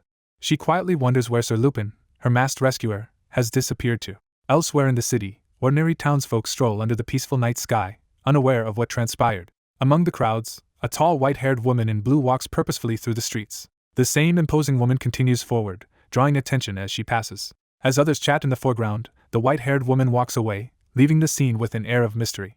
Milfina walks silently, lost in thought. Her boots step purposefully along the street. She proceeds alone through the quiet alleyway. She continues forward, heading deeper into the district. A cloaked figure appears behind her, catching her attention. She narrows her eyes, sensing something wrong. She suddenly finds herself surrounded by armed assassins led by a cloaked commander. The cloaked leader greets her, addressing her as branch manager Milfina. The woman reveals herself as the Big Mama Agency's Imperial Capital General Manager, and notes Milfina is no longer a branch manager. Milfina coldly asks why the general manager has come here with an assassin squad. The general manager replies incredulously, implying Milfina should know the reason. A magical document materializes in front of Milfina. She grabs the paper and is shocked by its contents. The document shows Milfina and a lion-masked man together, startling her. Reading it aloud, Milfina realizes she is accused of befriending the princess at the Magic Academy and leaking information to a Zodiac member. Panicking, she denies doing anything like that, but the general manager retorts that the evidence is clear. The general manager declares that any excuses are useless and that a traitor's fate is already decided. She orders the assassins to finish Milfina off. Milfina desperately shouts for them to wait. She insists they are making a terrible mistake. Blood suddenly splatters through the air. Drops of blood hit the cobblestones nearby. Milfina, still surrounded, looks around in confusion. She stares, sweating, realizing something unexpected happened. The general manager staggers forward with blood on her. Wounded and coughing blood, the general manager is stunned. A photo of her and the lion-masked man floats before her eyes. A magic projection reveals her meeting with the lion-masked Zodiac, shocking her. A shadowy figure taunts her for thinking she could deceive them with simple magic. Big Mama herself appears, and Milfina is shocked to see her. Big Mama reminds the injured general manager of a traitor's inevitable end, while the woman pleads that it is a misunderstanding. Big Mama calmly bids the traitorous general manager farewell. The general manager screams for her mother as she is executed off-screen. A violent blow finishes the execution amid more bloodshed. Milfina stands before a large pool of blood where the traitor fell. Big Mama muses that the general manager's seat is now vacant, leaving Milfina speechless. Big Mama and her guards face Milfina in the street. Big Mama tells Milfina she will now have to manage the Imperial Capital headquarters. Milfina, startled, asks her to repeat that. As Big Mama walks away, she suggests they share dinner together soon. Milfina hesitantly calls out to Big Mama. She asks why she was not informed of this plan beforehand. Big Mama evasively wonders aloud, avoiding a direct answer. She claims it was meant as a surprise. Milfina silently watches her, still processing everything. The scene shifts to the night sky as someone voices confusion over what is happening. The perspective changes to the Imperial Palace at night. Inside, Princess Aurelia lies unconscious in bed. A blond man in uniform watches over her worriedly. An attendant gently reminds him that it is getting late, but he stays silent. A door opens, signaling a meeting about to start. The Emperor and his high-ranking officers gather around a council table. Two generals sit sternly, ready for the hearing. Another general and a white-haired officer also listen intently. The Emperor addresses his son, remarking that he is late. Crown Prince Xantes enters, formally introduced by name and title. Xantes apologizes and promises to be more careful in the future. With everyone present, the Emperor suggests beginning the meeting. Xantes announces that the hearing will cover the results of Operation Ant Nest and the 12 Zodiacs scheme. The white-haired officer explains they used Princess Aurelia as bait and will discuss arresting or executing the Zodiacs. He recalls that they intentionally leaked information only to the Zodiac called Lion. He then shows a magical reconstruction of the scene to continue his report. The illusion reveals that Scorpio and Bull were also present as observers. A general questions why those two appeared, since their loyalties are uncertain. The officer says they confirmed Scorpio and Bull did not act and only watched. The Adventure Union's general manager concludes that Lion was the only Zodiac who took the bait. The report continues, describing how Lion split his group into three and tried to infiltrate the academy. Thanks to a pre-planned explosion spell set off 2 kilometers away, their movements were recorded. Xantes interrupts, asking why the mysterious man in the recording appears obscured. The officer surmises the man used magic or a device to conceal his appearance. Xantes asks if that means his identity is unknown, but the officer says not necessarily. He explains that, according to Princess Aurelia, the man introduced himself to her as Lupin. Xantes and a general react with surprise at the name Lupin. The general clarifies that Lupin is the thief who recently caused turmoil in the Imperial capital. Xantes wonders if Lupin could be one of the 12 Zodiacs, but the officer says he cannot confirm it. Xantes, angered, presses the officer for not knowing, worried for Aurelia's safety. He accuses the general of making light of Aurelia's life. The Emperor firmly orders Xantes to stop. Xantes glares in frustrated silence. He slams his hands on the table, standing in defiance. He demands to know if Aurelia is not his father's daughter. Turning away, Xantes says his father is too cold-hearted. A general calls out to Xantes as he storms off, but the Emperor stops him. The emperor says there is no need to intervene, admitting Xantes is not entirely wrong. He notes that his son should still have considered how the emperor felt while proceeding with such a plan. The emperor closes his eyes, emotionally withdrawn. Another officer remarks that personal emotions are useless to an emperor. Xantes leaves the hall alone, shoulders heavy with emotion. He thinks that there is no need to let his father know his true feelings either. The scene shifts to a tall tower under the night sky. Inside, robed figures surround Fernando's body on an altar, channeling healing magic. The hooded healers intensify their magic over him. Fernando finally groans, starting to wake. One healer asks if Lord Fernando has regained consciousness. Fernando weakly calls out to Malieve, and she confirms she is there. Fernando notes that Malieve is showing an uncharacteristically worried expression. The healers urge Fernando not to speak and keep coughing in concern. Fernando lies silent for a moment, gathering his thoughts. He first asks if Mario has died. Malieve hesitates, unable to answer directly. Fernando then asks about Vibrio, and Malieve says Vibrio survived and is resting in a recovery room. Fernando reflects bitterly that he has separated those two lovers.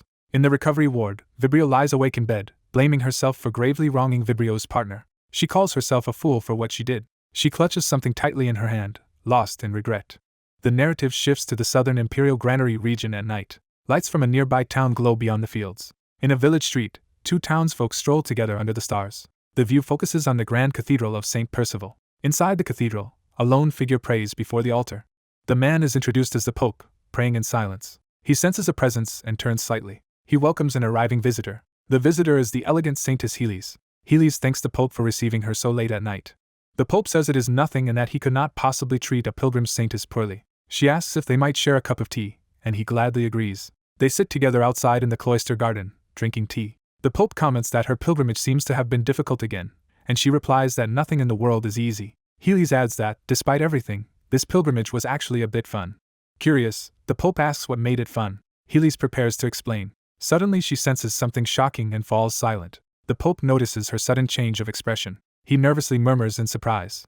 Healy's, eyes glowing with tears, asks what is wrong so suddenly. The Pope says he feels that something has happened to his older sister. Healy's confirms that he means Paladin Vibrio. Tearfully, Healy's cannot answer, implying bad news. The Pope reacts with dismay.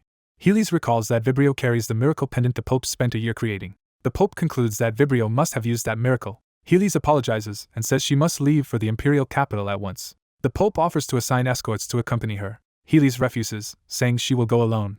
She explains that she met someone nice during this pilgrimage and seems determined. The Pope is left puzzled by her remark. Outside the cathedral, knights waiting for the saintess remark that she is late and debate whether to enter. Footsteps approach as someone grumbles about the inconvenience but accepts that they must wait. A man with a red mark on his forehead tells his two companions they should wait a little longer. The story jumps back to Desert Zaharam, 1.5 months before Aurelia's birthday ball. The cloaked group trudges through the scorching sand, breathing heavily. One of them complains about not seeing any village yet. The youngest apologizes, saying he should have been more careful. Another pats his shoulder, telling him he did nothing wrong. The woman in red remarks that their troubles began because a certain person got too worked up. She pointedly asks the vice captain if he agrees. The vice captain admits fault and promises to take responsibility. But she cuts him off and tells everyone to just focus on finding a village. The young narrator notes that they, who had been in Granwell, have now gotten lost in the Zaharam desert. He recalls that on the 10th day of tracking Den, they finally learned from a hostile informant that Den was heading toward the imperial capital. The narrator explains they hired a guide 2 days ago to reach the imperial capital by traveling to a big city with a train. A single platinum coin is dramatically placed on the table. The group offers the platinum coin as payment, shocking the guides. The narrator admits showing so much money was a mistake, because once in the desert the guides revealed themselves as bandits. The bandits were killed there, turning that stretch of desert into their graves. One companion scolds that at least one bandit should have been left alive. Another asks why all the bandits were killed, while the killer laughs it off. The boy suggests using fly magic to quickly find a village. The hooded youth praises the idea but says there are 2 issues with it. He explains he has never actually used fly magic before, surprising the others. He then bluntly admits he is afraid of heights. The boy awkwardly accepts this explanation. The boy proposes using magic to detect underground water instead. They decide that water vein detection magic could lead them to an oasis village and want to use it immediately. Night falls over the desert. A caravan with camels and torch-bearing travelers arrives at the spot where the bandits died. Desert dwellers examine the 2 corpses by torchlight. They study the bodies and ponder what happened. One wonders if an assassin killed them, noting they show no signs of poison. Another says their hearts were destroyed in a single blow, concluding it was done by an expert. Their scarred leader listens grimly atop his camel. He silently reflects on what he has learned. Later, at an oasis village inn, someone asks for 2 rooms. The innkeeper apologizes that one customer has already rented the entire inn, confusing nearby guards. The travelers ask if there are any other inns or at least a stable to sleep in, but are told this is the only inn. The innkeeper says even the stable is already packed with horses. A stern man upstairs asks what the commotion is about. He learns the newcomers want rooms and listens in silence. He refuses them, explaining a very important guest is staying there, though the group protests that many rooms are unused. He dismissively orders them to find another place, and the boy desperately calls for him to wait. The officer irritably questions why giving them even one room is such a problem. The red-eyed man steps forward, intimidating him. The vice captain flares his aura as if preparing to fight. The officer hesitates, reassessing the situation. He demands to know who the travelers are, and the boy defiantly asks the same in return. The officer insists they identify themselves first. The vice captain threatens to make him talk by force. The officer finds the young man interesting rather than backing down. Other knights tense up as the standoff escalates. 2 knights watch quietly, sensing trouble.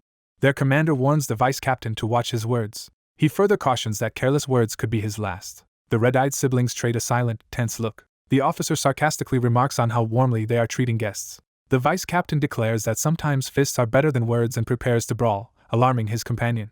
Knights respond by drawing steel. Their leader levels his sword and says the vice captain seems intent on dying. The vice captain smirks and challenges him to try killing him. He lunges to attack just as someone off-screen orders them to stop. All combatants pause and look up at the source of the commanding voice.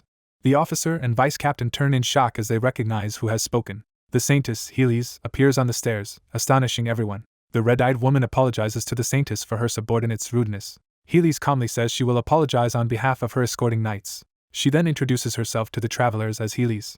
The red-eyed woman studies her in silence. Elsewhere, in a temple, someone reports that a ruby crystal has been stolen. An outraged man shouts in disbelief at the theft before a stained glass window. The hooded elder angrily emphasizes how valuable the crystal is. The muscular man assures him they will retrieve the ruby. He explains their latest report suggests the thieves took the ruby along with other valuables without realizing its specific importance. The elder asks if they have identified the culprits. The man prepares to answer under the colored light. He confirms that he has. He describes the suspects as 3 young siblings with crimson eyes. Back at the inn, Helis again offers to apologize for her men's behavior. She repeats her friendly introduction as Helis. She later tells the trio it is their group's fault they had nowhere to stay that night. Helis apologizes, saying she should have considered their situation sooner. The boy says it is fine as long as she can lend them a room. Helis reminds her knights they are servants of God. She scolds them for showing selfishness instead of sharing divine mercy. She orders them to apologize immediately, cursing at them in sudden fury, which shocks the boy. Her magical punishment forces the knights to prostrate themselves on the floor as the trio watches, stunned. The boy nervously says such harsh punishment is unnecessary. He then concedes that if the knights made a mistake, they do deserve some punishment. Helis offers to cover the trio's lodging expenses as an apology. She warmly tells them they may stay in any room they like. The siblings are left speechless by her generosity. Night passes at the inn. In another building, the scarred man from the temple reads a written report by lamplight. He silently studies the document. The report summarizes that the suspects are a red-eyed trio of 2 males and 1 female. It adds that they possess a platinum coin and hired a guide, drawing attention whenever they look for one. The report notes that would-be thieves who targeted them keep turning up dead and that the trio has acquired all the ritual materials, including the ruby. The scarred man reflects on this information. He wonders if the trio intends to interfere with his organization's plans. Morning comes to the inn. Lancelot stretches and happily remarks that he slept well. Still stretching, he notices something odd. He realizes his companions have already left the room. He goes downstairs to look for them. Someone calls out to Lancelot as he appears. The knights cheerfully invite him to join them for breakfast. Surprised, he asks what happened, and his sister says the knights turned out to be good people after talking. Their commander formally apologizes for the previous day's behavior. He says had he known they were from the Crow tribe, he would have lent them rooms and jokes that everything ended well. Lancelot quietly asks his sister if she told them about the Crow tribe, and she implies the vice captain revealed far more. The vice captain happily drinks with the knights, and she explains he got so excited that he told them their whole story, from being scammed to getting lost. She then reveals that the woman from last night was the saintess of Grand Temple Percival, shocking Lancelot. Lancelot, amazed, repeats that Helis is the saintess chosen after 80 years. Just then Helis storms in, demanding to know who is drinking beer so early in the morning. The knights panic and address her as saintess. She warns there is a long journey ahead so they should drink in moderation, and they hastily comply. Helis orders everyone to pack up and prepare to depart. Lancelot nervously apologizes to her for their ignorance the night before, and she addresses him by name. She says she overheard that they were scammed and lost their way. Lancelot admits that is true. Helis then asks if they would like to accompany her group on their journey. Lancelot stares at her, taken aback. Still stunned, he repeats his confusion. Time passes as the caravan leaves the oasis village. In another village, armed riders arrive, intimidating locals. One rider aggressively questions a villager about a red-eyed trio, but the man denies seeing them. The scarred commander questions another person, who also claims ignorance. He studies the villager silently, unconvinced. Soon after, doors at the inn slam open ominously. Desert raiders enter the inn as the frightened innkeeper greets them. One raider suddenly presses a blade near the innkeeper's head. The innkeeper cries out while seeing many armed men and their leader behind the raider. They threaten him, saying time is short and he must answer quickly. The commander asks again if a red-eyed trio has passed through. Terrified, the innkeeper admits he knows who they are referring to. Under shouted demands, he blurts that he has indeed seen them. He tells the raiders the trio left the village a short while ago with the saintess. The commander is surprised to hear the saintess is traveling with their targets. Meanwhile, Healy's caravan crosses the desert. The red-eyed siblings ride camels alongside the saintess's carriage. Suddenly, a magical alarm flares from the carriage. Inside, Healy's cools the siblings with wind magic, and they comment how refreshing it feels. She thanks them, saying the magic saves her from the heat, and Lancelot modestly calls it simple magic. Lancelot asks if she can also use holy magic, and she says she can but rarely does. She explains that saintesses are forbidden from using magic for personal comfort, as it would hinder their ascetic training, which he acknowledges. Lancelot guesses she is on a pilgrimage, and asks if it is acceptable for them to accompany her. Healy's gladly accepts, saying their company relieves her loneliness. She informs them they will soon arrive at the holy land of Zaharim. Suddenly the carriage lurches as something happens outside, startling everyone. The red-eyed woman senses danger. The vice-captain also turns toward the disturbance. He smashes a window and looks out while knights react nervously. He demands to know who the approaching enemies are. A massive dust cloud appears outside, alarming the escorting knights. They see an army of desert bandits charging toward them in an ambush. The escort commander orders everyone to prepare for battle and protect the saintess. The scarred bandit leader declares he does not care about the saintess herself. He orders his men to capture the red-eyed trio specifically. The bandit horde surges forward with weapons drawn. The knights form ranks and brace for the overwhelming charge. Knights around the carriage shout and fight as the battle begins. Their commander grits his teeth and pushes forward into the fray. A desert warrior tries to assassinate a knight by swinging his blade down while yelling for him to die. The knight counters with a swift slash, wounding the attacker. The knight orders his men to protect the saintess at any cost. Cloaked warriors surge together as a large-scale battle erupts. The knight's forces clash fiercely with the opposing cloaked fighters. A swordsman braces himself as many enemy raiders charge toward him. Lines of masked raiders advance across the desert in formation. A group of robed magicians appears, readying their staves. The magicians channel blue energy into their crystal-tipped weapons. The magicians unleash a massive fireball spell that rains burning meteors from the sky. The enemy ranks are engulfed as the fireballs fall among them. Two knights stare in shock as the flames streak past. The fireballs detonate in a huge fiery explosion amidst the enemy. The raiders mock the holy army, gloating over the devastating barrage. A caped woman stands before glowing golden magic circles, surprised by what she sees. Revealing herself as a powerful mage, she calmly questions if that weak attack is all they have. She steps forward within the golden barriers, stunning nearby raiders and inspiring the knights. Smiling confidently, she tells the raiders they should have known who they were fighting. Explosions tear through clustered raiders, sending bodies flying and causing panic. A warrior plants his flaming oar at foot, about to join the fray, remarking on enjoying the fight. An axe-wielding man from the Crow tribe appears, saying he has been eager for real combat. Nervous raiders try to rally themselves, insisting they should not be intimidated by the small enemy group. They decide to use sheer numbers to overwhelm the Crow tribe fighter advancing on them. Grinning, the Crow fighter invites them to have fun as he hefts his axe. He dives in, sending explosive fiery slashes that tear through the enemy line. The female mage gathers crackling purple lightning in her hand. She releases the lightning in all directions, blasting many raiders at once. Distant knights watch, awed, as the enemy is electrocuted and scattered. Two knights realize they are fighting alongside the feared Crow tribe and comment on their strength. Their commander cuts in, telling them to save their admiration, and leads a portion of the army away. He explains that his detachment will target the black magicians at the rear. One black magician begins casting another powerful fire spell. The magicians again launch a barrage of fireballs toward the holy army. Shield magic intercepts the incoming fire, sparing the advancing knights. Their leader clicks his tongue, frustrated by the resistance. He admits he did not expect such an expert among the holy knights. He orders his subordinates to stop gawking and keep firing, convinced the enemy will tire eventually. The black magicians continue their bombardment, urged on to keep shooting. Suddenly, one magician is killed by an arrow to the head, shocking the leader. More magicians fall to arrows as the holy knights press their ranged counterattack. The surviving head mage reacts in alarm as he sees his comrades slain around him. Furious, he demands to know who is responsible for the deadly shots. From below the ridge, the knight commander and his men reveal themselves assaulting the magician's position. Charging up the slope, the commander declares that they will be the ones to punish the black magicians. The head mage snarls back, challenging them to see who punishes whom. He hurls a concentrated fire attack down at the charging knights, boasting that they are no match for him. The commander and his aide brace themselves as fire rushes around them. The magic blast is met by another powerful strike, causing a bright explosion. An older, more sinister mage remarks contemptuously on the Holy Knight's resistance. The head mage looks up, suddenly noticing something alarming. An arrow narrowly misses him, forcing him to jerk aside in panic. Another of his magicians is struck fatally, shocking him further. Wounded and enraged, he curses the Holy Knights. A calm voice from the dust asks whether traitors to the Lord ever expected a future. The knight commander emerges with his men, declaring that the renegade magician's fate ends here, leaving the mage stunned.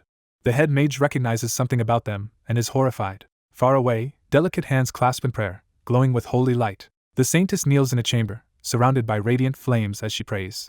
With serene resolve, she states that what is happening is God's will. Empowered by her prayer, the knights rush forward wrapped in divine light, proclaiming their allegiance to the Lord. The head mage, now desperate, orders his followers to kill the charging holy warriors. One of his casters casts a powerful fire shock spell, raining fiery streaks onto the mounted knights. A knight raises a shield of light to ward off the descending flames. The knight commander draws his sword, bathed in fiery aura, ready to strike. He commands his troops to leave no enemy alive as they crash into the magician line. The knights break into the magician's formation, cutting them down at close range. One knight slashes through several robed enemies in succession. Seeing his forces massacred, the head mage cries out in dismay. The commander notices a particular robed figure nearby and reacts. He angrily identifies that man as the one who stabbed him. He whirls toward the new threat with grim determination. A scream and shockwave mark another powerful clash somewhere on the battlefield. Blood drips onto the sand, showing the cost of the recent blow. The commander looks down to see a sword lodged in his abdomen, groaning in pain. As he staggers, he sees a bare-armed warrior approach. He recognizes him with stunned words. The scarred warrior advances, asking why the commander is here. The commander retaliates with a counterslash that wounds the warrior, who gasps. The wounded warrior then stands over the kneeling commander, raising his sword to finish him. He coldly tells the commander to die. The commander, barely conscious, hears a voice command the attacker to stop. The red-scarfed warrior freezes mid-strike, towering over the kneeling commander. He is suddenly knocked away by a powerful blow, surprising both of them. Using shockwaves, he tries to regain control of the fight and reasserts his presence. He stares intensely at his new opponent, reassessing him. Addressing the axe-wielder, he assumes this man must be the leader of the Crow warriors. The axe-wielder smiles, saying the warrior will have to play with him now. The red-scarfed fighter studies him carefully. He smirks, recognizing someone he has been seeking. He declares he has finally found Red Eye, revealing the axe-wielder's epithet. Elsewhere, another knight continues cutting down raiders amid the chaos. Sunlight pours through a window into the saintess's chamber, as a sacred box glows. The praying saintess's hands continue to radiate holy power. In her room, she remains on her knees, bathed in divine light sustaining the battlefield blessing. Sweat on her face shows the strain as she keeps praying for the warriors. On the battlefield, holy light suddenly bursts from the commander's wounded chest. The glowing wound rapidly begins to mend. The gash closes completely, healed by the saintess's magic. Another knight notices the miracle as the commander straightens, wrapped in holy flames. The ally remarks that his wounds are gone, realizing the saintess has blessed them. The commander explains that the saintess likely cast the same blessing on the red-scarfed warrior as well. That warrior silently contemplates this, expression hardening. The commander warns Red Eye to be careful because the enemy is not easy to defeat and is asked if he knows the man. He identifies the scarred warrior as Malaysia, known as the Black Knight. He further explains that this Malaysia is famed as the king's soldier. Red Eye repeats the title thoughtfully, clearly intrigued. He notes that fighting someone of such reputation will be interesting. Malaysia launches a ferocious charge past the young knight, aiming straight at Red Eye. The two clash with a massive shockwave that awes the nearby soldiers. Red Eye counters with his giant axe, meeting Malaysia head-on. Malaysia laughs as he attacks, testing Red Eye's strength. Malaysia continues swinging, fully committed to the duel. He drives his blade along the ground, sending a roaring energy wave toward Red Eye. Red Eye crashes down through the attack, colliding with tremendous force. He strains but holds his ground as their powers clash. Red Eye is hit and cries out, but remains in the fight. Malaysia sweeps around him, continuing relentless sword strikes. Red Eye narrowly dodges and counters while moving at high speed. Smirking, Red Eye seems to enjoy the intensity of the duel. Malaysia, equally focused, refuses to back down. Their battle triggers another huge explosion across the desert dunes. Malaysia looks at his weapon, shocked, as its blade has broken. Red Eye charges in barehanded, turning the fight to close quarters. He slams Malaysia with his axe and fists, battering him. Malaysia is blasted backward, carving a trench into the sand. He immediately vaults back toward Red Eye for another attack. In midair he coughs blood, clearly taking damage. Red Eye dives again with his axe, pressing his advantage. Taunting him, Red Eye invites the king's soldier to try dodging his next attack. Malaysia, panting, nevertheless prepares himself to respond. His hand clenches against the sand as he forces himself back up.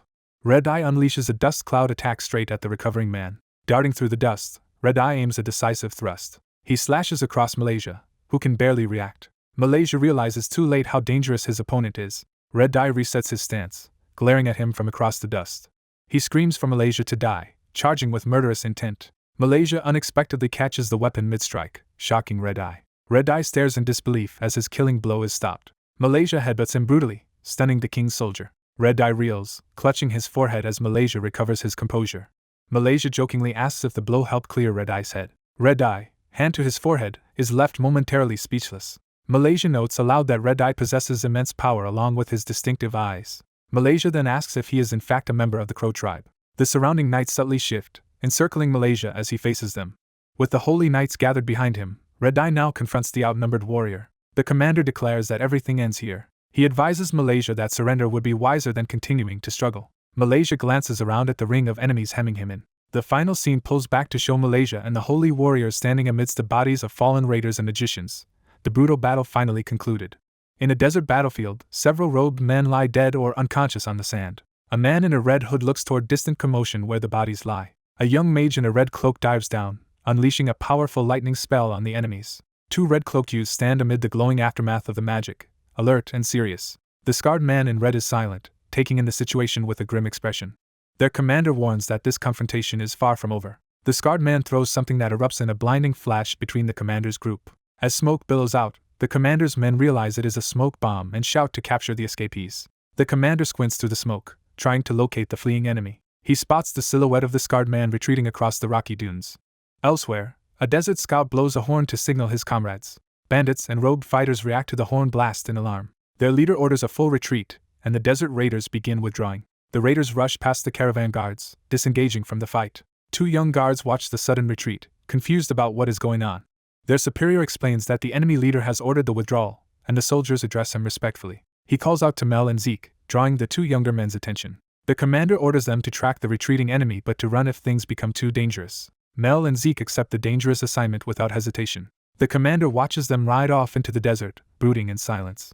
He then checks with his men, confirming that no one in the caravan has been injured. He remarks that of course there are no injuries, implying the fight was handled well. Inside the caravan, a priestess referred to as the Saintess is anxiously asked if she is unharmed. The Saintess, angry and shaken, curses those responsible for the attack. She scolds the escorting knights for risking injury and complains how difficult her protective blessings are to cast. One of the red-cloaked youths protests he was close to death, while he and his companion apologize nervously. The two young mages exchange a quiet, uneasy look. Watching the sunset over the dunes, someone comments that the pair seem to be getting along well, and another agrees. Night falls over the quiet desert landscape. Under the glow of a distant city, a large group of hooded figures travels together toward it with a beast of burden. Some of the hooded conspirators walk in a solemn line as night deepens. From behind a dune, Mel and Zeke secretly observe the approaching cultists. Seeing the size of the group, the two young scouts react in stunned disbelief. One of them wonders aloud why that many enemies are gathering here. They realize the hooded horde is marching straight toward the radiant city of the Holy Land of Zaharam. The Holy Land is shown centered on a gigantic glowing world tree towering over the city. The scene focuses on the luminous tree and the grand city buildings beneath its branches. In the city streets below, a booth steps forward, announcing the arrival of a new figure. The scarred deserter from the desert battle strides calmly through Zaharam at night. He walks with resolve, his scarred face lit by the city's warm lights. Reaching a grand temple beneath the world tree, he stares up at its glowing facade. Stained glass windows flare with light as the temple doors open. Inside, purple-robed cultists turn as the scarred man enters the hall. A hooded elder greets him, remarking that he has finally arrived. One of the cultists narrows his eyes suspiciously at the newcomer. Without warning, the scarred man slashes that suspicious cultist across the neck. The man collapses dead on the floor, shocking the other cultists. Furious cultists demand to know what the scarred man is doing and if he has lost his mind. Another cultist loudly accuses the dead man of having fled the earlier battle out of fear. The scarred man challenges the others, asking if they can still trust someone who abandoned them in combat. The elder cult leader listens in tense silence to this accusation. The elder asks whether they have located the ruby's core yet, and is told it will still take time. An angry subordinate shouts at the scarred man for not understanding how vital the ruby is. The scarred man brusquely tells him to be quiet and turns away. He says that if the ruby is so important, they should go risk their own lives to find it. The offended cultist snaps back, asserting his life is more valuable than the others. He screams insults at the scarred man and threatens him for his insolence. Suddenly a sword slams down nearby, cutting the confrontation short. The scarred man taunts them to try killing him if they dare. As he leaves the hall, he warns that any consequences from their choices will be theirs to bear. The remaining cultists curse him resentfully after the doors close behind him. One hot-headed cultist asks the elder if they will really let the traitorous man go and suggests stopping him. Instead, the elder abruptly orders them to begin the ritual. As they hesitate, he turns away, muttering about the ruby while maintaining his decision. The elder stands over the scarred corpse, sword in hand, framed by the glowing stained glass. He murmurs that greed lies at the core of human nature, using the dead man's blood to fuel dark magic. Purple energy spirals around the body as the ritual power erupts in the chamber. Frightened cultists ask what their leader is doing as the magic engulfs them. The dead body swells and writhes under the influence of the dark ritual. The corpse transforms into a grinning skeletal visage bathed in purple light. The elder declares that this place houses the great Lord of Darkness. He coldly orders the others to join the sacrificed man as offerings. The cultists panic and beg him to wait as the dark energy surges toward them. They plead desperately for mercy while being swallowed by the purple vortex. Their screams echo as the magic consumes them utterly. From outside, the entire temple glows ominously with their dying shrieks. Meanwhile, at the harem's outer wall, 2 guards stand watch over the quiet night. One thinks he heard something, but the other dismisses it as nothing. A wounded man collapses nearby, drawing the guards' attention. Before the guards can react, Mel and Zeke silently ambush and kill them. A dagger flashes toward one guard's cloak. Mel slashes a guard's throat with a swift stroke, killing him instantly. The 2 scouts stand over the fallen guards, having cleared the way. They look up warily as they hear more people approaching. A squad of black uniformed knights, led by the caravan commander, arrives to join them. The commander stands at the front of his men, ready to move into the city. The scene shifts to Zaharam's grand, glowing buildings under the night sky. Inside the city, the commander passes a slain cult guard slumped against a wall. He and another knight move to an overlook, surveying the city below. Down on the streets, lines of purple-robed cultists with torches march in formation. A knight reports that there are far more enemies in the city than expected. The commander decides they should call for reinforcements. Before they can, an alarmed shout announces that an enemy force has appeared. Looking down, they see their allies already clashing with cultists, and order them to hold the line. Watching the chaotic street battle, the commander struggles to understand what is happening. He looks again, sensing something even more troubling. Below, paladins and knights battle fiercely against the cultists' spells and blades. The commander recognizes one of the fighters as Paladin Mario. The melee between knights and cultists intensifies in the crowded holy city streets. Mario and his men press the attack, cutting down more robed enemies. Mario fights furiously, shouting as he leads his comrades. Another knight calls out Mario's name in warning as he battles on multiple fronts. The commander and his squad charge down to support Mario's embattled group. Mario, surprised to see his commander, asks why he has come to Zaharam. A cult mage suddenly appears behind Mario, hurling a deadly spell with a cry to die. The commander blocks the mage's attack with his sword, clashing weapons. Mario moves to assist as the commander struggles against the spellcaster. Together they strike back, killing the attacking mage. Mario proposes they talk only after defeating all their enemies. The commander agrees enthusiastically, ready to continue the fight. He rallies everyone, shouting that it is time to wipe out the cultists and orders a full assault. Knights and cultists clash violently across the plaza in a massive brawl. Suddenly, ominous purple light begins pouring out of the main temple again. A blinding purple explosion erupts from the temple, visible across the whole city. The commander and nearby fighters stop and stare upward in shock at the radiance.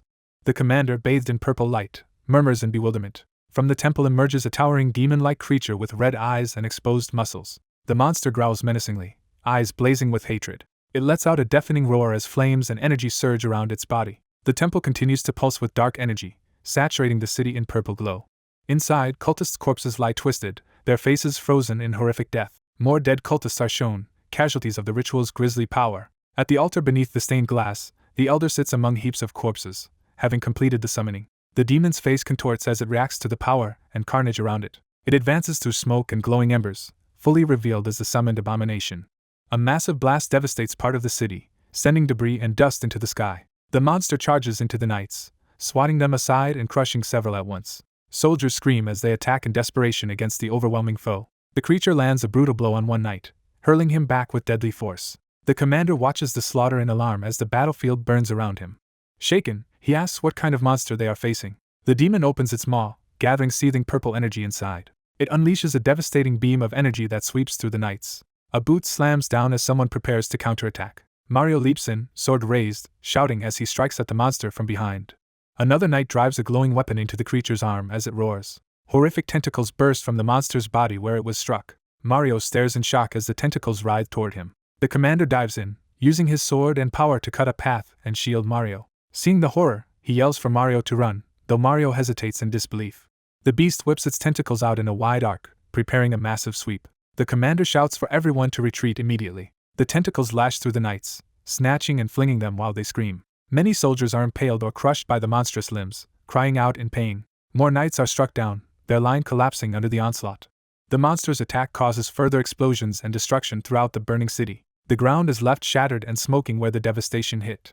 Amid the rubble, wounded and fallen knights lie scattered, groaning in agony. One surviving knight struggles to stand, bracing on his sword among the ruins. Bloody but unbroken, the commander rises amid the flames, glaring determinedly at the rampaging creature. A monstrous tentacle demon strides through the burning city toward the defenders. The demon roars and swings a long tentacle to attack. A middle-aged swordsman braces himself in the flames, gripping his sword with grim resolve. The swordsman curses in rage as he prepares to strike back. A massive fiery blast erupts over the city. The swordsman closes his eyes, sweating as the shockwave hits. He opens his eyes again, wary but still standing. He finds a glowing magic shield suddenly blocking the demon's tentacle and reacts in confusion. Turning, he scolds his allies for disobeying his order not to get hurt again. The saintess appears radiating holy light, and someone calls out to her in surprise. A cloaked boy apologizes to the swordsman, saying they could not just watch. The swordsman recognizes the boy as Lancelot. Another tentacle whips toward them at high speed. The demon charges furiously, making both the swordsman and boy gasp. A boot slams down as someone dashes forward. Mac, the axe wielder, leaps in and cleaves through the oncoming tentacle. Mac runs straight toward the demon while the others watch. He remarks bitterly that he is still a little resentful. Mac says he thought he and the swordsman were already on the same side. The swordsman, bloodied and sweating, calls out Mac's name. Mac tells them to talk later and focus on finishing the fight. The fire mage shouts that he wants to get this over with so he can finally wash up, channeling power into his staff. He unleashes his spell Firestorm, engulfing the demon in a raging inferno. The demon howls in agony as the flames consume him. A towering vortex of fire swirls violently around the demon. The demon emerges wreathed in flames, still alive but enraged. From the demon's viewpoint, the party stands together ready to face him as he bellows. Mac charges again, yelling that he will not let the demon attack. He closes in, axe raised, while the demon lashes out with its tentacles. Mac shouts for the demon to die as he brings his axe down. His blow slices a huge path toward the demon in a close-quarters clash. Thinking the fight won, Mac mocks the demon before suddenly sensing something amiss. The demon's tentacles distort oddly, making Mac exclaim in shock at the new threat. Mac stares in alarm as something unexpected happens. A tentacle smashes him away brutally, knocking him across the ground. The demon looms over the fallen Mac, tentacles poised to finish him. Golden magic shields suddenly shoot in and intercept the lethal strikes aimed at Mac. The saintess orders Mac to flee, and he gratefully thanks her as he retreats. Another ally, using blue magic, snares the demon's tentacles with wind energy. The wind mage leaps and casts Wind Cutter, launching slicing dusts at the demon. The demon is battered by the blue wind blades, struggling to withstand them. Enraged, the demon counters by hurling flaming tentacles at the fire mage. Mac darts in once more, swinging to intercept the attack and protect the mage. Later, Mac turns away with a smirk, bidding farewell as though the battle is ending. He faces the wounded demon again, while the fire mage prepares another spell behind him. The fire mage descends from above, casting Fire Wave in a massive downward blast. The demon screams in fury as the explosive spell engulfs him. The city shakes with a blinding explosion of fire. From a distant rooftop, someone silently watches the burning city below. A scarred, muscular man in a sleeveless coat stands atop the building, overlooking the aftermath. He surveys the scene with a serious, almost emotionless expression. In the devastated city, a huge flaming tree now towers over the ruins. The demon's charred body lies motionless amid broken stone and smoke. The camera lingers on his twisted, lifeless face pinned to the ground. Knights approach the demon's corpse, confirming its defeat. The blue-haired commander stands in front with the older swordsman behind him, both stern. The commander notices the trio of cloaked adventurers and Mac standing apart. The cloaked trio quietly comment in surprise about those knights. The saintess thanks the trio, explaining they helped save Zaharim from the cultists' plot. Lancelot replies modestly that they only repaid her for providing their lodging. The knights formally greet the saintess as she stands with Lancelot, the mage, and Mac. Recognizing the blue-haired commander, the saintess addresses him as Marionim. Mario asks how he has ended up here, clearly surprised to see him. Mario explains he came because of a report that Ethan was in the city. Looking over the many dead robed cultists, Mario concludes the report was true. The saintess inquires about a woman named Vibrio, and Mario assures her Vibrio is fine. Relieved, the saintess admits she had worried about Vibrio traveling alone to the imperial capital. She then reminds Lancelot that he too is searching for someone in the imperial capital. The saintess notes how large the imperial capital is and that finding one person with only 3 people will be difficult. She offers to help them with the search if they are willing. Lancelot is startled and uncertain how to respond. Mac prompts him, saying not to hesitate since she is offering help to find their target. The mage nonchalantly adds that he does not mind as long as he can finally bathe. Lancelot thinks it over, weighing the offer in silence. He accepts enthusiastically, thanking her for the assistance while she laughs it off. Time passes and a quiet mansion stands lit at night under a starry sky. Inside, a door creaks as someone prepares to enter a room. The scarred man from the rooftop walks through the opening doors into a dim hall. He steps into the light with a calm, unreadable face. Facing an older masked superior at a desk, he reports apologetically that the ordered experiment has failed. The masked man listens in silence, contemplating the failure. He responds quietly, acknowledging the situation. He opens a desk drawer as if to retrieve something important. He hesitates, lips tight, before deciding what to do next. Revealing a sealed letter marked with a ram sigil, he states that he must prepare the next experiment. The scene shifts to a snowy imperial capital sprawling under a bright blue sky. On a winter street, workers walk while a young man in a brown coat and scarf approaches the ministry building. This young man, Den, exhales visible breath in the cold as he walks determinedly. He stops to gaze up at the impressive government building where he will work. Narration explains that today begins his internship week.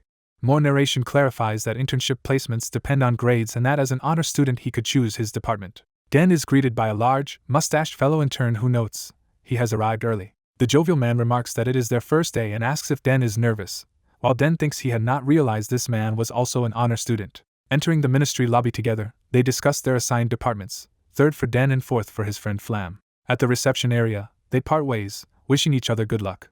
Den finds the corridor for the third department and pauses, taking in his new workplace. He quietly pushes open the office door to peek inside. Inside, clerks are already hard at work writing and reading documents. Den steps in, observing his busy new colleagues. He stands nervously, unsure what to do or say.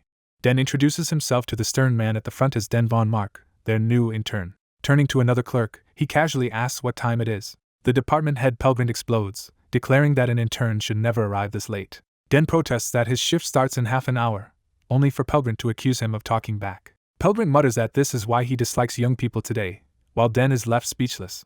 Den inwardly curses Pelgrind in disbelief at his unfair attitude. Time passes silently as everyone focuses on their paperwork. Den diligently works among the other staff while Pelgrind monitors from his desk. Later, Pelgrind notices Den looking his way and frowns. Den narrows his eyes slightly, clearly irritated. Pelgrind stares back in silence, scrutinizing him. He then asks if Den is staring because he has already finished his work. Den hurriedly answers that he has indeed finished the tasks given earlier, surprising Pelgrind. At Pelgrind's request, Den nervously hands over the completed papers. Pelgrind examines the documents carefully.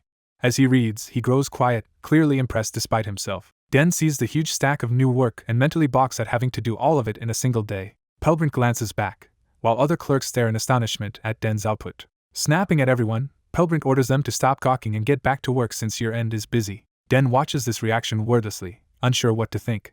Pelgrind then yells at Den that finishing paperwork is not all an intern should do and orders him to clean if he has spare time. As Den rushes out to obey, Pelgrind mutters disparagingly about kids these days. Den runs through the corridors, frustrated by how he is being treated. Pelgrind clicks his tongue in annoyance, still unimpressed. That evening, the snowy city glows under a star-filled sky.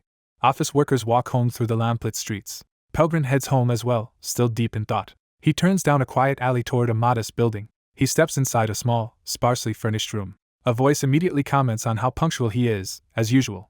Pelgrind sees a white-haired officer seated at a table waiting for him. The officer greets him familiarly, saying it has been a long time. Elsewhere, Den complains to his friend at a tavern about being left with all the accounting work as the newbie. Over drinks, he continues venting that the documents were completely disorganized, while Flam sympathizes with his rough day. Flam praises Den for handling so much without overtime, saying he must be special, though Den laments receiving no praise from his superiors. Flam advises him not to be so discouraged on his first day. Den is told to cheer up and assured that the department head will recognize his talent eventually, though he seems doubtful. Den wordlessly drains his drink in response, surprising Flam. He slams the empty mug down on the table. Den resolves fiercely to see who will come out on top in the end.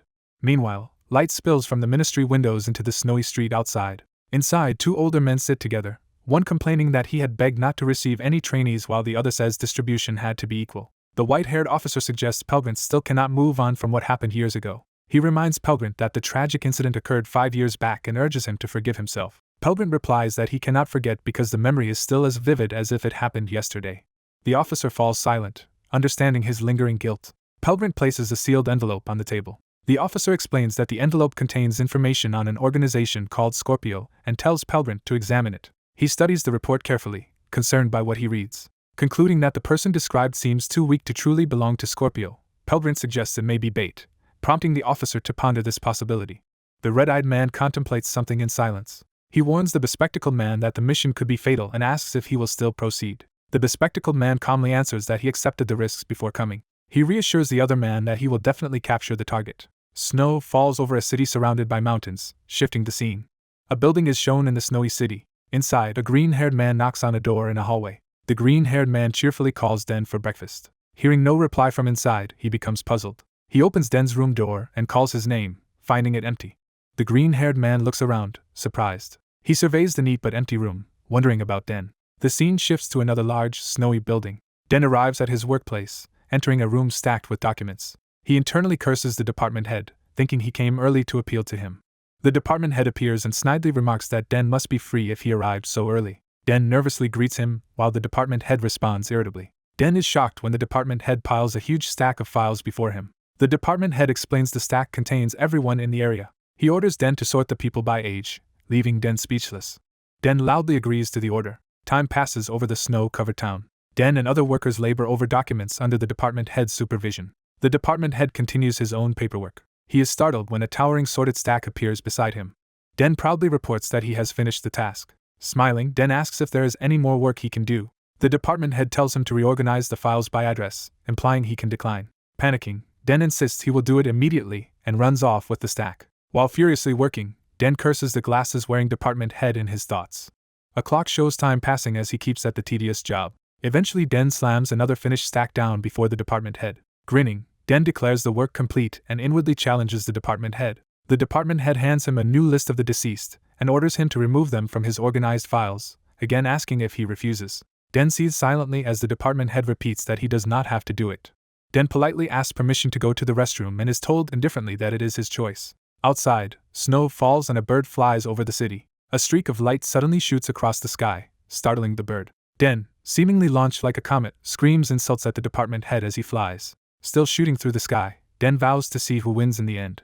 Night falls over the town's lit buildings. Den continues working late, buried in mountains of paperwork. While Den works grimly, the department head watches him from the doorway. The department head observes Den in silence. Nighttime pedestrians walk through the snowy streets. The department head enters a bar and asks for the cheapest alcohol. He gives the bartender a code phrase, sunset, which alarms the man. The bartender respectfully invites him to a back room. A hidden door opens. Beyond it, a veiled woman sits among shelves of potions as the department head approaches. She greets him by his full name, Pelgrint von Bologna. Pelgrint sets his briefcase on the table before her. He asks if she has prepared information on the target named Scorpio. The veiled woman studies him carefully. She confirms she has done so. Night again covers the city. The next day, Den walks alone through the snowy courtyard among other passers-by. He mutters that he will one day take revenge on the department head for overworking him. He then spots Pelgrint emerging from a certain building. Den recognizes him and wonders why the department head is there. Den turns his gaze toward the building. He notices the tavern sign with the beer mug, remembering it. Den realizes this is the bar Pelgrint visited the previous night. Morning light reveals yet another large official building. Later, Den looks determined, bracing himself for another day. At work, he is again dwarfed by massive piles of documents. Pelgrint watches Den from behind as he works within the paper walls. Den grumbles internally about the department head ordering him around first thing in the morning. Smirking, Den thinks to himself that he will not simply accept it. He offers a coworker tea, then volunteers to prepare it. Den goes to the kitchen to start making the drinks. After brewing, he notes he has made enough tea for all the workers. Smiling mischievously, he opens a dark portal beside the cups. He pulls out the herb hergamorphine, recalling it causes stomach aches and planning to use it for payback. Carrying the tray, Den cheerfully distributes tea to his coworkers during a break. He brings a cup specifically to Pelgrint. Den politely says he will return to work, acting innocent. Pelgrint eyes the steaming cup. Watching from his seat, Den silently urges him to drink. Pelgrint raises the cup to his lips. He drinks from it. Moments later, he suddenly coughs or gags violently, alarming Den. Other staff rush over, shouting and checking on their fallen superior. Seeing Pelgrint bleeding and unconscious, someone orders that the temple be contacted immediately. Den, shocked, calls out to his superior, realizing the situation is dire.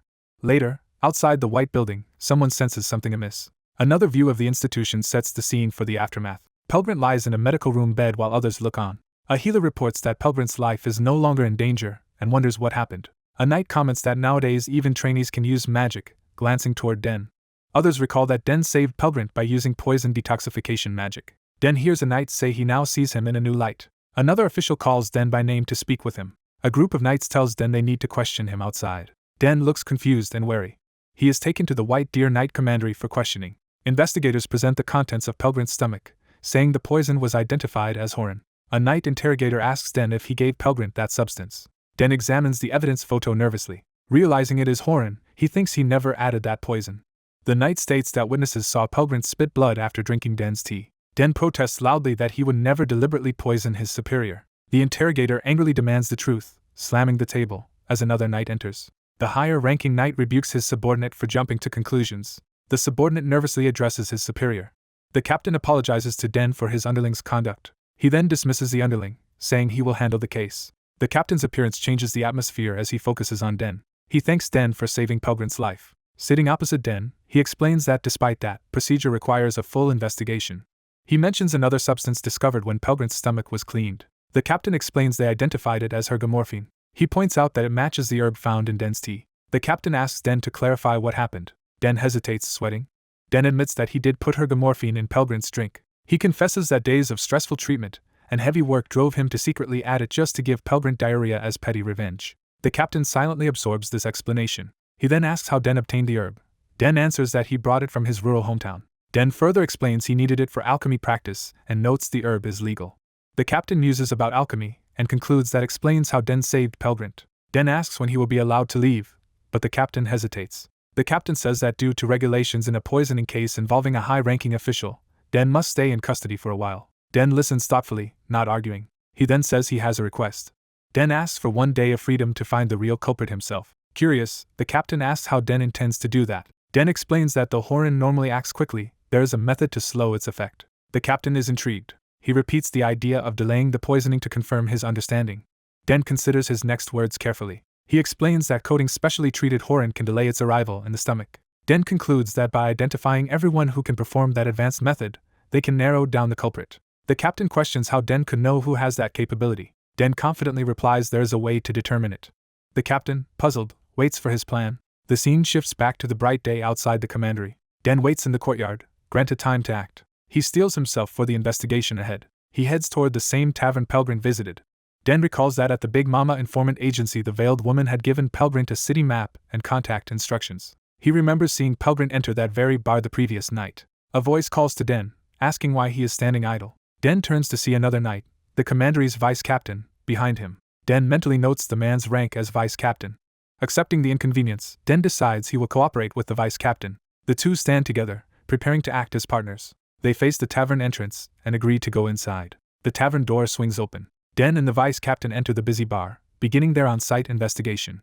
In a tavern, various patrons eat while a bald man chats and a waiter serves drinks. The brown-haired protagonist and his silver-haired companion enter the establishment. At the bar, the bartender is asked for a drink and inquires what the customer wants. The protagonist orders a special drink called Mother's Blessing, surprising the bartender. Asked about appetizers, the protagonist orders fried back meat while another patron comments that back meat smells.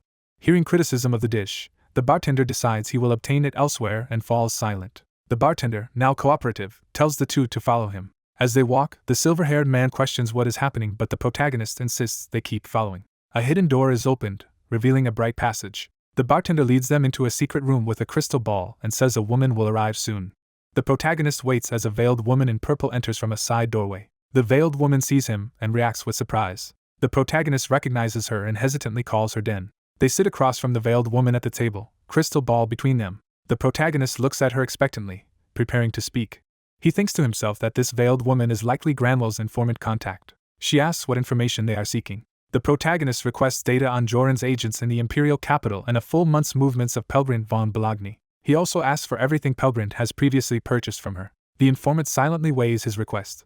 She remarks that she did not expect Pelgrin to have trained a successor, which confuses the protagonist. She agrees to provide all the requested information in exchange for 2 gold coins. The protagonist cheerfully points out the fee to his companion, who is dismayed. Smiling, the protagonist tries to put the payment on the White Deer Knight Commandery's tab, angering his companion. The informant refuses credit, insisting on immediate payment, and the 2 men resign themselves.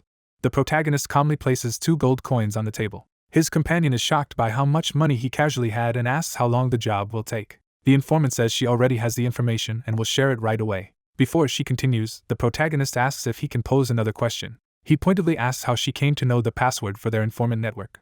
The protagonist stares seriously, not immediately answering her question. She demands 2 gold coins in return for that answer. The protagonist smirks and says he will reveal it if she pays him 2 gold coins. The informant silently studies him. She narrows her eyes, intrigued and suspicious.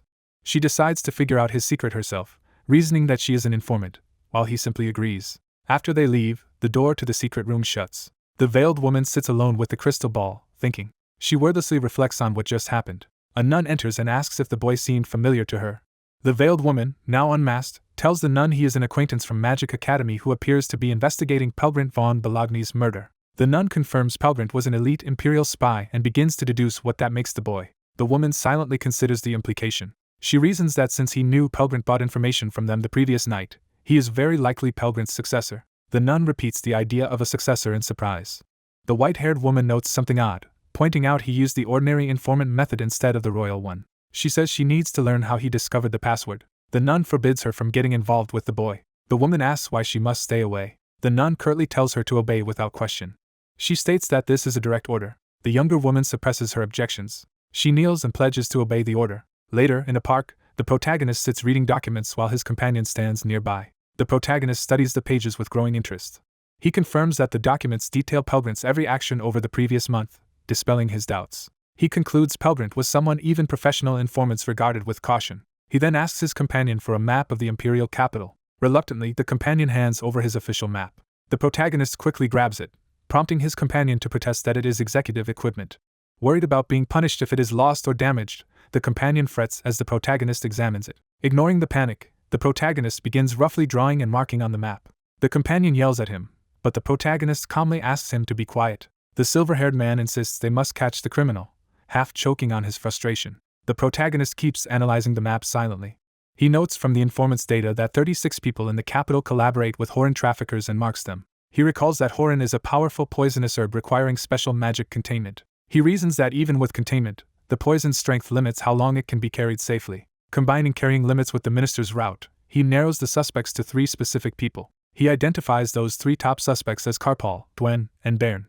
His companion suggests they head out to follow this lead. The companion nervously asks where they are going as the protagonist walks off. The protagonist replies that they are going to catch the criminal. Their search brings them to Karpal's grand workshop building. Inside, the alchemy workshop lies quiet, full of equipment and shelves.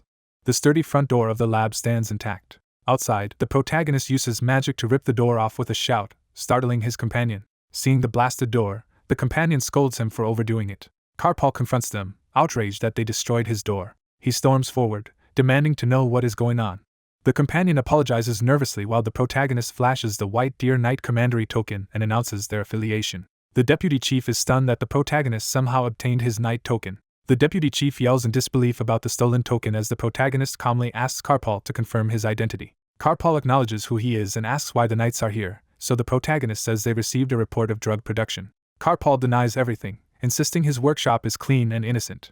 The protagonist replies that they will have to verify that and begin searching, prompting Karpal to panic. As they investigate, the deputy chief quietly accuses the protagonist of using the seriousness of drug crimes to threaten Karpal, and the protagonist notes he understands how severe the penalties are. The protagonist chides the deputy chief for not searching diligently enough. The shelves and cabinets stretch overhead as the inspection continues. The two methodically walk the aisles, checking bottles. The protagonist pauses, eyeing some particular containers. He recalls that sealing Horan's toxins requires acid from a giant Nepenthes and ice troll blood. He reasons that even with magic, the pungent smell of such ingredients would be impossible to fully hide here. Doubting this location, he wonders if the drugs are not actually present. Then he notices something odd near a table and reacts. Karpal watches tensely as the protagonist investigates further. The protagonist asks Karpal to step aside, claiming he senses something behind him, which Karpal nervously denies. The protagonist calls the deputy chief over to inspect the spot. As the deputy chief presses the wall, Karpal panics, shouting that there is nothing there. Karpal orders them to stop just as a hidden mechanism is triggered. The deputy chief opens a concealed space, and both men peer inside. They stare in stunned silence at what they find. Inside the secret compartment lie stacks of erotic books, and someone remarks sarcastically that Karpal has excellent taste. Karpal trembles with mortification and anger at this discovery. From outside, his furious roar tells them to leave immediately. Later, the deputy chief rubs his forehead in exasperation at how things turn out. As they walk away, the deputy chief lags behind complaining about Kiek, while another knight calls for him to catch up. The deputy chief threatens to abandon the protagonist if he steals the token again, vowing prison, while the protagonist casually brushes off the threat. Annoyed the protagonist does not answer respectfully, the deputy chief presses for a response. The protagonist instead focuses on the map and announces they have reached the second suspect, Dwen's workshop. He knocks on Dwen's door. A suspicious hooded man cracks the door and asks who is there. The protagonist confirms it is Dwen's workshop and states they have come with a purpose. The hooded man adjusts his glasses, eyeing them warily. The protagonist suddenly forces the door, shoving Dwen back into the room. Inside, as the protagonist walks in, he states they received a report of drug production and circulation here, shocking Dwen. The protagonist feigns surprise at the mention of drugs to bait Dwen. Dwen angrily rejects the accusation and orders them to leave at once. The protagonist notices a magically sealed door within, remarking on Dwen's heavy use of security magic. He charges the barrier, dramatically shouting "Open Sesame." Dwen screams in outrage, calling him a bastard. Dwen clenches his teeth, realizing what is about to happen. The protagonist, now inside, looks confused by what he sees. Beyond the broken wall lies a storage room filled with barrels, making him question the contents. The deputy chief peers into a barrel. Inside is a swirling purple liquid, which he hesitantly identifies as drugs. Dwen grimly admits they have been caught. Surrounded by armed henchmen, he notes only the 2 knights came, hinting at overconfidence. He orders his men to kill the intruders. The deputy chief draws his dagger, cursing that they did not anticipate hidden thugs. He tells the protagonist to stay close so he can protect him. The protagonist says such protection is unnecessary, confusing the deputy chief. The deputy chief turns and sees the protagonist calmly wearing a gas mask. Startled, the deputy chief demands to know what he is doing. The masked protagonist readies a metal canister. He rolls the canister toward the gang while remaining near the barrels. The thugs watch the object clatter across the floor toward them. Dwen and one subordinate stare at it in puzzlement. The canister suddenly releases a massive cloud of gas. From outside, the building is engulfed in the spreading gas plume. The gas fills the workshop corridors and rooms. The lab becomes a fog of choking fumes. One by one, the henchmen collapse unconscious. Dwen and his remaining accomplices also succumb and fall. The deputy chief lies on the floor asleep, unintentionally taken out as well. The masked protagonist tells the sleeping deputy chief everything will be resolved by the time he wakes up. Later, more knights gather outside Dwen's workshop. Inside, they find the criminals sprawled on the ground and secure the scene. Senior knights discuss the incident, concluding that poisonous gas from a failed alchemy experiment appears to be the cause. Seeing unconscious workers on the floor, another knight says they seem to be regular staff of the workshop but that their identities will be formally verified. 3 uniformed men discover someone lying unconscious and react in surprise. They realize the sleeping person is their vice captain. The captain panics and desperately tries to wake the vice captain. A subordinate points out that there is a piece of paper on the vice captain's chest. The captain notices the note, and a rose placed on the unconscious man. The note explains that the vice captain fell asleep here while fighting a drug criminal, leaving the captain confused. In a flashback, the vice captain, already drowsy, complains about someone drawing on a map. Still half asleep, he mutters that he will also be punished. Returning to the present, the men watch the vice captain mumbling in his sleep. The captain and his subordinate look at each other, processing the situation. Elsewhere in the building, someone remarks in disbelief that the vice captain really fell asleep, as others lie unconscious around him. Time passes and we see the exterior of an ornate building under a clear sky. A cloaked figure steps lightly onto a rooftop. The same figure stands on the roof edge, surveying the building. He notes that his disguise magic has been improved and muses about calling his mask an upgraded version. Wearing the mask, he quietly opens a high window to slip inside. From a balcony, he scouts an empty, luxurious office below. He suddenly notices something that surprises him. His gaze lands on a strange plant sitting on a nearby ledge. He recognizes the plant as Nepenthes. Alarmed, he wonders how the dangerous plant survived when he thought it had been killed. Overhearing from above, he listens as 2 men below discuss that a civil servant trainee has been arrested as the suspect, hoping to pin all crimes on him. The conspirators say that if the scapegoat takes the blame, they will not need to flee, though they admit the outcome is uncertain. A refined man reassures them that even if things go wrong, their master will provide new identities. One conspirator laughs, pleased by this assurance. As that man relaxes, the masked thief silently appears behind him. The conspirator senses something and turns, puzzled. The thief kicks him hard, knocking him out. The refined man reacts in shock as his ally is sent flying. Realizing the danger, the refined man panics. He is quickly bound tightly with ropes. Dangling and tied, he demands to know what is happening. The thief stands before the captive and ominously asks what else could be happening. He introduces himself as a grim reaper who has come to take the captive. Terrified, the captive demands to know who he is and insists on being freed. The thief notices the crest badge on the man's chest. Grabbing the man's clothes, he is questioned about what he is doing. The thief's eyes widen in recognition. He focuses on the wolf emblazoned crest, puzzled by it. Meanwhile, in another room, a nobleman stands by a window, deep in thought. Close up, the nobleman looks tense and uneasy. A mysterious armored woman behind him teases him for being restless. She, called Scorpion, guesses that their scheme has gone awry. The nobleman angrily blames her, saying their current mess happened because everyone was busy dealing with the hunters pursuing her. Scorpion calmly counters that he is the one who was discovered, not her. She then coolly announces that since their business together is over, they should part ways, causing him to protest. Growing desperate, He asks what she wants as payment for eliminating the hunter that pursued her. She hints that he already knows what she wants and tells him not to pretend ignorance. He hesitantly identifies her demand as the sacred artifact known as the goddess's blessing. He stammers that the artifact was stolen earlier by a thief named Lupin, and she mocks him for still failing to capture that thief. She replies that if he no longer has it, there is nothing she can do to help him. She adds that she will simply take whatever she feels is owed to her by her own judgment. Alarmed, he begs her to wait, fearing the consequences. Shouting after her as she departs, he warns that if he is caught she will also suffer. Outside, Lupin stands on a rooftop overlooking the mansion grounds. He gazes out over the city from the roof, cloak billowing. He concludes that the mastermind behind the incident is Marquis Valtine. Later, Lupin interrogates the tied-up refined man, who confirms that Marquis Valtine ordered him to learn alchemy and poison Feldrand. The captive insists he merely followed orders and knows no more details. Begging for release, he asks Lupin to let him go. Lupin considers, then reaches for his gas mask. Mask on, he coldly states that wrongdoing deserves punishment. The captive stares in confused fear at the masked figure. Elsewhere in the building, a lone armored guard stands watch in a hallway. The guard looks bored while on duty. Sparkling motes of magic begin drifting toward the guard, catching his attention. His vision swirls as the magic takes effect. He collapses to the floor, knocked out. His unconscious body is silently dragged aside. Lupin stands over the sleeping guard's body. Removing his gloves, Lupin readies himself after neutralizing the guard. He resolves that before sunset he must find solid evidence proving Marquis Valtine's involvement. Remembering that one room contains a vault, he heads there to search it. Opening the door, he figures he will likely find something incriminating inside. Entering, he pauses when he notices someone else already in the vault room. Scorpion is there in front of the safe, remarking that unauthorized people are not allowed in this place. Lupin silently takes in the unexpected encounter. Scorpion turns, asking what he is doing here and addressing him as Mr. She then inquires what brought him to this room. Lupin watches her warily, saying nothing.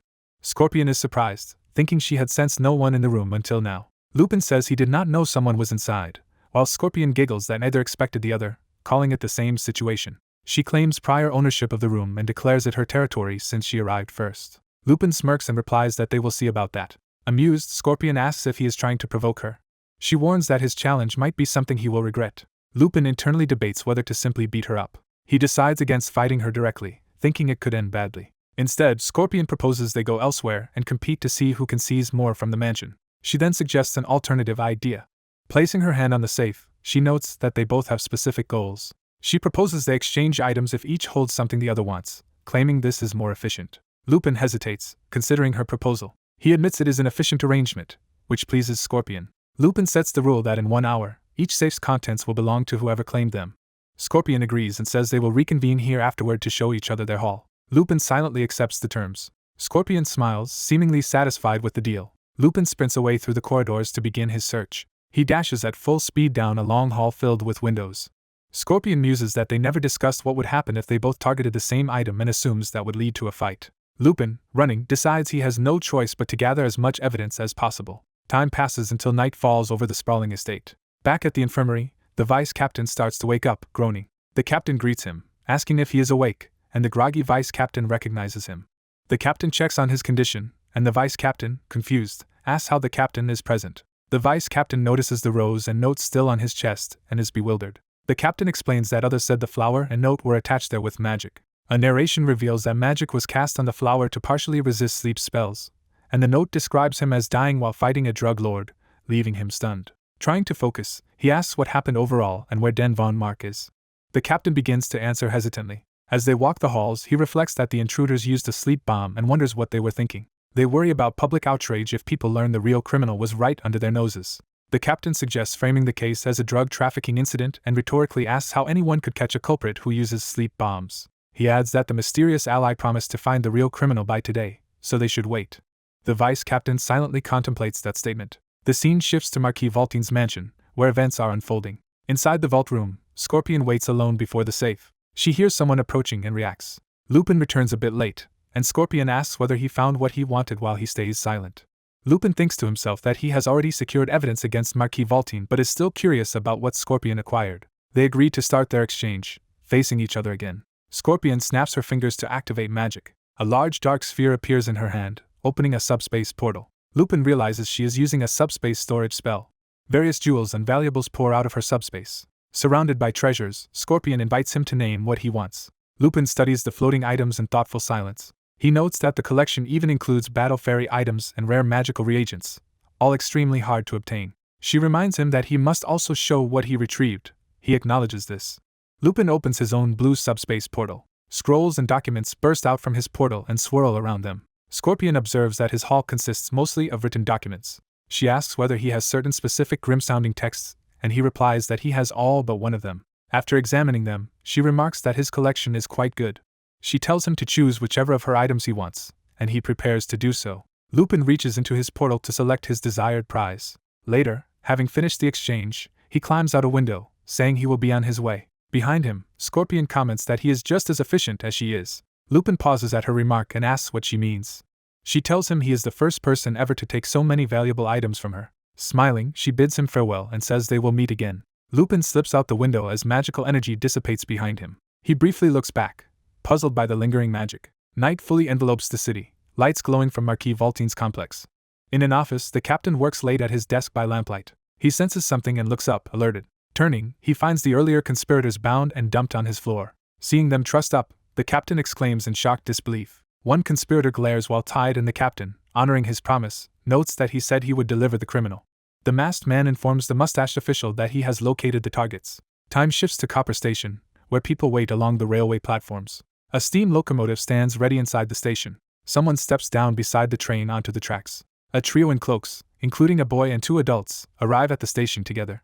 The woman in red smiles pleasantly as they stand there. Looking over a snowy city, someone remarks that this is where their beloved youngest resides. That evening, the mustached man hands over evidence, and the captured criminal and accomplice. With the case turned over to the White Deer Knight Commandery, their work will continue it. Despite his efforts, the protagonist is bewildered that something still went wrong.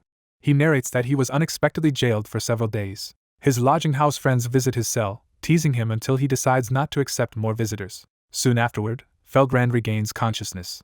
Felgrand has little to say when they meet, but he offers the protagonist a smile. Only later, on receiving training result papers, does the protagonist realize what that smile meant. He discovers he earned a perfect training score. Seeing Felgrand beaming kindly, he wonders if his teacher was always this pleasant. The scene shifts to the training center, where the next stage begins. Trainees gather in a lecture hall as the protagonist enters. He finds a seat among them, settling down for the briefing. On the desk he notices several documents with photos. Those papers are invitations from various magic towers, such as the Green and Stone Towers. He explains that after office training ends, trainees proceed to training in the magic towers. That is why everyone has assembled in the hall, to receive tower assignments. Narration explains that within the Empire, magic towers serve as workplaces for mages. These towers are government-supported centers where magical research is conducted and supervised. Government officials are dispatched there to oversee the mages. Their role is ensuring that magical research does not threaten the nation. The bearded teacher greets the protagonist and asks if his situation turned out well. The protagonist thanks him for visiting earlier, and they agree matters could have ended badly. They fall silent as the instructor for assignments enters the classroom. The instructor announces that 23 magic towers have applied to host trainees this season. She explains that some of these are famous great towers, while others are relatively unknown. To ensure fairness, she says placements will not be based on grades. Instead, everyone will be assigned randomly. The bearded teacher notes this must disappoint the high-scoring protagonist, who responds vaguely. The protagonist assures him he is not worried, claiming to have good luck. Internally he corrects himself, thinking that his sharp eyes matter more than luck. He reveals he can see through the opaque lottery box using transillumination magic. Using that vision, he deliberately selects the ball for the esteemed Red Magic Tower in the capital. He announces his assignment to the Red Magic Tower. His older roommate Flam also draws the Red Magic Tower and rejoices, believing his dream foretold it. The protagonist muses that it is actually Flam who benefited from his manipulation. The story jumps to a snowy capital city under clear skies. Footsteps echo as visitors approach an imposing compound.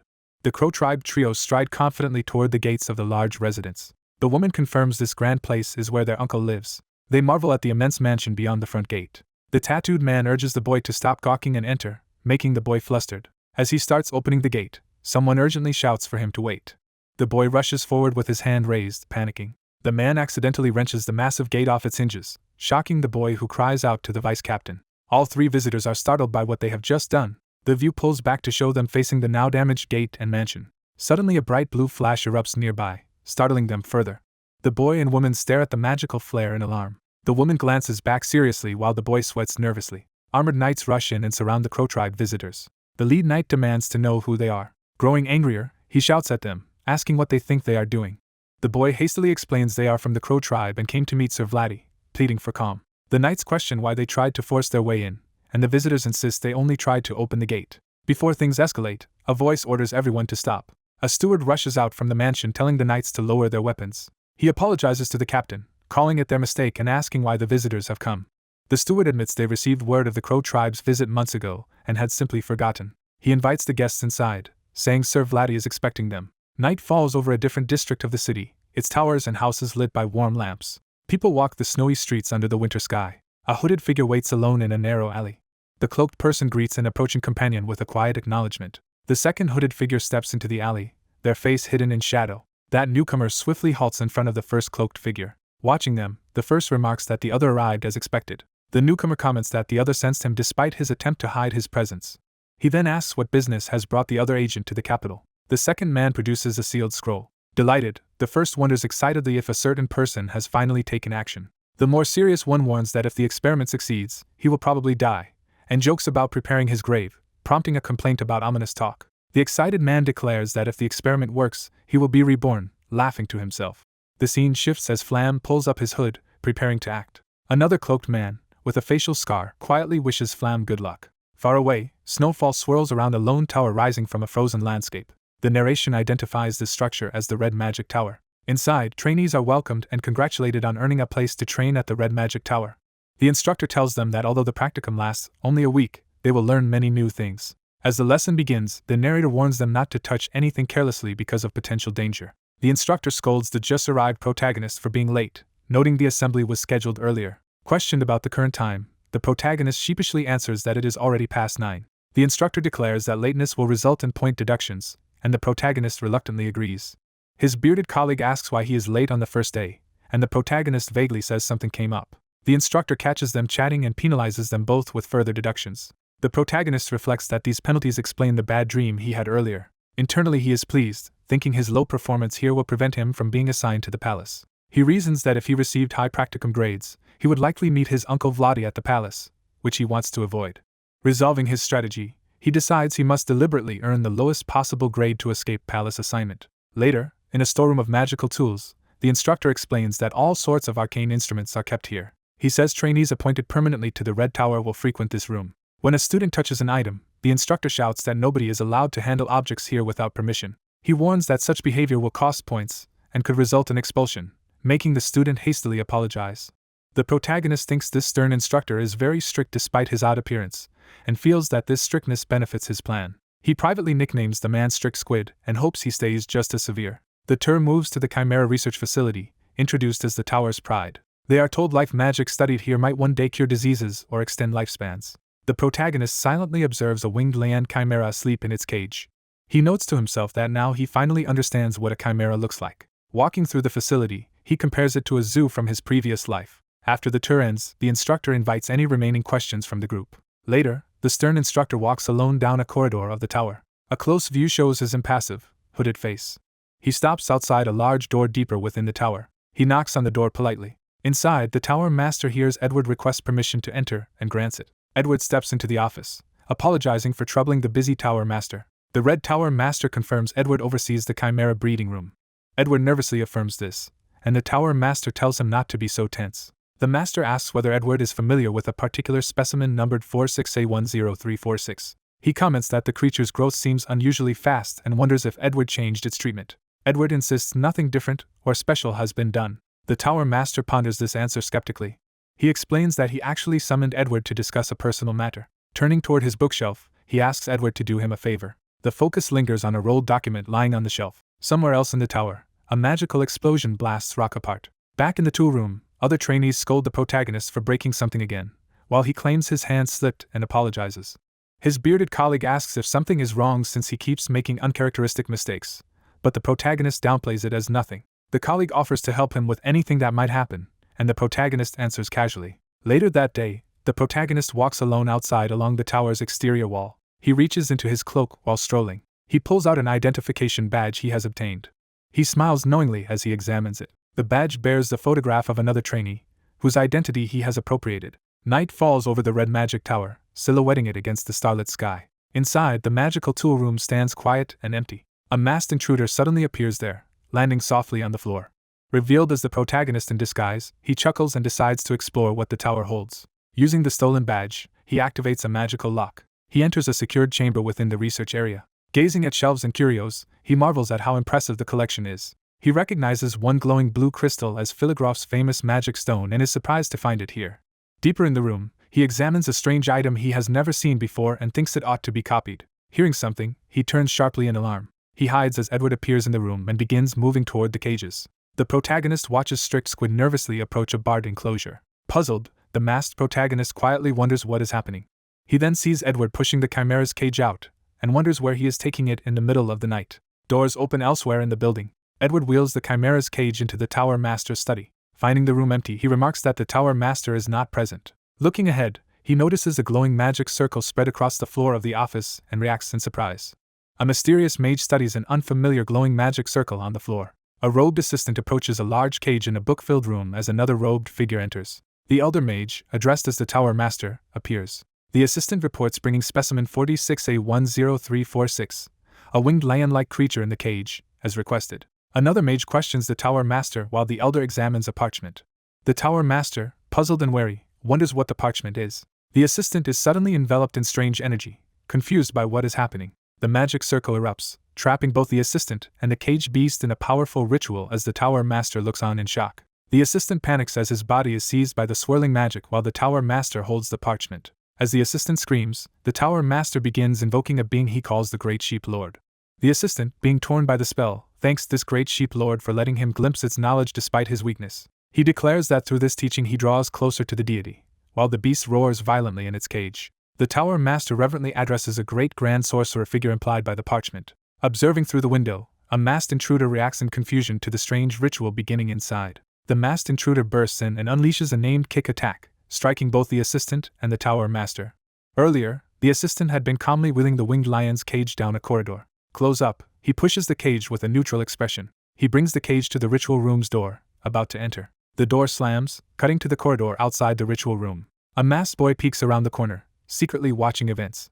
He silently studies the situation with a serious look. Outside, the scene shifts to the tall magic tower under a starry sky. From the office interior, the assistant stands near the window unaware that the masked boy clings outside watching him. The boy hangs upside down from the window, spying into the room. From his vantage point, the boy realizes this room belongs to the Magic Tower Master and identifies the elder mage as that master.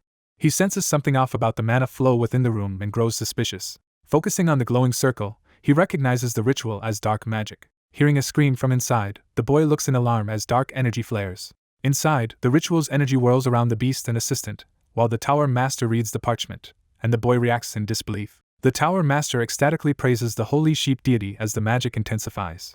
The assistant proclaims he is one step closer thanks to the teaching while writhing in the spell. The Tower Master begins addressing a great mage again, but is interrupted as the situation changes. The intruding boy crashes in with another hectopascal kick, knocking the assistant away from the ritual circle. The assistant lies battered on the floor, dazed from the blow. He collapses unconscious while the Tower Master still holds the parchment amid fading energy. The Tower Master, sweating and speechless, turns in shock. The masked boy appears in the room amidst lingering smoke, demanding to know who the Tower Master is. The boy confronts him, asking why a Magic Tower Master is using forbidden dark magic, leaving the elder flustered. Accusing him further, the boy demands to know what he planned to achieve by sacrificing the beast he calls Strict Squid, while the Tower Master stammers. Suddenly the parchment glows red, and the Tower Master is overtaken by a sinister power. Red energy from the parchment surges into the caged beast and fills the room, startling the boy. The winged lion becomes possessed, its eyes glowing red as it roars in rage. The beast continues roaring, fully enraged and empowered. A blast of red energy shoots from the tower, signaling the unleashed power. Smoke and shockwaves fill the area, obscuring figures within. Outside amid the chaos, the masked boy staggers, wondering what just happened. He notices a shadowy figure approaching through the swirling debris. Realizing the danger, he dashes forward, determined to respond. As explosions erupt behind him, he charges while shouting in exertion. His foot slams down as he braces for combat.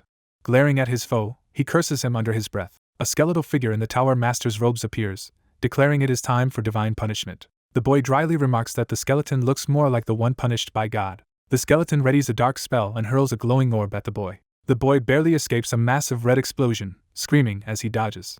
Recovering outside, he grips his staff and prepares to counterattack. He rockets toward the skeleton on a jet of flame or mana, shouting for his enemy to take the attack. The skeleton braces itself as red power surges around it.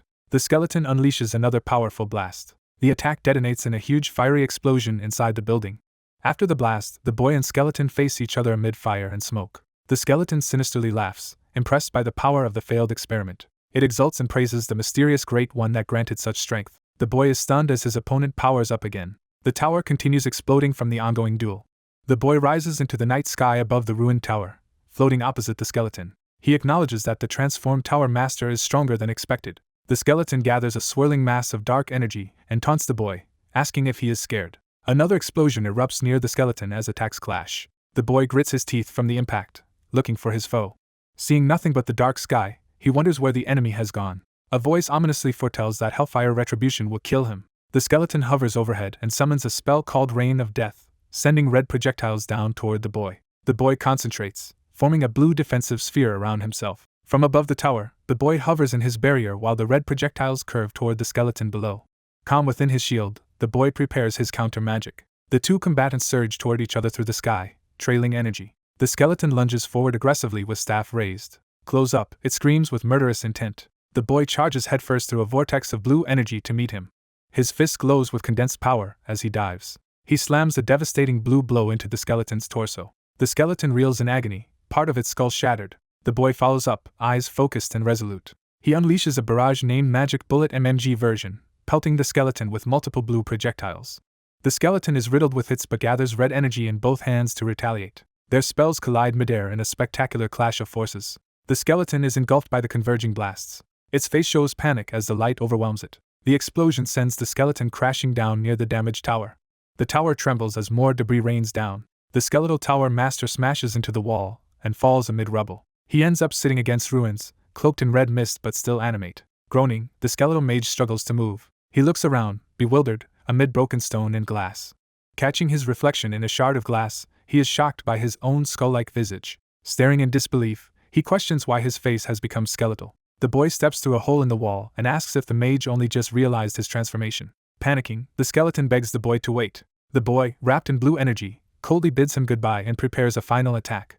A massive blue blast strikes the tower, causing another huge explosion. The structure's wall is blown open, revealing the starry sky beyond. Inside, the floor is left in ruins, strewn with debris and smoke. As the dust settles, the mage's fading thoughts reveal he sought forbidden knowledge to gain a healthier, more passionate life. Lying broken in skeletal form amid the rubble, he laments that he instead ended up with a dying body. His skull begins disintegrating into dust, signaling his true death. Watching the dissolution, the boy concludes that the mage was already effectively dead. The boy stands silently, expression unreadable, over the fading remains. He then turns toward the gaping hole and looks out at the night sky as rubble drips around him. Outside, the shattered magic tower continues crumbling in the distance. Back at the academy grounds, students gather and stare up in horror at the collapsing tower. As the tower tilts and falls, they scream and scramble to get out of the way. Among the crowd in school uniform, the boy feigns ignorance, wondering aloud why the magic tower is collapsing. Nervous but trying to act casual, he laughs weakly. Watching the still burning stump of the tower, he reassures himself that everything should be fine even as more stones fall. The scene shifts to the Grand Royal Palace under clear daylight. Later, in a secret palace corridor, Denberg travels with his uncle and companions toward a hidden meeting room. Den asks his uncle if this dingy passage really leads to the palace, confused by the clandestine route. His uncle explains that all outsiders must use this covert path to reach the secret meeting room so it can be sealed off quickly. He then asks Denberg if there has been any progress finding Den, and Den nervously admits there has not. Pressed further on whether he has even searched, Den stammers that he has. The uncle cheerfully says that if everyone works together they will find Den, laughing boisterously while the others fall silent. A stern officer tells them to quiet down. Another official, waiting ahead, remarks that their voices were audible even inside the meeting room, and the uncle sheepishly agrees. The officer notes that the man looks exhausted and asks what is wrong. The uncle reveals that someone destroyed the red magic tower the previous night, surprising the group. The white-haired officer brusquely says they should hurry up with the matter since he is busy. The narrative briefly shows the palace exterior in daylight. Inside the meeting room, the king warmly welcomes the visitors and invites them to sit. Denberg reacts nervously, addressing the king with formal respect. Flustered, he overpraises the king's benevolence and insists he is unworthy of such attention. His uncle sprawls casually on the table, saying the palace manners are unnecessary here. From above, we see everyone around the table as the uncle urges them all to relax. The white-haired officer announces they will now discuss Denberg Blade's runaway from home. The king asks about a portrait of Denberg, and the uncle produces one. The king examines the portrait with a puzzled hum. The picture shows Denberg's face, and the king comments that the nephew looks as young as described. Another relative bursts out laughing, questioning if this really represents the youngest child. They all agree the portrait looks nothing like Denberg and remark on how different it is. Proudly, the uncle unveils his own comical drawing of Denberg, claiming it is a much more accurate likeness. The family enthusiastically confirms that the second caricature truly resembles Denberg. Denberg and another relative compliment the uncle's improved drawing skills, while the king sits speechless. The king decides they must delay the serious part of their meeting for a while longer. The scene transitions to a distant, snow-covered ruined tower in a frozen landscape. In a snowy town, guards hold back a crowd as people gather to look at the destruction. Among the onlookers stands a hooded, scarred man with one eye, calmly observing. He closes his eye in thought, expression grim. Then he turns away, slipping through the crowd as another man notices. Passing the rubble where workers and soldiers clear debris, the hooded man mutters that someone was a foolish bastard. The chapter ends with a peaceful view of hills and clear sky, contrasting the earlier chaos. A distant explosion erupts in the forested hills under a clear sky. A swordsman faces down a charging giant rhino-like beast at close range. The swordsman leaps high as the beast crashes past beneath him. In midair, the injured swordsman raises his sword to strike decisively. He slashes down the beast's side, making it howl in pain. He propels himself back into the air for another attack. Spinning with his sword, he unleashes a powerful circular slash toward the beast. Focused, he prepares to finish the foe with his next move. Windy sword energy engulfs the beast as he keeps slashing. He drops from above, delivering a final heavy blow that carves into the beast. The beast collapses defeated while the swordsman approaches, fist clenched. Calm again, he sheathes his sword. He looks ahead with a composed but slightly bloodied expression. An elder woman appears and asks if he has finished hunting. He recognizes her as Elder Mirpa. The elder considers his work with a thoughtful hum. She comments that he has cut up valuable game animals. He apologizes for his lack of skill, and she reassures him that this is how he learns. She reminds him that the New Year's festival in the imperial capital is approaching, and he asks how it differs from their town's festival. She answers vaguely that it is both different and the same, leaving him confused. The elder smiles mysteriously. She explains that the enjoyment and the fighting at the festival are the same everywhere. In another world, an office worker in a suit sneezes loudly. Walking the corridor with a coworker, he wonders if someone is talking about him behind his back. They split up their work, agreeing to meet again soon. The younger man watches his coworker go ahead while carrying a stack of papers. He narrates that he is now working in one of the central departments of the palace. He recalls that training at the Magic Tower ended abruptly because of an incident. Thanks to accruing penalties, his grade there dropped to the level he wanted, though it is still rather high. Now in the last part of his training, he handles festival cargo and packages. He explains that this department manages events and foreign state personnel affairs. He is currently being trained specifically for duties during the New Year's festival. Trying to earn more penalties, he clumsily knocks over a pile of boxes, shocking a supervisor. When scolded, he offers a sheepish apology. While being yelled at for causing yet another mess, he thinks about purposely lowering his evaluation further. Time passes and the story shifts to a grand imperial city with carriages in the streets. A close view shows a carriage rolling through the city. Inside, a young king or prince in uniform sighs as he travels. His advisor asks why he is sighing, but he tells him not to worry about it. The advisor urges him to share any problems, while he remains silent and pensive. Their carriage proceeds through the city streets toward grand buildings. The carriage door opens at their destination. The royal figure steps out, staff around him bowing respectfully. He looks around his surroundings with a serious expression. Arriving at an impressive complex, he confirms that this is the temple. An official offers him a ceremonial staff to hold. He doubts whether he really needs the staff. The official explains that the staff symbolizes a gentleman, and that appearing without it here would be rude, so he reluctantly accepts. The scene highlights the temple's imposing exterior. Inside, a high-ranking cleric warmly welcomes the royal visitor to the temple. The royal thanks Cardinal Fernando for greeting him, and the cardinal replies courteously. The cardinal invites him to follow deeper inside. The royal silently scrutinizes the cardinal. Narration introduces Cardinal Fernando as the hardline leader within the temple. It is explained that most temple members resent the royal family for diminishing the temple's former glory. However, the royal notes that such hostility is not visible in Fernando, making him seem hypocritical. The narration concludes that Fernando's polite demeanor hides hypocrisy. The royal explains that he came to request that Saintess Healy's attend the New Year's festival. He believes that if she blesses the empire's future during the festival, it will benefit the royal family politically. He worries whether Fernando will allow such a request. Fernando listens silently, not revealing his stance. Evening falls over the city buildings. Elsewhere at dusk, two trainees spar with wooden swords outside an academy. One trainee launches an aggressive overhead strike. The white-haired trainee blocks the attack firmly. The white-haired trainee praises the other for becoming stronger. The other happily asks if that is really true. They resume sparring energetically, noting that both have grown stronger. The green-haired trainee presses forward with another attack. Their clash escalates, blue and orange auras flaring as they collide. The green-haired trainee strains, gasping in effort. The white-haired trainee counters with a powerful, aura-filled swing. Their weapons collide, releasing a burst that snaps one of the wooden swords. The broken piece spirals through the air. The shattered blade slams into the ground, ending the bout. The green-haired trainee concedes defeat, saying he cannot beat his friend. Their observer comments that the outcome is unsurprising and praises the victor. Den arrives and asks why a duel started so suddenly. The green-haired trainee tells Den he plans to enter the New Year's festival combat competition. The white-haired trainee excitedly declares he will enter too and intends to win. They mention that Den also learns swordsmanship, though he says it is only for self-defense. Curious about Den's ability, the white-haired trainee invites him to duel. The green-haired trainee abruptly claims he is tired to avoid another match. Den quickly excuses himself and runs off. Watching him leave, the two trainees assume he must truly be exhausted and wish he had stayed longer. They decide to have one more practice duel between themselves. That night, the palace is shown as someone remarks that the royal could not even mention the saintess to the temple. Inside a lounge, the royal asks another official if there is any alternative way. The official says there is one possible approach. He recalls that when the saintess previously came to the capital, she was accompanied by 3 individuals with red eyes.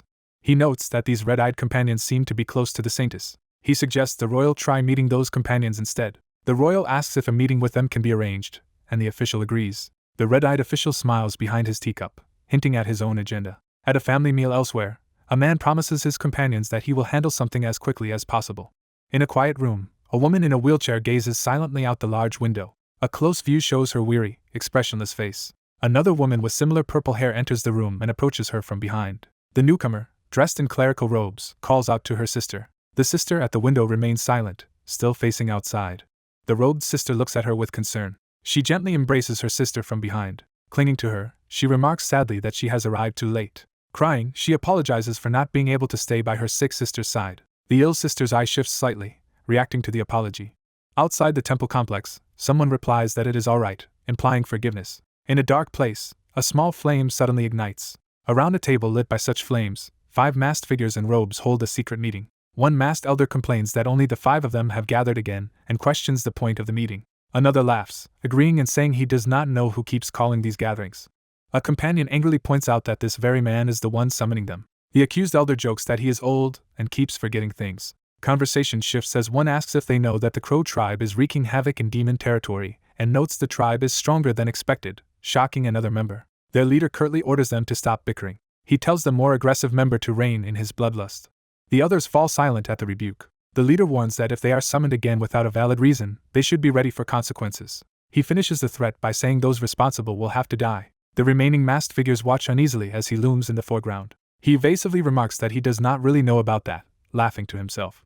The scene returns to a snowy city building under a clear sky. Inside, the royal asks a marked man if he can help arrange a meeting with the saintess. The man with the forehead mark grins and says it will be easy. He adds that he will simply ask her, and the royal gratefully requests the favor while the man laughs off the need for politeness. The marked man departs, promising to contact the royal as soon as possible.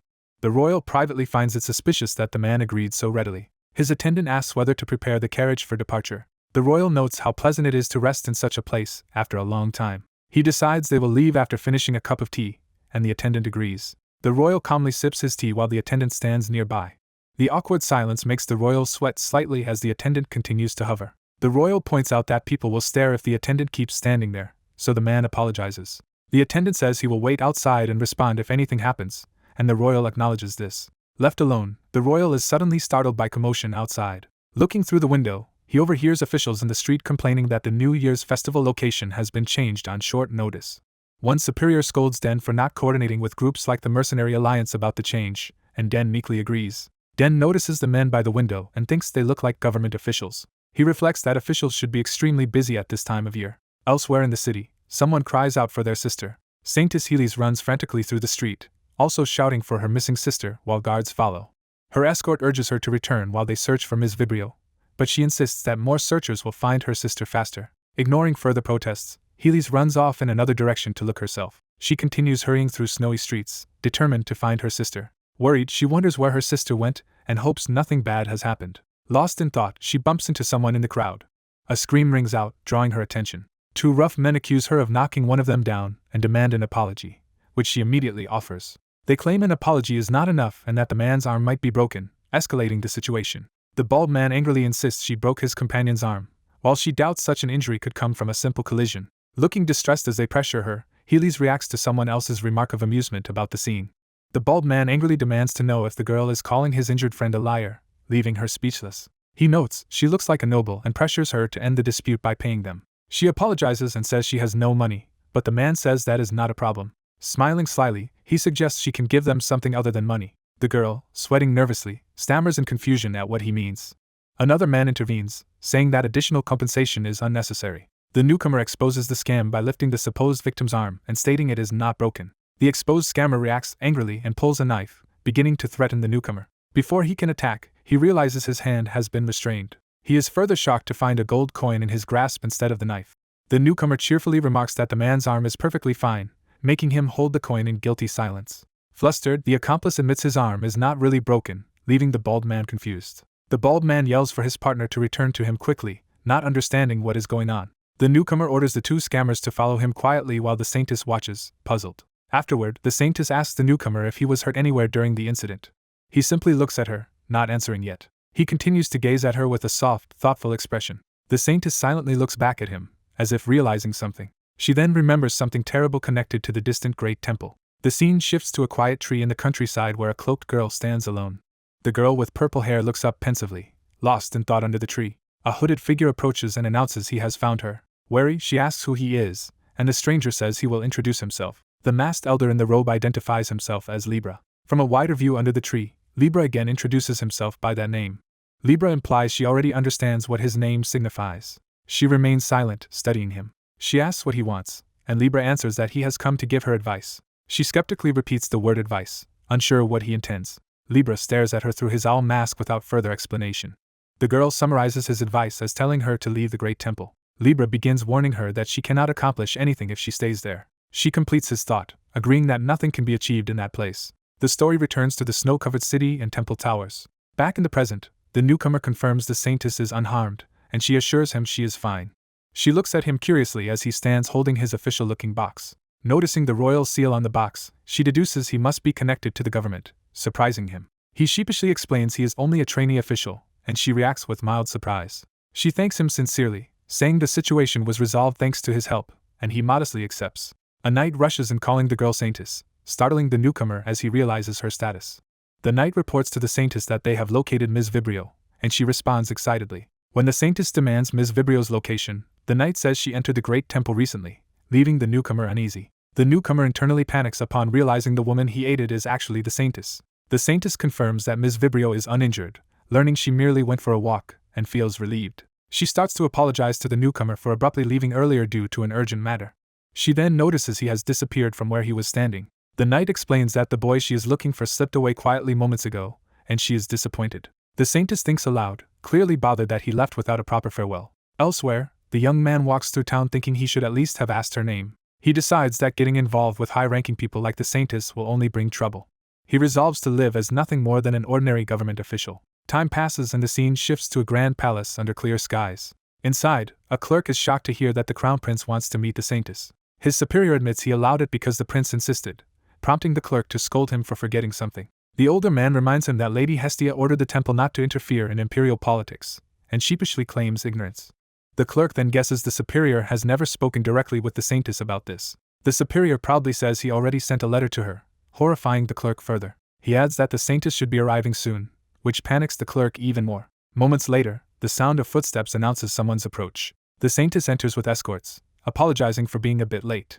The two men exchange nervous looks as they realize she has indeed come. From outside the palace, the scene cuts to someone greeting her with a somewhat awkward hello. Snowy rooftops and mountains set the backdrop for the city as the festival day arrives. Colorful flags and crowds fill the streets of the festival. The festive street bustles with people walking beneath the banners. Citizens gather before the great temple for the New Year festival. Inside, ceremonial doors to a grand hall are ready to open. Attendants slowly open the doors to reveal the bright sky and balcony beyond. Outside, the crowd cheers up at the temple balcony. The saintess appears in full regalia, serene and radiant before the people. From inside the hall, nobles watch her walk out to the balcony. A blond man in uniform, likely the crown prince, smiles confidently. The city revelers cheer even louder at the saintess's appearance. Far away, robed figures watch the temple from a high vantage point. Two masked cultists stand by a bell tower, observing events below. One asks if the other will stop Libra, but the other replies he cannot predict Libra's plans. The first cultist concludes that Libra must be targeting the saintess. The other agrees that the New Year festival presents an ideal opportunity. The masked leader insists they must stop Libra because the saintess is central to his own schemes, but says the timing is not yet right. The other cultist grimly notes that if the saintess dies, everything is over. The leader turns away, implying many people will probably die during Libra's attempt. A view of the Great Temple underscores the potential large-scale catastrophe. Meanwhile, the Saintess looks over plans or a map, declaring that her aim is to protect another woman. The scene shifts to a packed stadium prepared for tournament battles. The audience roars enthusiastically, filling the stands. The crowd cheers as fighters take their positions on the arena floor. A burly warrior charges with his sword raised to attack. A green-haired swordsman meets the strike, locking blades with him. Focusing intensely, the green-haired fighter readies a counterattack. The larger opponent raises his sword for another heavy blow. He suddenly cries out as he is struck. The green-haired swordsman dodges and counters with a powerful slash. Determined, he presses his advantage. His opponent is knocked to the ground, defeated and yelling in pain. The announcer declares that Rhys Vaughn is the victor. In the stands, a red-haired girl and others cheer joyfully for his win. The red-haired girl confirms this is the 16th round, and her white-haired friend notes prize money begins from this stage. The girl gleefully tells her brother Rhys Vaughn he must buy her a birthday present with his winnings. A white-haired boy comments that her confidence may waver once she learns who Rizvan's next opponent is, prompting her to ask if it is Alfonso. Back in the preparation room, Rhys Vaughn walks among other fighters, sword in hand. A stern warrior compliments his swordsmanship as better than expected. Rhys Vaughn modestly thanks her for the praise. The red-haired woman finds him humble as well as skilled. She then says they should get along, leaving him puzzled. Outside, Alfonso explains to the girls that Rhys Vaughn is viewed as a strong contender for the championship. In the waiting room, the announcer reveals that Rizvan's next opponent is the red-haired warrior. She is introduced as Platinum Party's fearsome fighter, Bloody Roseleys. Alfonso repeats to the audience that Rhys Vaughn must now face Bloody Roseleys, a favorite to win. He emphasizes again that she, Bloody Roseleys, is Rizvan's upcoming opponent. Both girls fall silent, realizing the difficulty of Rizvan's next match. The white-haired girl asks Alfonso why he is in the stands if he was also competing. Alfonso begins to hedge, embarrassed. A flashback shows he was disqualified for using magic in the preliminaries. The white-haired girl reacts in exasperated disbelief. Alfonso shrugs it off, insisting that regardless, Rhys Vaughn has already made it into the top 16. The crowd's roar draws their attention back to the arena. The announcer declares the start of the top 16 matches as Rhys Vaughn and Roseleys face each other. Rhys Vaughn is introduced to the crowd as this year's promising rookie. His opponent is announced as last year's champion, the terrifying Roseleys. She strides onto the field, axe in hand, as Platinum Party's Bloody Roseleys. Rhys Vaughn readies his sword nervously while eyeing her. Roseleys tells him not to be so tense. Smiling with feigned confidence, she suggests he treat the duel as harmless fun. Rhys Vaughn laughs uncertainly, wondering if he can really be that relaxed. Roseleys abruptly ends the banter, leaping in to enjoy the fight herself. She slams her weapon down with explosive force, shattering the arena floor. The impact tears a crack toward Rhys Vaughn as she drags her axe, testing him. She is surprised when her initial blow does not finish him. She then sees Rhys Vaughn still standing at the far end of the fractured ground. Impressed by his resilience, she declares that she likes him. Outside, crowds continue to stream around the Colosseum during the festival. Inside, Rizvan's supporters watch the match anxiously. His sister whispers "Big Brother" in growing worry. From her viewpoint, the two fighters clash fiercely on the arena floor. Rhys Vaughn trades rapid blows with Roseleys at close range. He grimaces as her heavy attacks batter his guard. Roseleys notes he is enduring her strikes well and decides to increase the intensity. She launches an even stronger assault, asking how he will handle this next move. A powerful shockwave rushes toward Rhys Vaughn as she swings. He is knocked back hard, crying out in pain. The ground erupts where he lands, but he manages to brace himself. Rhys Vaughn groans, clearly injured yet trying to stay conscious. Roseleys dives from above for another crushing blow, prompting his alarm. Rhys Vaughn counters by leaping and striking head-on against her attack. Roseleys narrows her eyes, recognizing his growing resolve. Rhys Vaughn suddenly surrounds himself with a glowing aura, activating a hidden power. His eyes sharpen as he fully awakens this strength. He darts forward with supernatural speed, blue energy trailing his movements. Roseleys is caught off guard as his empowered strike drives into her guard. Rhys Vaughn flashes past her in a high-speed attack, signaling the true fight has finally begun. Roseleys, the red-haired warrior, braces herself on the arena floor as something happens off-screen. She widens her eyes in shock, realizing something about her opponent. Roseleys glances back calmly at the nervous swordsman who struggles to keep his stance. The green-haired swordsman pants heavily, exhausted but still holding his blade. Roseleys casually asks the swordsman his name, startling him. He hesitantly introduces himself as Rhys Vaughn. Roseleys repeats his name, testing how it sounds. She decides she likes the name, leaving Rhys Vaughn flustered. Roseleys says she will remember Rizvan's name as she powers up with crimson aura. Rhys Vaughn, overwhelmed by her power, gasps in fear. A stern observer silently watches the bout, sweating slightly. Rhys Vaughn charges at Roseleys with a loud battle cry. He screams as he throws all his strength into a desperate attack. Roseleys only smiles confidently at his reckless assault. His attack flies harmlessly skyward, showing how easily she avoided it. Rhys Vaughn is left panting and frustrated while she remains composed. Roseleys watches him steadily, unaffected by his efforts. From the stands, the crowd watches the duel unfold below. A massive barrier pillar slams into the arena, signaling the match's conclusion. Reborn stares silently at his broken sword as Rosalie stands relaxed beside him. He asks Rosalie if she intends to keep fighting. Rosalie answers that the outcome of the match is already obvious. Reborn stays silent for a moment, accepting the reality. He admits defeat to Rosalie. Rosalie chuckles lightly at his straightforward surrender. She rests her axe on her shoulder and extends a hand toward him. Rosalie tells him she enjoyed their match. Reborn smiles, accepting her sportsmanship. The two fighters seal their mutual respect with a handshake. Rosalie thanks Reborn formally for the match in front of the cheering crowd. In the stands, a red-haired girl and her friends watch in surprise and admiration. The red-haired girl proudly whispers about her big brother's performance. An announcer proclaims Rosalie as the first victor of the top 16 and calls for the next match, while a hooded figure slips away backstage. A masked, hooded man with a beaked mask observes in silence. Outside the arena, the day continues peacefully as people gather around. Announcers declare that the awards ceremony for the winners is beginning, led by Saintess Hellas. The crowd is told that the winners should come up to the central stage to receive their prizes. Saintess Hellas warmly congratulates the champions on their victory. Rosalie respectfully thanks the Saintess for the honor. Rosalie approaches Hellas on the red carpet to receive her prize. High above, various spectators including the masked man watch over the ceremony. The masked man stands among them, focusing intently on the events below. He narrows his eyes behind the mask, clearly preparing to act. On the stage, Hellas continues to smile graciously at Rosalie. As Hellas steps closer to Rosalie, something ominous begins to stir. A powerful blue magical disturbance erupts around them, distorting the arena air. Rosalie senses immediate danger and shouts a warning. Blinding blue beams crash down into the arena, sowing chaos among the spectators. Guards cry out in panic for the Saintess as the explosion hits. In the stands, people scream and flee while the masked mage stands calmly with his staff. The masked man grips his staff, clearly revealed as the attacker. Purple smoke covers the arena floor as shadows of intruders approach through it. When the smoke clears, Rosalie stands protectively in front of Hellas, blocking spikes that erupted from the ground. Rosalie glares at the attacker, demanding to know what is going on. The masked man admits he is surprised by her intervention. He pauses, silently reassessing the situation. Elsewhere in town, people gather at a festival square, unaware of the attack. Two organizers calmly discuss that today's event documents were checked and submitted to the temple according to plan. One organizer suddenly looks up, alerted by distant commotion. Hearing the noise from the arena, they remark that the finals must have just ended.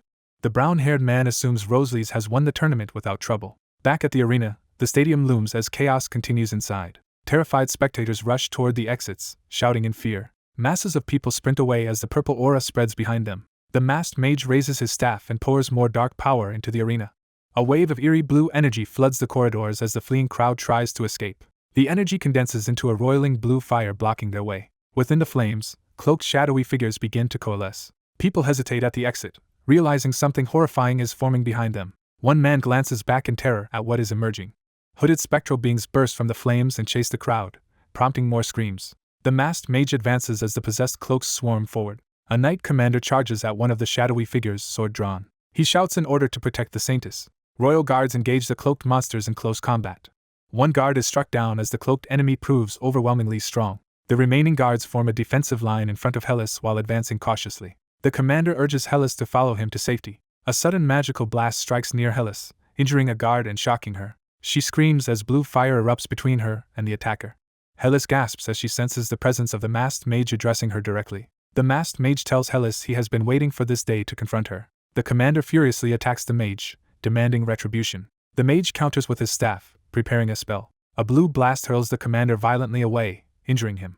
He writhes in blue flames, screaming as Hellas looks on in horror. Hellas is left shaken and speechless, clutching her chest. The masked mage calmly steps up to Hellas, looming over her. He warns her that she should come quietly with him. He adds that resisting means risking death on the spot. Before Hellas can reply, another hooded figure interjects that those threatening words are his own. Rosalie drops from above, swinging her axe toward the mage's head. The mage blocks the blow with a magical shield, deflecting her attack. Rosalie recoils, startled that her strike was stopped. The mage mocks her, asking if she knows who she is challenging as they clash weapons. Rosalie strains against the magical force, crying out in pain. She regains focus, determined to continue fighting despite the pressure. A powerful blue shockwave from the mage blasts toward Rosalie, knocking her back. Rosalie grits her teeth and rushes forward again, refusing to yield. She unleashes a massive ground-shattering swing that sends debris flying toward the mage.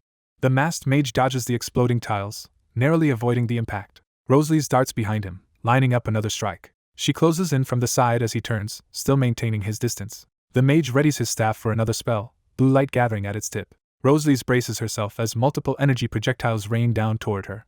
Frustrated, she curses at the situation while glaring at him. Another blinding blue blast detonates on the arena floor, deepening the cratered battlefield. When the dust clears, the masked mage still stands unscathed, shrouded in swirling energy. He suddenly notices something unexpected rushing toward him. A whirlwind of force slams into him from behind, spinning his cloak. The ground explodes beside him as a heavy fist plows through his defenses. A clenched fist drives straight toward his masked face. Rosalie's lands a solid punch, staggering the mage. Dazed, he snarls at her, realizing she actually managed to hurt him. Enraged, the mage begins charging a lethal spell and accuses her of seeking death. Rosalie's, eyes blazing, yells for his death and rushes him again. Her attack collides with a swirling mass of blue magic, surprising them both. The mage stares in disbelief as something interferes with his spell. A glowing bird of light swoops past him, drawing his attention. He looks up to see a whole flock of these radiant birds gathering overhead. Spectators and enemies alike shout in confusion about the mysterious birds. The cloaked monsters pause, looking up uneasily at the approaching flock. The birds dive toward the horde, beginning their assault. One of the shadowy figures is engulfed and buffeted by the diving birds. The flock continues to swirl around the enemies, filling the air with light and fire. As the birds pass, only the original masked mage remains standing amid tattered cloaks. Shocked, he stammers that he does not understand what is happening. A masked young man appears behind him, saying the chaos outside has been cleared up. The mage demands to know who will explain this situation as Rosalie stands behind him. The masked youth answers that he has little time and they should listen carefully.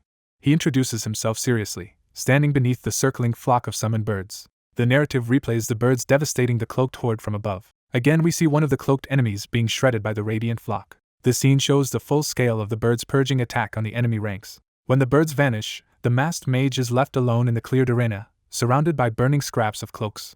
He repeats in disbelief that he cannot comprehend what just happened. The masked youth reiterates from a distance that there is no time, so explanations must be quick. He stresses that he is completely serious as he faces the remaining enemy. The youth runs toward the mage while Rosalie's watches and the mage prepares to counter. The mage remarks that the boy clearly does not fear death.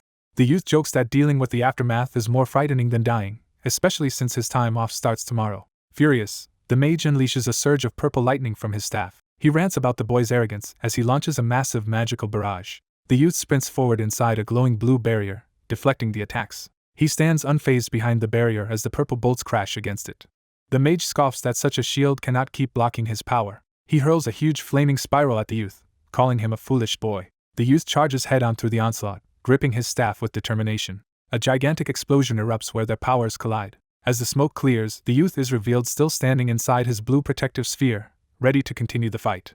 The masked young man suddenly regains awareness, confused. Spectators in the arena wonder aloud if the masked fighter has escaped. A red-eyed cloaked enemy appears behind the masked man and raises a sword to strike. Sensing danger, the masked man darts away at high speed. He counterattacks with a lunging, energy-charged staff strike. The cloaked foe dodges and lashes out as the masked man presses the attack. The enemy's powerful blow smashes the ground, forcing the masked man back. He lands in a low stance, readying his staff as energy swirls around him. Steeling himself, he orders the hostile spirits to be killed. A sinister summoner commands a crowd of flaming-robed puppets to vent their hatred. The summoner sends his puppets charging toward the lone masked fighter. Annoyed, the masked man begins casting a fiery spell with his staff. A flock of radiant bird-shaped flames bursts forth from his magic. The flaming birds spiral into a massive vortex above him, amplifying his spell. He commands the fiery birds to wipe out the approaching puppets. The birds slice through the robed puppets in a blazing storm. The puppets are riddled with burning birds and begin collapsing. The fiery onslaught continues until the summoned puppets are shredded and scattered. Only smoldering robes and fading dark energy remain where the puppets stood. The masked man looks around, surprised at the aftermath. He sees that the fallen puppets are reforming, still infused with purple flames. The masked summoner mocks him, saying such weak magic cannot stop these creations. The summoner boasts that the masked man can never defeat his army. Surrounded again, the masked man grits his teeth in frustration. He is suddenly bathed in warm light and looks up in shock. Golden holy light pours down into the arena around him. Startled, he reacts to the unexpected divine radiance. He turns toward the stands, staring at the advancing wave of holy light. Realizing what it is, he identifies the phenomenon as holy magic. He sees a white-robed figure stepping toward him through the glowing mist. A radiant saintess appears with a shining staff, and he recognizes her. While they face each other, a cloaked puppet rushes in to attack the saintess from behind. Someone cries out in alarm for the saintess's safety. A red-haired warrior woman leaps in and cleaves the attacking puppet apart. The warrior anxiously asks the saintess if she is unharmed. She further checks whether the saintess has suffered any injury. The saintess silently reflects, then recalls the divine command to reclaim the Lord's land. Raising her staff, she declares the arena to be henceforth the realm of the Lord. The puppets are bathed in holy light that begins purifying them. The light consumes their dark forms, erasing their presence.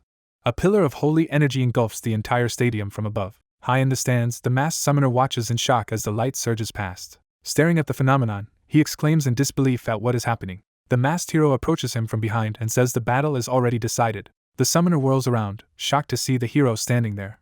Realizing the danger, the summoner's eyes widen in panic. The hero casts chains of restraint, binding the summoner's torso with glowing shackles. The bound summoner struggles and cries out in confusion at the magic binding him. He yells to be released, but the hero retorts that he would not do so in his position. The hero complains that the summoner has ruined what should have been a peaceful day.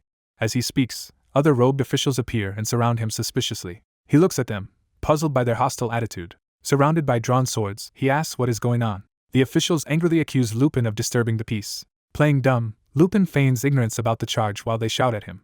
They further accuse him of gravely wounding Lord Cardo Fernando and killing Paladin Mario. Lupin, genuinely confused, asks who Cardo and Mario even are. The lead official demands to know if Lupin will keep making excuses, while Lupin starts to protest. Lupin pauses as a realization or memory suddenly hits him. He recalls shielding a woman from a powerful sorcerer's attack and mutters in disbelief. Lupin tells the officials they should just let the captured summoner go. The Saintess arrives and confirms that Lupin saved them and should not be treated like a criminal. Lupin eagerly agrees, saying it is rude to treat his savior self that way. He invokes the Saintess's words again, insisting they release him as she requested. The Saintess reluctantly agrees to spare him this one time. She warns that if they meet again, she and her followers will show no mercy. Lupin awkwardly accepts the warning, unsure how to respond. He cheerfully announces that he will take his leave and starts to walk away. As he departs, he hears something that makes him stop and glance back. He notices the physical chains from his spell lying on the floor, now empty. Looking at the discarded chains, he laughs and remarks on the outcome. Time passes, and someone stands alone under a large tree in a tranquil field. The blue-haired woman by the tree looks pensive. The masked summoner approaches her from behind at the tree. He appears again in full cloak and mask, facing her ominously. With a cracked mask, he notes to himself that their plans must now change. The scene shifts to a cityscape of tall official buildings. Inside, Lupin enjoys a rare chance to sleep in his bed. Smiling under the covers, he reflects on how long it has been since he stayed in bed this late. He reminisces about the hardship he endured to become a government official, almost moved to tears. Relishing his first true day off after all that effort, he vows not to get out of bed. His rest is interrupted when his friends burst in, telling Den to wake up quickly. The red-haired girl reminds him it is his day off and urges him to go out and have fun. Den sits up groggily, his peaceful morning ruined. Outside, he reacts in disbelief to the situation. They head to a bustling market full of stalls and shoppers. Den ends up carrying piles of shopping bags while the girls excitedly browse. Watching them debate over trinkets, he half-heartedly encourages them to buy what they like. More bags are thrust into his arms as the girls continue to shop. The white-haired girl apologizes that her magical storage is full, and Den forces a smile, saying it is fine. Internally, he blames himself for agreeing to come along, not the girls. The red-haired friend shouts at him to hurry and keep up as they move on. Someone calls out Den's name, catching his attention. Den turns and greets Flam, who appears at the market with a young girl. Den awkwardly explains he already had plans today, and Flam responds lightly. Looking at the girl, Den asks in confusion who she is. He wonders if the child is Flam's daughter, but Flam quickly clarifies she is not. Flam introduces the girl as Arwen, his sister-in-arms, prompting Den's surprise. Flam explains Arwen grew up with him in the same orphanage and has since been adopted by his teacher. Den responds politely, acknowledging the story. He introduces himself to Arwen and says it is nice to meet her. Arwen silently stares back, wordless and puzzled. Flam explains that Arwen cannot speak but can hear, so Den may talk to her. Arwen suddenly grabs Den's hand, taking him by surprise. She traces something on his palm, startling him further. A telepathic message appears in his mind telling her not to tease their idiot companion. Embarrassed, Den apologizes for his reaction. Flam remarks that meeting like this feels fated and suggests they go for tea, while Den hesitates. Another voice reminds Flam that he is supposed to be buying Arwen clothes. A casually dressed Rosalise appears, saying she knew this distraction would happen. Flam nervously explains he just ran into a colleague, prompting Rosalise's sharp. What? Den watches, taken aback by the situation. He realizes Rosalise is the same woman who won the martial arts competition. Rosalise thanks Den for befriending Flam, whom she bluntly calls an idiot. Smiling, she formally introduces herself to Den as Rosalise.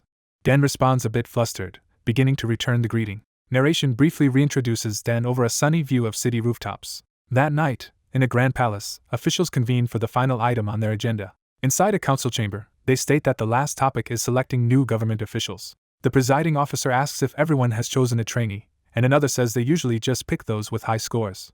A high-ranking officer invites another to choose first, but he demurs politely. The Adventurers Guild representative interrupts, requesting first choice this time. Glant, head of the Adventurers Guild, says he has someone particular in mind. The presiding officer asks him who he wants. Glant moves forward and lays a document on the table. With a confident smile, he presents his chosen file. The file reveals photos of Den and Flam, and Glant announces he wants to recruit those two. Another official questions whether Glant truly wants that pair, and he affirms it playfully. The presiding officer notes there are many other candidates he could pick. Glant says that is true but hints he has his own reasons for this choice. Asked what those reasons are, Glant coyly says he is not sure he wants to explain. The officer insists he should at least give them some justification. Glant appeals to their history, asking if he has ever requested a favor before. He then darkens his tone, telling them to overlook procedure and grant him this one favor. The presiding officer forces an uneasy laugh in response. His eyes narrow as he ponders Glant's unusual insistence. The story pans back over the shining city skyline. The narration identifies the grand complex as the Imperial Palace. Inside, ornate doors slide open with a dramatic flourish. A horned woman strides through the doors, casting a long shadow. She introduces herself as Major General Orfina, just returned from defending the demon frontier. The Emperor praises her efforts, acknowledging the chaos caused by rampaging monsters. She humbly credits the success to the unity of the military. A fellow officer jokes it was only easy for someone of her strength, which irritates her. She angrily retorts while another official urges them to save arguments for later. With everyone assembled, the blonde commander calls the meeting to order. The scene shifts back outside over the peaceful imperial capital. Den now walks through the city in a formal uniform among other officials. Smiling in his new attire, he looks every bit the young civil servant. Narration explains that after their 2-week break, Den and the others received their official postings. Den narrates that he has been assigned to work at the Adventurer Guild headquarters in the Eastern Imperial City. He enters the building, thinking that his life as a government official finally begins today. A voice greets Den, surprised that he has arrived early. Flam appears and explains he waited so they could enter the office together. Den notes that Flam has been assigned to the same workplace, and feels their destinies are now linked. As they walk inside, Den apologizes for not contacting Flam while Flam laughs that he did not want to burden him. They arrive at a door, with Flam remarking that this should be their destination. Flam and Den open the door and step into the room. They look over what will be their newly assigned office space. Den silently takes in the sight, realizing this is his first real office. A man appears and asks if they are the new employees. The man, casually drying his hair, introduces himself as Demore, one of their direct seniors. Flam politely introduces himself and Den, and they greet Demore. Demore confirms Den's name, and says he is glad to meet the person he has heard so much about. Den learns that Demore heard about an aspiring government official from his own mother, which surprises Den. Demore clarifies that his mother is the real estate agent on Welkin Street whom Den knows. Den remembers the agent saying she was well informed because her son also aimed to work in that field.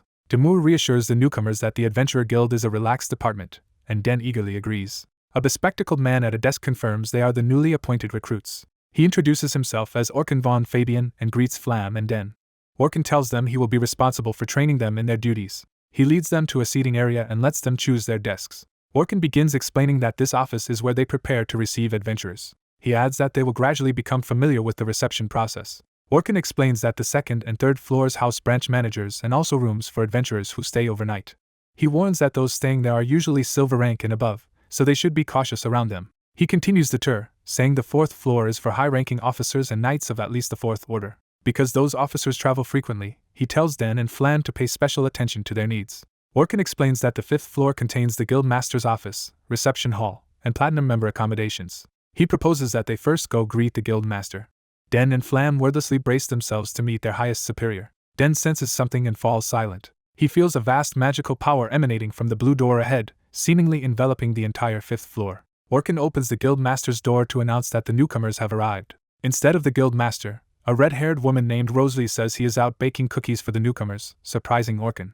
Flam spots Rosalie's and excitedly calls her sister, while Den looks on. Flam rushes to Rosalie's, who angrily rejects his overfamiliar greeting and yells that she actually lives there. Den analyzes the magical aura and concludes it is not coming from Rosalie's. Orkan asks Den if Flam and Rosalie's know each other, and Den guesses that Rosalie's is Flam's sister, which Orkan questions. Orkan states that Rosalie's is supposed to be an only child, leaving Den confused. Orkan tells Den to wait, while he goes to fetch the guild master. While they wait, Flam chats with Rosalie's about family, rationalizing that he could not bring his sister into his own workplace. Den hesitantly asks if Flam and Rosalie's are actually related, and both react with confusion. Rosalie's flatly denies any blood relation, explaining that she and Flam are just close friends who are like family. Flam elaborates that his teacher and Rosalie's father were acquaintances, so he and Rosalie's have been close since childhood. Rosalie's protests being called a childhood friend and insists she is 7 years older, prompting Den to compliment how young she looks. Pleased by the compliment, Rosalie shyly asks if she truly appears that young. Flam bluntly disagrees, which instantly angers Rosalie. She furiously scolds Flam, demanding who he is to judge other people's age. Flam defends himself as merely speaking the truth, causing Rosalie to shout at him to shut up. Their loud squabble is interrupted by a cheerful male voice commenting that it is good to see everyone so lively. The guild master enters with Orkin, proudly carrying a tray of bear-shaped cookies for the newcomers. Den reacts with surprise when he recognizes something about the guild master. Den quietly wonders if the overwhelming magic he sensed earlier is actually coming from the guild master. He confirms to himself that the powerful magic surrounding the 5th floor indeed seems to originate from the guild master. Rosalie runs to her father, angrily complaining that Flam called her old. Flam insists he never said she was old, just that she is not young, which makes Rosalie explode again. Rosalie assaults Flam, shouting that the two phrases mean the same thing while Flam cries out in pain. The guild master laughs that it is nice to see everyone so healthy despite the chaos. He tells them to stop fighting and invites everyone to eat cookies, joking that he will eat them all himself if they do not. Later, Den looks at the massive guild building from outside and anxiously wonders if he will be able to succeed there. Elsewhere in the capital, officials at another grand building ask if there is any fresh news from the demon territory. They are told there is nothing new beyond what their reports already state. A horned woman informs the council that Doomstone Blade, head of the Crow tribe, is currently in demon territory. One officer is shocked to hear that his older brother Doomstone is there. Another officer asks how many people know this, and the horned woman lists a few insiders including the Red Dragon Knights. The official confirms that strict secrecy about Doomstone's movements has been enforced. The blonde commander asks if anyone knows why Lord Doomstone has suddenly left Olympus Forest. The horned woman replies that she tried to ask him but received no answer. A bearded officer verifies that Hestia is acting as temporary head of the Crow tribe in Doomstone's absence. The blonde commander asks Lord Vladi to inquire directly with Doomstone about his reasons for leaving the forest. Vladi cautions that asking is easy but they should not expect Doomstone to answer. He explains that because he left Olympus Forest long ago, Doomstone now treats him as an outsider. The council members fall silent, weighing the implications. Back at the palace, someone asks how the strategic meeting went. Demur walks with Den and Flam afterward, joking that their guild head is quite an interesting person. Orkin reproves Demur for speaking too casually about the guild master, while Demur complains that Orkin is too stiff. Orkin warns him again to be careful about what he says around the new recruits, as Den and Flam look uneasy. Orkin gathers the staff and introduces them as the seniors Den and Flam will be working with. Demur reintroduces himself, saying he handles bookkeeping, accounting, and a bit of everything. Fiona introduces herself as another senior who mainly works the reception counter and handles outside tasks. Dano tells the newcomers to call him Dano and says he manages claims and deals directly with adventurers. Rosiern greets Den personally and introduces himself warmly. Rosiern adds that he is the most senior staff member and effectively manages the whole operation. He tells Den and Flam that he takes responsibility if anything goes wrong, so they should report mistakes to him immediately. Orkin summarizes that his own work focuses on classifying requests. He further explains that he sorts all requests the Adventurer Guild receives by their difficulty. Orkin then asks the newcomers to give brief self-introductions. Den and Flam introduce themselves politely to their new colleagues. Rosiern laughs at Flam's archaic way of speaking and asks his age, stunned when Flam answers that he is 17. Someone protests that Flam must be lying because he looks about their age and demands to know how they appear. Demore suggests everyone return to their own desks and resume work. The staff respond in unison with a respectful affirmation. Time passes in the city as the narrative shifts to another location. In an office, a map is shown illustrating how the distribution of monsters has changed over the past 6 months. A white-haired woman explains to a nun that monster territories are creeping closer to the Imperial City. She adds that casualty graphs and monster part statistics show overlapping territories that appear unnatural, as if something is driving monsters away and causing migration. She then reports that Doomstone Blade has also been sighted in the demon territory. She places a document on the table and asks the nun to examine the report. The nun realizes the document is a classified report from the Imperial Army. The report states that the legendary magic swordsman Merpa Small and a man named Gawain Blade are accompanying Doomstone. The nun concludes that Doomstone leaving the forest alone is enough to make nations prepare for war, so the Empire must keep his movements secret. She orders the white-haired woman to ensure this information remains strictly confidential. The nun resolves to personally investigate the demon territory more closely. The white-haired woman silently acknowledges the gravity of what she has heard. Back at the guild, Den asks what tasks he and Flam should begin with. Fiona explains that from now on Den and Flam will handle document organization and equipment maintenance. She adds that one of them may eventually be assigned to the reception counter. Fiona notes that Rosiern will likely be promoted soon, so one of the new recruits must eventually replace him at the counter. As they walk, Den asks about night duty, and Fiona replies it is usually only once or twice a month, not weekly. Den learns that their branch employs many retired adventurers, which influences scheduling. Fiona also explains that protective magic barriers activate at 11 p.m., making it nearly impossible for intruders to enter the building. She jokes that a master thief named Lupin, known for robbing Earl Derville, might still be able to slip through. Den nervously laughs and insists Lupin would never rob the Adventurer Guild. Fiona agrees with a chuckle that such a theft seems unlikely. She adds that even if Lupin tried, Rosalie's would crush him, and Den laughs along. Fiona then casually reveals that the guild master is actually Rosalie's father. Den says he already knew that fact, surprising Fiona. She tests his knowledge further by preparing to ask about another topic as Demure and Orkin approach. Seeing Fiona's enthusiasm, Demure remarks that the situation is becoming chaotic. The scene shifts to a quiet side street lined with small shops, including one marked by bear signs. Inside the bear-themed cafe, plush animal toys sparkle on display. The shop is empty except for a seated military officer, with rows of plush bears looking toward him. The officer, Vladi, sits in silence, waiting. The guild master arrives and cheerfully notes that Vladi showed up early. They chat. The guild master scolds Vladi for almost being late, and Vladi teases him about treating a former superior so casually. The guild master hands Vladi a gift box from Arcanta as thanks for his help during the New Year festival. He explains that the gift is a belated token of gratitude from her for Vladi's assistance during that incident. Vladi complains that if she were really thankful she should have delivered it herself instead of sulking, clearly puzzled by her behavior. Vladi decides to leave, saying he would rather drink at a bar than stay longer in such a cute cafe. After he walks out, the guild master calls him ungrateful and prepares to enjoy his tea alone. A waiter brings the guild master his tea, which he gratefully accepts. He quietly savors the drink, relaxing in the cozy atmosphere. Surrounded by stuffed animals, he muses that the place is pleasant and that he should visit again. He begins to speak again, thinking of something as he sits with his cup. Addressing a cloaked figure who has been silently sitting in the back, he asks how long they intend to just sit there like that. The figure, wearing a mask and hood that hide their face, remains wordless. The cloaked person rises and starts walking toward the guild master's table. The guild master comments that he is not fond of such cute cafes. The masked figure asks if they should move to another location instead.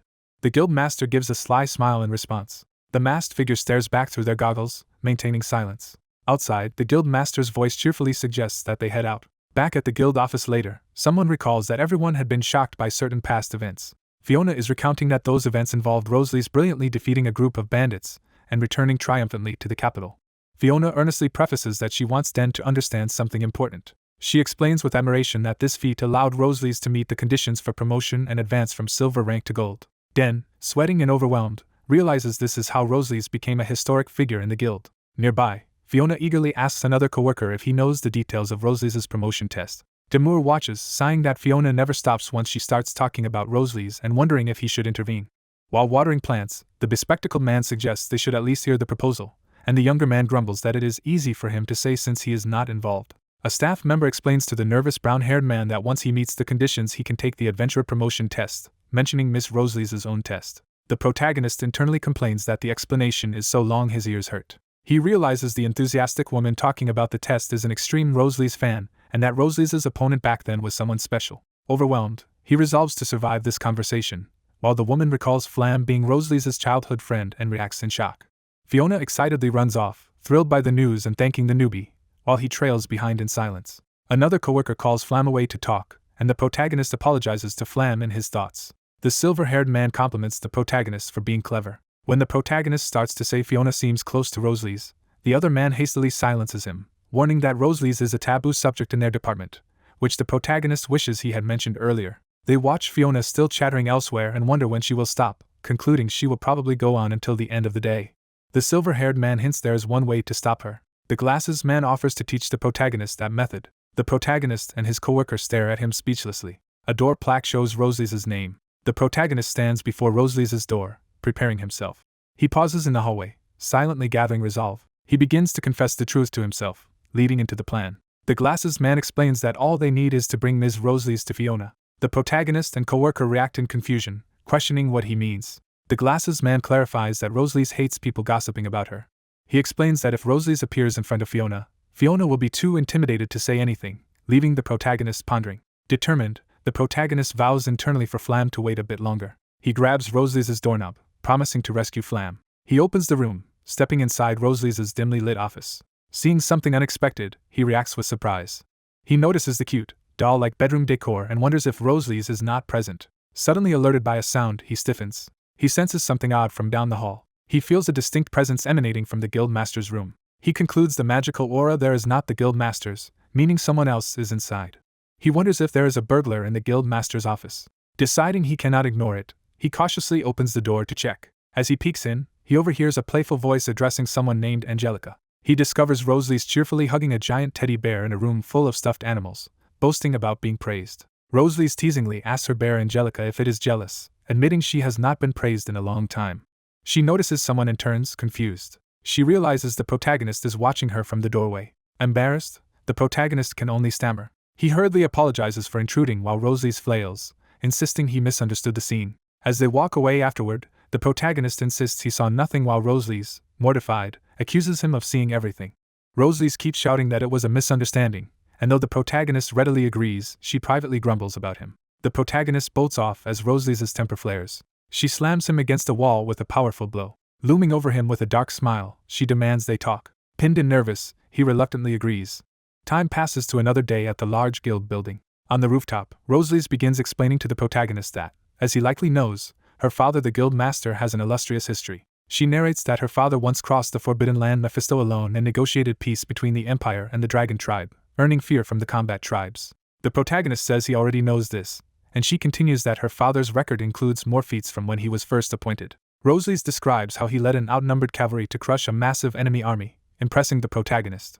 She adds that he founded the Black Buffalo Knights using combat tribe tactics. She recounts that he commanded those knights to save Warrant from a monster flood. The protagonist is then told that, despite all that, the guild master now acts as a legendary doll merchant, leaving him speechless. Internally he panics, wondering what mess he has gotten into and why he is in another awkward situation. Rosalie's finally reveals her real point, saying she performed well in the martial arts tournament.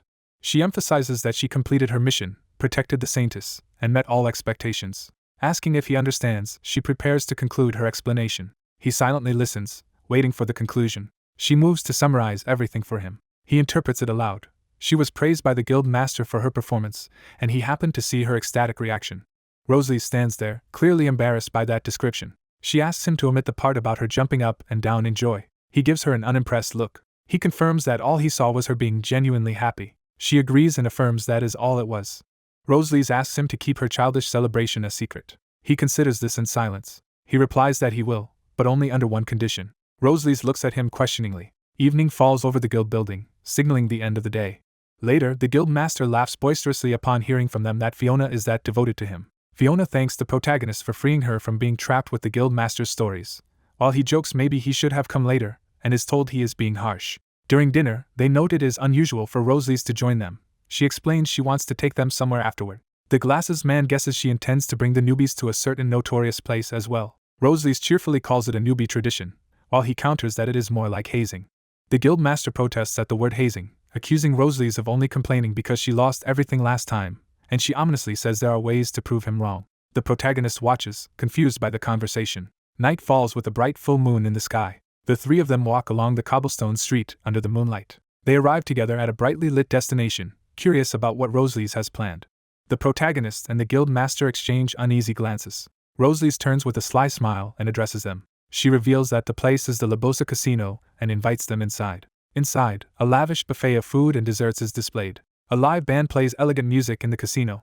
Gamblers fill the hall around roulette and other games as the protagonist looks around. The guild master and protagonist stand still, absorbing the flashy atmosphere. Rosalie asks if they intend to just stand there awkwardly. Holding 2 money bags, she urges them to enjoy themselves. She hands each of them a bag of chips, warning them not to lose it all at once as they question the amount. The protagonist confirms he can use the chips however he wants, and Rosalie praises him for catching on quickly. She then drags the protagonist off to gamble with her, telling the guild master to go play alone. As she leans on him, the protagonist asks if it is fine to leave the guild master alone, and she assures him he can handle himself. Approaching a card table, they notice a veiled woman playing there and react with surprise. Rosalie suggests they join the card game. She asks the dealer if they can participate, and he readily agrees. The veiled woman and her companion politely agree to play with them. The veiled woman silently observes them. Removing her veil, she recognizes Rosalie and the protagonist, remarking she did not expect to see them here. Revealed as the Saintess, she invites them to play a game together.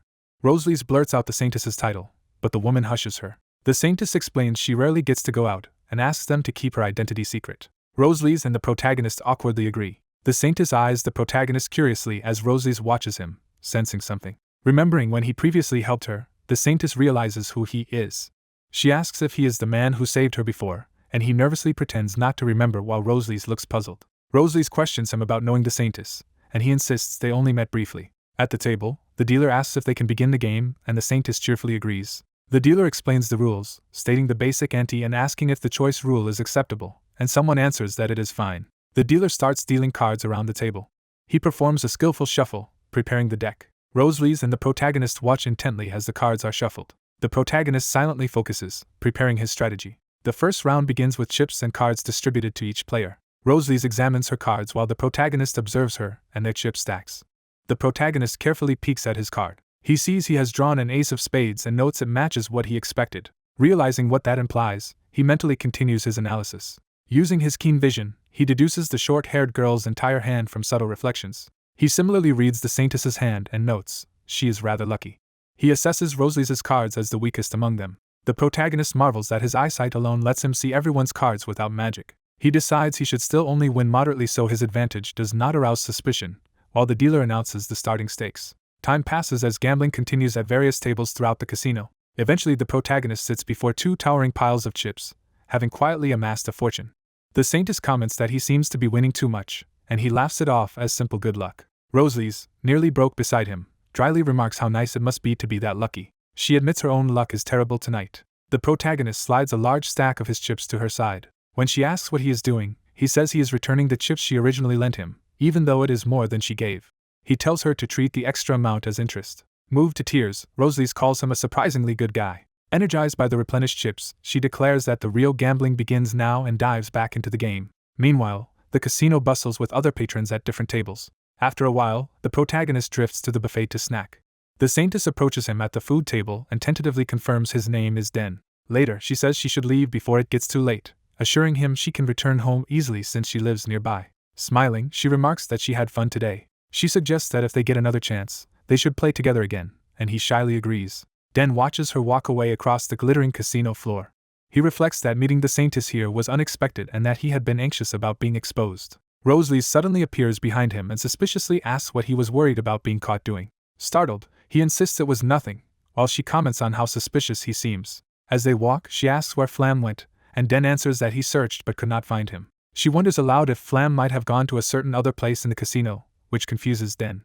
She says she was planning to visit that place anyway, so it does not really matter. Elsewhere in the casino, a guarded doorway with bouncers hints at a more exclusive area. One of the guards notices the approaching group with mild surprise. Rosalie's greets the red-haired man, Flam, after a long time, and he replies he has been the same as always. Flam casually mentions that he heard an especially promising newbie is coming today, and Rosalie's responds that it sounds entertaining.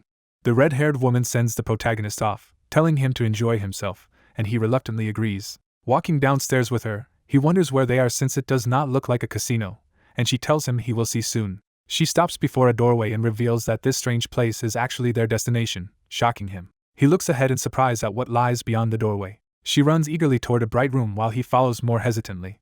They emerge into an underground hall filled with a roaring crowd. Both stare at the scene before them, still processing what they are seeing. He looks uneasy and speechless as the noise of the crowd continues. He sees a large fence ring in the center of the arena packed with cheering spectators and realizes where they are. She explains that this place is basically a fighting arena, which he repeats in disbelief. She further explains that people bet on fighters and win multiple times their stake, so it is essentially gambling. He points out that this seems illegal, and she admits it is but says nobody will report it, confusing him. She asks if he knows who the fighters in the ring actually are, leaving him puzzled. She grimly states that this arena is like a graveyard for retired adventurers and soldiers. She explains that injured former adventurers who can no longer work come here to earn a living by fighting.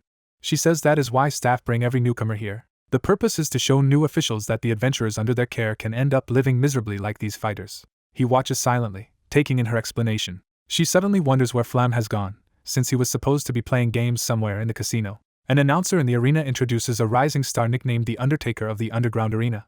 The announcer loudly calls for the fighter known as Basement Undertaker, exciting the crowd. The woman and protagonist react with alarm as they realize who that newcomer is. She stares in shock and starts to exclaim in disbelief. They see Flam in a mask and cape standing in the ring as the newly introduced Undertaker, and she mentally screams why he is there. Elsewhere on the casino floor, patrons admire a gambler who seems impressive at the roulette table.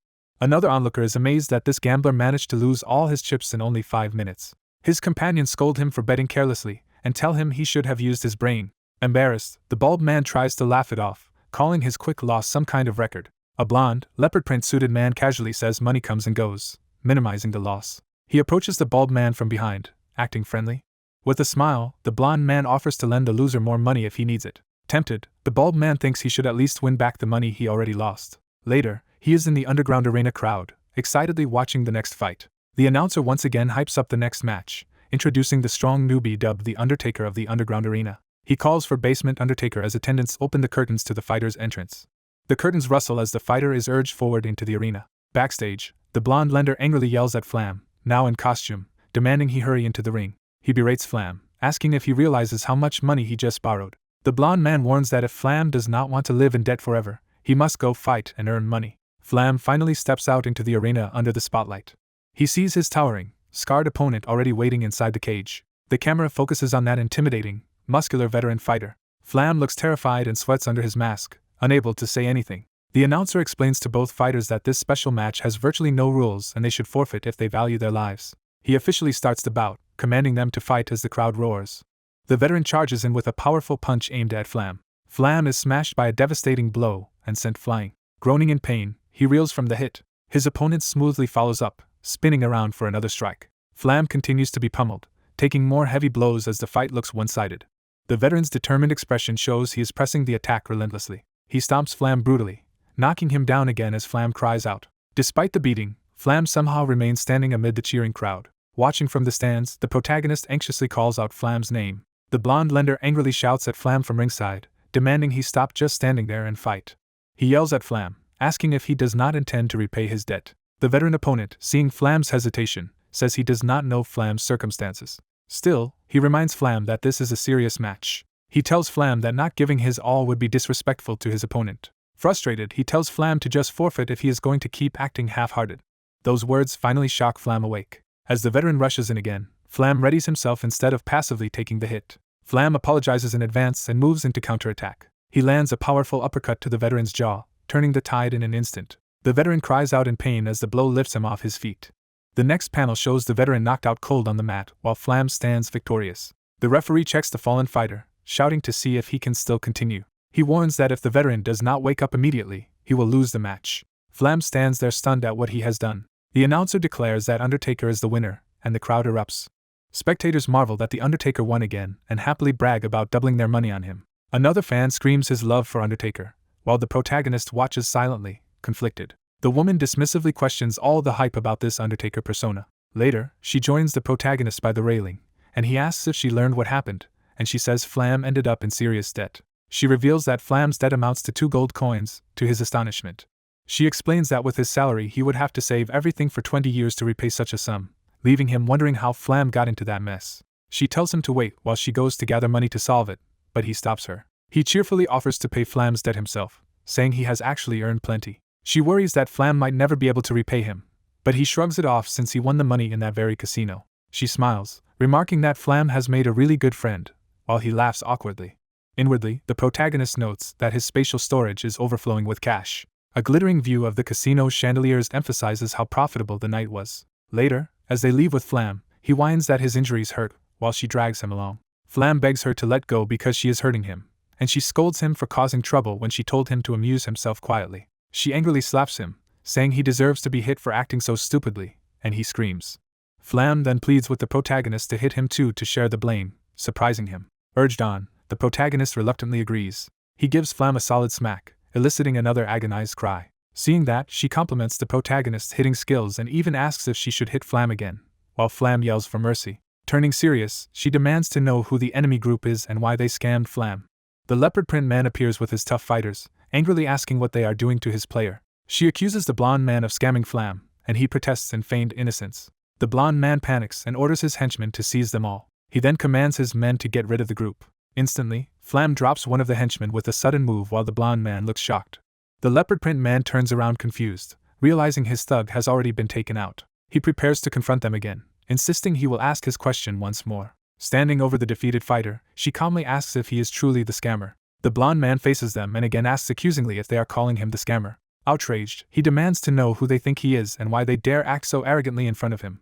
She retorts that she neither knows nor cares who he is. He nervously asks her to show her hand, trying to change the tone. As he grabs it, she suspiciously asks why he wants her hand. She immediately twists his fingers painfully, cutting off whatever scheme he had in mind. Screaming in pain about his finger, he clutches his hand while she smiles smugly. Enraged and humiliated, he shouts insults at her for daring to touch him. As he prepares to threaten her further, an off-screen voice warns that he should stop. The protagonist steps forward, saying the man does not understand the gravity of the situation, prompting the scammer to demand who he is. The protagonist tosses a money pouch onto a table, catching the blonde man's attention. The blonde man says the chips inside should equal about 2 gold coins, confusing the protagonist. He explains politely that even if the blonde man cheated his friend, as long as there is a contract they will pay back the loan. The protagonist adds that paying will give their Adventurers Guild justification to completely crush the scammer's operation. Grabbing him by the lapels, the scammer finally realizes the protagonist is a government official and panics about what that means. The protagonist holds up the contract document and confirms that this is their legal proof, alarming the scammer further. Smiling, he says goodbye while holding the contract. The blonde man sweats nervously and addresses the protagonist obsequiously as Mr. Scammer, hoping to placate him. Outside, the scammer begs them not to give him the money and claims he does not need it, but they ignore him and leave. Later, in a private room, casino representatives bow and apologize deeply to the protagonist's group for the misunderstanding. One manager promises they will punish the blonde man and asks if the officials can quietly let the matter slide. The woman bluntly says they just want to protect the casino's reputation, which the manager quickly agrees with. He admits that if word spread about them harming a government official, the consequences for the casino would be disastrous. She listens with a faint smile as he begs for forgiveness. He adds that the casino has also prepared gifts to show their sincerity. A nighttime view from the window marks the end of the negotiations. A silhouette on a rooftop silently observes the city under the stars. The scene shifts to another quiet part of town under the same night sky. Walking away with boxes of gifts, the protagonist wonders aloud if it is okay for them to accept all these things, and she replies that they were given as presents so there is no reason to refuse. He asks why the casino panicked so much when the scammer was clearly at fault, and she teases him for not understanding despite being a government official. She explains that government officials are considered servants of the empire and extensions of the emperor himself. She asks what he thinks would happen if the emperor heard officials had been scammed, and he reflects that such absurd politics are no different from his previous life.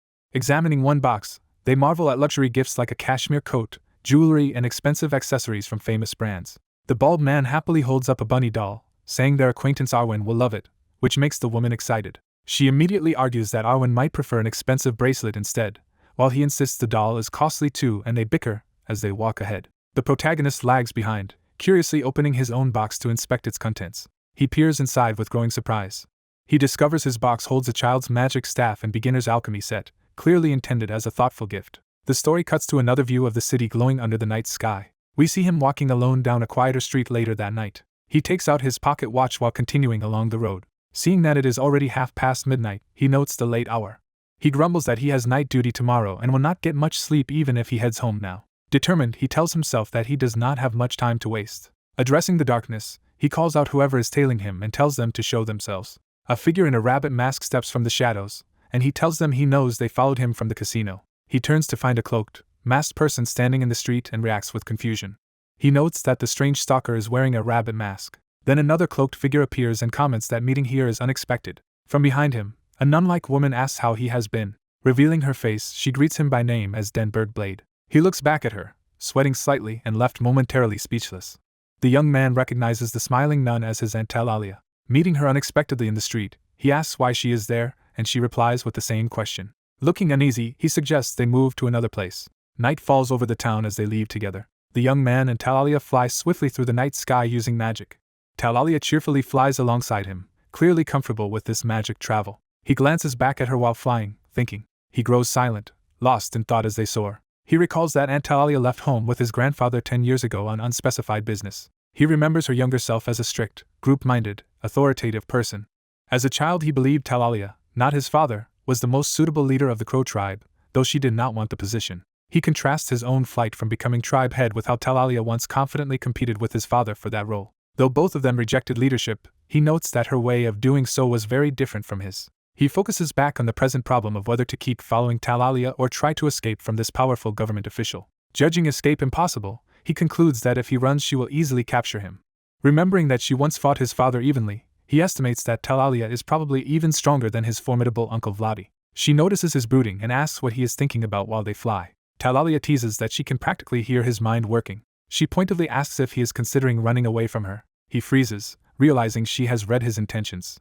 Worried, He wonders if this dangerous day will prematurely end his stable life as a government official. Their magical flight arcs high across the moonlit sky toward the mountains outside town.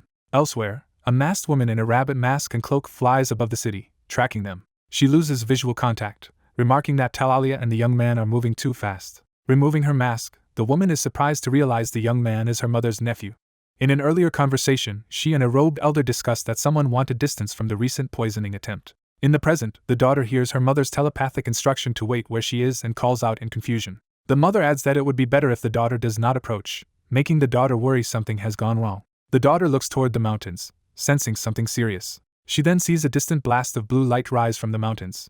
Alarmed, she rushes to a rooftop to watch as the magical shockwaves continue. She anxiously whispers to her mother, fearing what might be happening. At the battle site, the rocky mountain terrain lies beneath a starry sky, shrouded in dust. Talalia stands there smiling, ready to confront her nephew. The young man faces her seriously, prepared to fight. He asks how she knew where he was, surprised that she tracked him here alone. Talalia reassures him that for now she is the only one who knows his location. Suspicious, he doubts her claim, but she says whether he believes her or not does not change the truth. He asks what she really wants from him, while she professes uncertainty about her own desires. Turning the question around, Talalia asks if he himself has anything he truly wants. The young man steels himself, and decides on his answer. He states that what he wants most is simply a peaceful life. Talalia bursts into laughter at his earnest wish. She calls that desire childish, which makes him fall silent again. He insists he is serious, and she chuckles, half believing him. She tells him not to worry and offers to keep his involvement secret from Vladi and Doomstone if he wishes. She then adds that in exchange she wants his help with something. When he asks what happens if he refuses, she says they will settle it by the tribe's rules. She opens a swirling purple portal, preparing to invoke their tribe's law of strength. Drawing two crackling enchanted blades, she declares that in their tribe power alone decides right. With one of her blades at his chest, he realizes negotiation is over. Accepting the challenge, he readies his staff and says he will simply have to beat her by his own strength. Talalia smiles fiercely and says she will test how much her nephew has grown. He launches himself forward, fully committing to the duel. Their first clash sends blue and purple magic surging as staff and blades collide. He presses the attack from above with sweeping arcs of wind energy. He calls out the spell Gale of Wind, intensifying the storm around her. A towering whirlwind engulfs Talalia, trapping her inside. She bursts out of the vortex with amplified purple power, slashing toward him. They trade blows in midair, energy strikes shattering the ground below. He fires multiple magic shot projectiles from his staff. Talalia charges straight through the barrage, deflecting or enduring each blast. He lunges again under the cover of swirling blue energy. Determined, he focuses and adjusts his strategy mid-fight. Talalia answers with a powerful purple slash that seems to cut through him. She notices something strange in what she appears to have hit. The body she sliced dissolves into glittering fragments, revealing it was only an illusion. She whirls around, realizing he has surrounded her with more figures. Multiple copies of the young man move through the air, disorienting her. He coordinates his clones with streaming wind magic, tightening the encirclement. The blue currents converge on Talalia from all directions, leaving her little room to move. Shock shows on her face as she is overwhelmed by the combined assault. She dives to escape, but is continually forced back by the relentless wind. She crashes into a rock face, carving massive gouges with her magic. Explosions of purple power tear the cliffs apart as their battle devastates the terrain. Dust settles around a huge boulder now poised above the battlefield. Talalia rises again, floating above the shattered rock with her blades glowing. She races forward, only to see another attack incoming and react in surprise. The young man unleashes his next great spell, Tempest of Hell, summoning a raging storm around her. Talalia stares in disbelief as the hellish tempest bears down on her. The spell detonates in a blinding blast, shaking the entire mountain range. The cliffs groan and crack under the lingering shockwaves and snow-like debris. Amid the storm, Talalia's silhouette staggers but remains standing. Battered and bleeding, she still grips her twin swords within the swirling winds. She admits aloud that it has been a long time since she could fight using magic so freely. The young man, glowing with blue power, asks her whether she wants to keep going. Smiling through blood and bruises, she says she is pleased to see him enjoying the battle. She adds that she cannot keep underperforming in front of her nephew. Talalia gathers even more purple aura around herself and her swords, promising that the real fight is only beginning. Magical tension builds again over the silent mountains as they prepare the next exchange. The towering rocks tremble as her power surges upward. A dense sphere of violet energy forms, ready to be unleashed. Their forces clash once more, blue and purple spells colliding head-on. The young man pushes through the impact, determination etched on his face. Talalia grimaces but refuses to back down, driving her magic harder. He chants the spell Wind Maiden, surrounding himself with runic circles and refined wind mana. The resulting blasts pelt Talalia from every angle, further wearing her down. She counterattacks with a heavy overhead strike, trying to end it in one blow. He braces himself as the purple energy bears down on him. At close quarters, their spells collide in a blur of purple arcs and blue circles.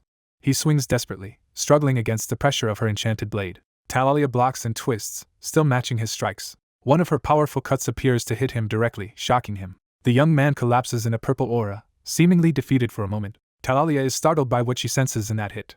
She realizes in astonishment that even the version she just struck was another illusion, calling him a sly brat. Watching the dispersing fragments, she admits internally that he is stronger than she had expected. Suddenly he appears above her, readying yet another wind attack. He invokes sky-streaking lightning, charging his staff with immense electrical power. A pillar of blue lightning crashes down toward her. Talalia stands in the center of the blast zone as shards of light erupt around her. She grit her teeth, trying to withstand the descending strike. The massive lightning wave sweeps over her, as she attempts to dodge and block simultaneously. The impact explodes in a blinding blue eruption that engulfs the battlefield. When the light clears, she still floats above the ground, sword in hand, though clearly weakened. She looks around in disbelief at the destruction his magic has caused. She sees a huge crater gouged into the earth by the lightning. Wounded but resolute, she begins chanting a solemn incantation about a twilight sky ruled by dusk. He continues the counter-incantation about a land bereft of light where ominous gospel sounds. He names his high-level technique as the Guardian of Balance, the Horizontal Libra. More clones of the young man surround Talalia as the balancing spell activates. Talalia is forced to fend off simultaneous attacks from two of him at once. Frustrated, she calls them brats while invoking her own title as an unwavering guardian. As their clash peaks, the full Libra ritual is described as placing a white feather on the axis of darkness. The young man channels all that power, raising his staff and pouring magic into a final attack. With a confident grin, he names the finishing move World Reversal. The Libra field contracts, trapping Talalia between two converging versions of him. Seeing the deadly technique closing in, she panics and braces herself. A torrent of blue energies rips across the mountain range, visible even from afar. The energy beam slams into the ground with overwhelming force. The attack continues, pulverizing rock and sending icy fragments everywhere. From the city, observers see the colossal blue explosion erupting over the distant mountains. Talalia's daughter watches from a rooftop, horrified by the scale of her mother's battle. She whispers anxiously for her mother, fearing the worst. Meanwhile, at the Academy-like complex, the night sky glows with residual magic.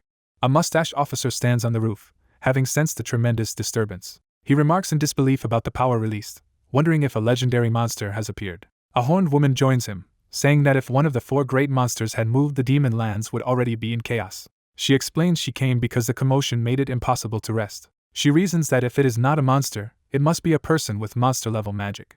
She points out that only a very few people in the world wield that much power. The officer falls silent, clearly thinking of a particular suspect. She then suggests they should still check the situation directly. With a sly smile, she asks if he is coming along. He jokes back, asking if she is afraid of being alone. She snaps that he can stay behind if he wants, but he quickly agrees to go investigate. The aftermath of the battle leaves the mountains wreathed in roaring winds and lingering magic. Within the dissipating storm, Talalia stands upright with both swords still drawn. Exhausted and badly bruised, she looks utterly drained but conscious. The young man, also weary, notes that though it was his first time using that overwhelming magic, it is so dangerous he ought to seal it away. The young man asks his injured aunt if she is okay. The battered nun, shocked, starts to ask when he became so strong. He asks if Auntie Merpa taught the nun, then answers his own question, denying it. Smirking, he explains that he mastered his skills on his own. The nun stands silently in the wind, stunned and only able to mutter in confusion. He calmly asks her if their fight is going to continue. Enjoying the battle, he admits it is starting to become fun for him. The badly injured nun struggles to respond with a pained grunt. The two face each other on the devastated battlefield, swords in hand. The nun hesitates, sweating and speechless. She concedes defeat, stating that she has lost the battle. The wind blows over the shattered ground as the clash ends. Elsewhere, two figures walk through the smoky, ruined landscape toward the site. The bearded man laughs as he surveys the aftermath with his horned companion. He marvels that the destruction is beyond what he had expected.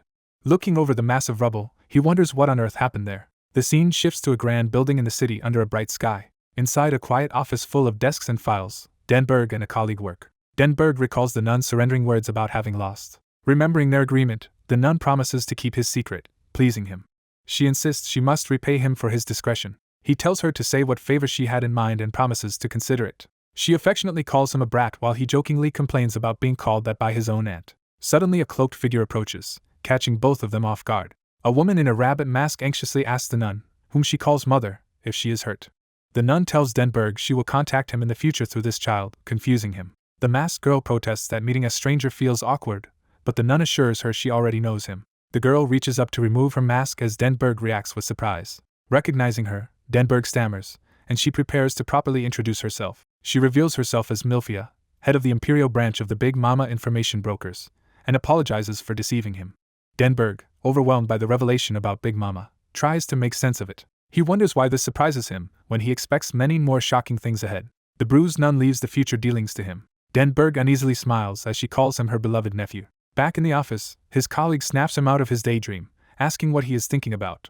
The colleague teasingly suggests he must have had a lot of fun yesterday, but Denberg denies it. The colleague then informs Denberg that the guild master wants to see him. Curious, Denberg thinks the summons might mean something interesting. The view shifts to a broad cityscape under a clear sky. The perspective moves closer, showing the bustling imperial city and its tall towers.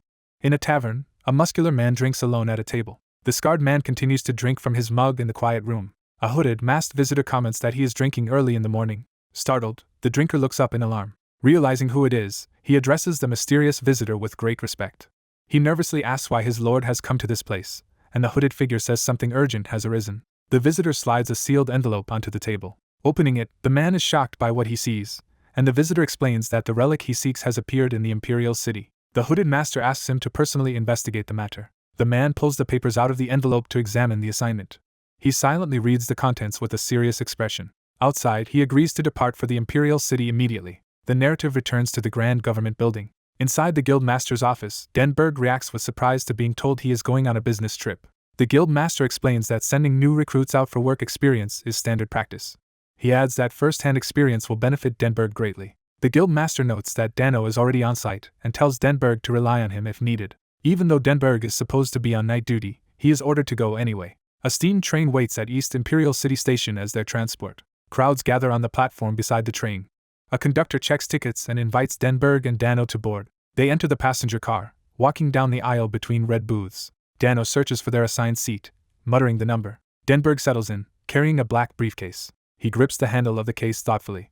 Inside, a pistol rests on a cushion, surprising him. Their superior explains that the weapon is necessary because suspicious groups are targeting the relic at the historic site, making Dano worry about the danger. The man reassures them that an adventurer has agreed to guard them. He describes this adventurer as interesting enough that the trip will not be boring, leaving Denberg puzzled. On the train, Dano points out their seats and says he is going to buy snacks, leaving Denberg alone. Denberg watches Dano leave and falls into thought. He reflects that yesterday involved a casino and today a sudden business trip, which is far from what he imagined the life of a government official to be. Someone knocks on the window next to him, catching his attention.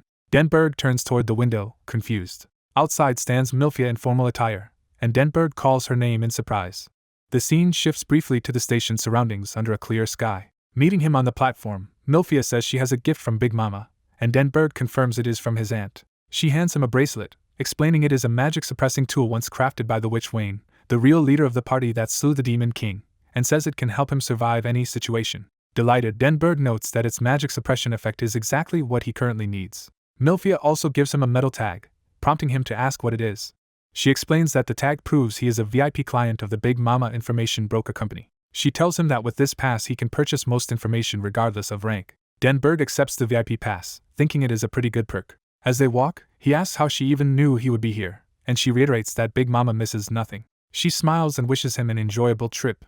Calling him Mr. Denberg Blade, she formally sends him off and he awkwardly agrees. The train whistles and prepares to depart from the station. Denberg boards again and walks down the aisle to rejoin Dano. Dano notices someone approaching and remarks that their guard has finally arrived. He introduces the newcomer to Denberg as the person he mentioned earlier.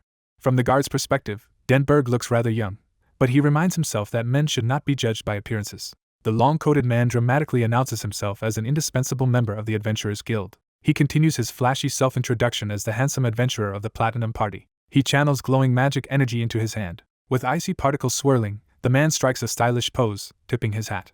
He formally introduces himself as the magic swordsman Dane Walker and says he looks forward to working with the young officials. A trained staff member rushes over angrily asking what he just scattered in the carriage. Dane Walker apologizes while Dano scolds him for acting childish and orders him to clean it up, leaving Denberg bemused. Denberg silently watches this bizarre scene, sweating slightly. Time passes and the story shifts to the rocky desert northwest of the Imperial City. The desert settlement of Rotten appears nestled among the cliffs. People walk through the sunlit town square, including the muscular adventurer from the tavern. He adjusts the scarf around his neck as he moves through the square. Revealing his face, he surveys the town as festival pennants flutter behind him. He asks a companion who is stationed there, and is told it is a man named Zirin, a name he repeats uneasily. The adventurer recalls that Zirin is a specialist in debilitating curses and laments that it has to be him. Looking up at the sunset over the town, he curses his bad luck. Meanwhile, the train speeds through the desert canyon toward Rotten. The locomotive steams along the tracks as evening approaches. Inside the train at sunset, an announcement informs passengers that the next stop is Binzen Station and asks those disembarking to prepare. Dano calls out to the sleeping Dane Walker, trying to wake him. Denberg leans over Dane Walker, urging him to wake since they are almost at their stop. Dane Walker only murmurs in his sleep, making Denberg think this guy is impossible. Frustrated, Denberg shouts his name again and shakes him. When Denberg touches him, protective magic crackles to life, shocking his hand.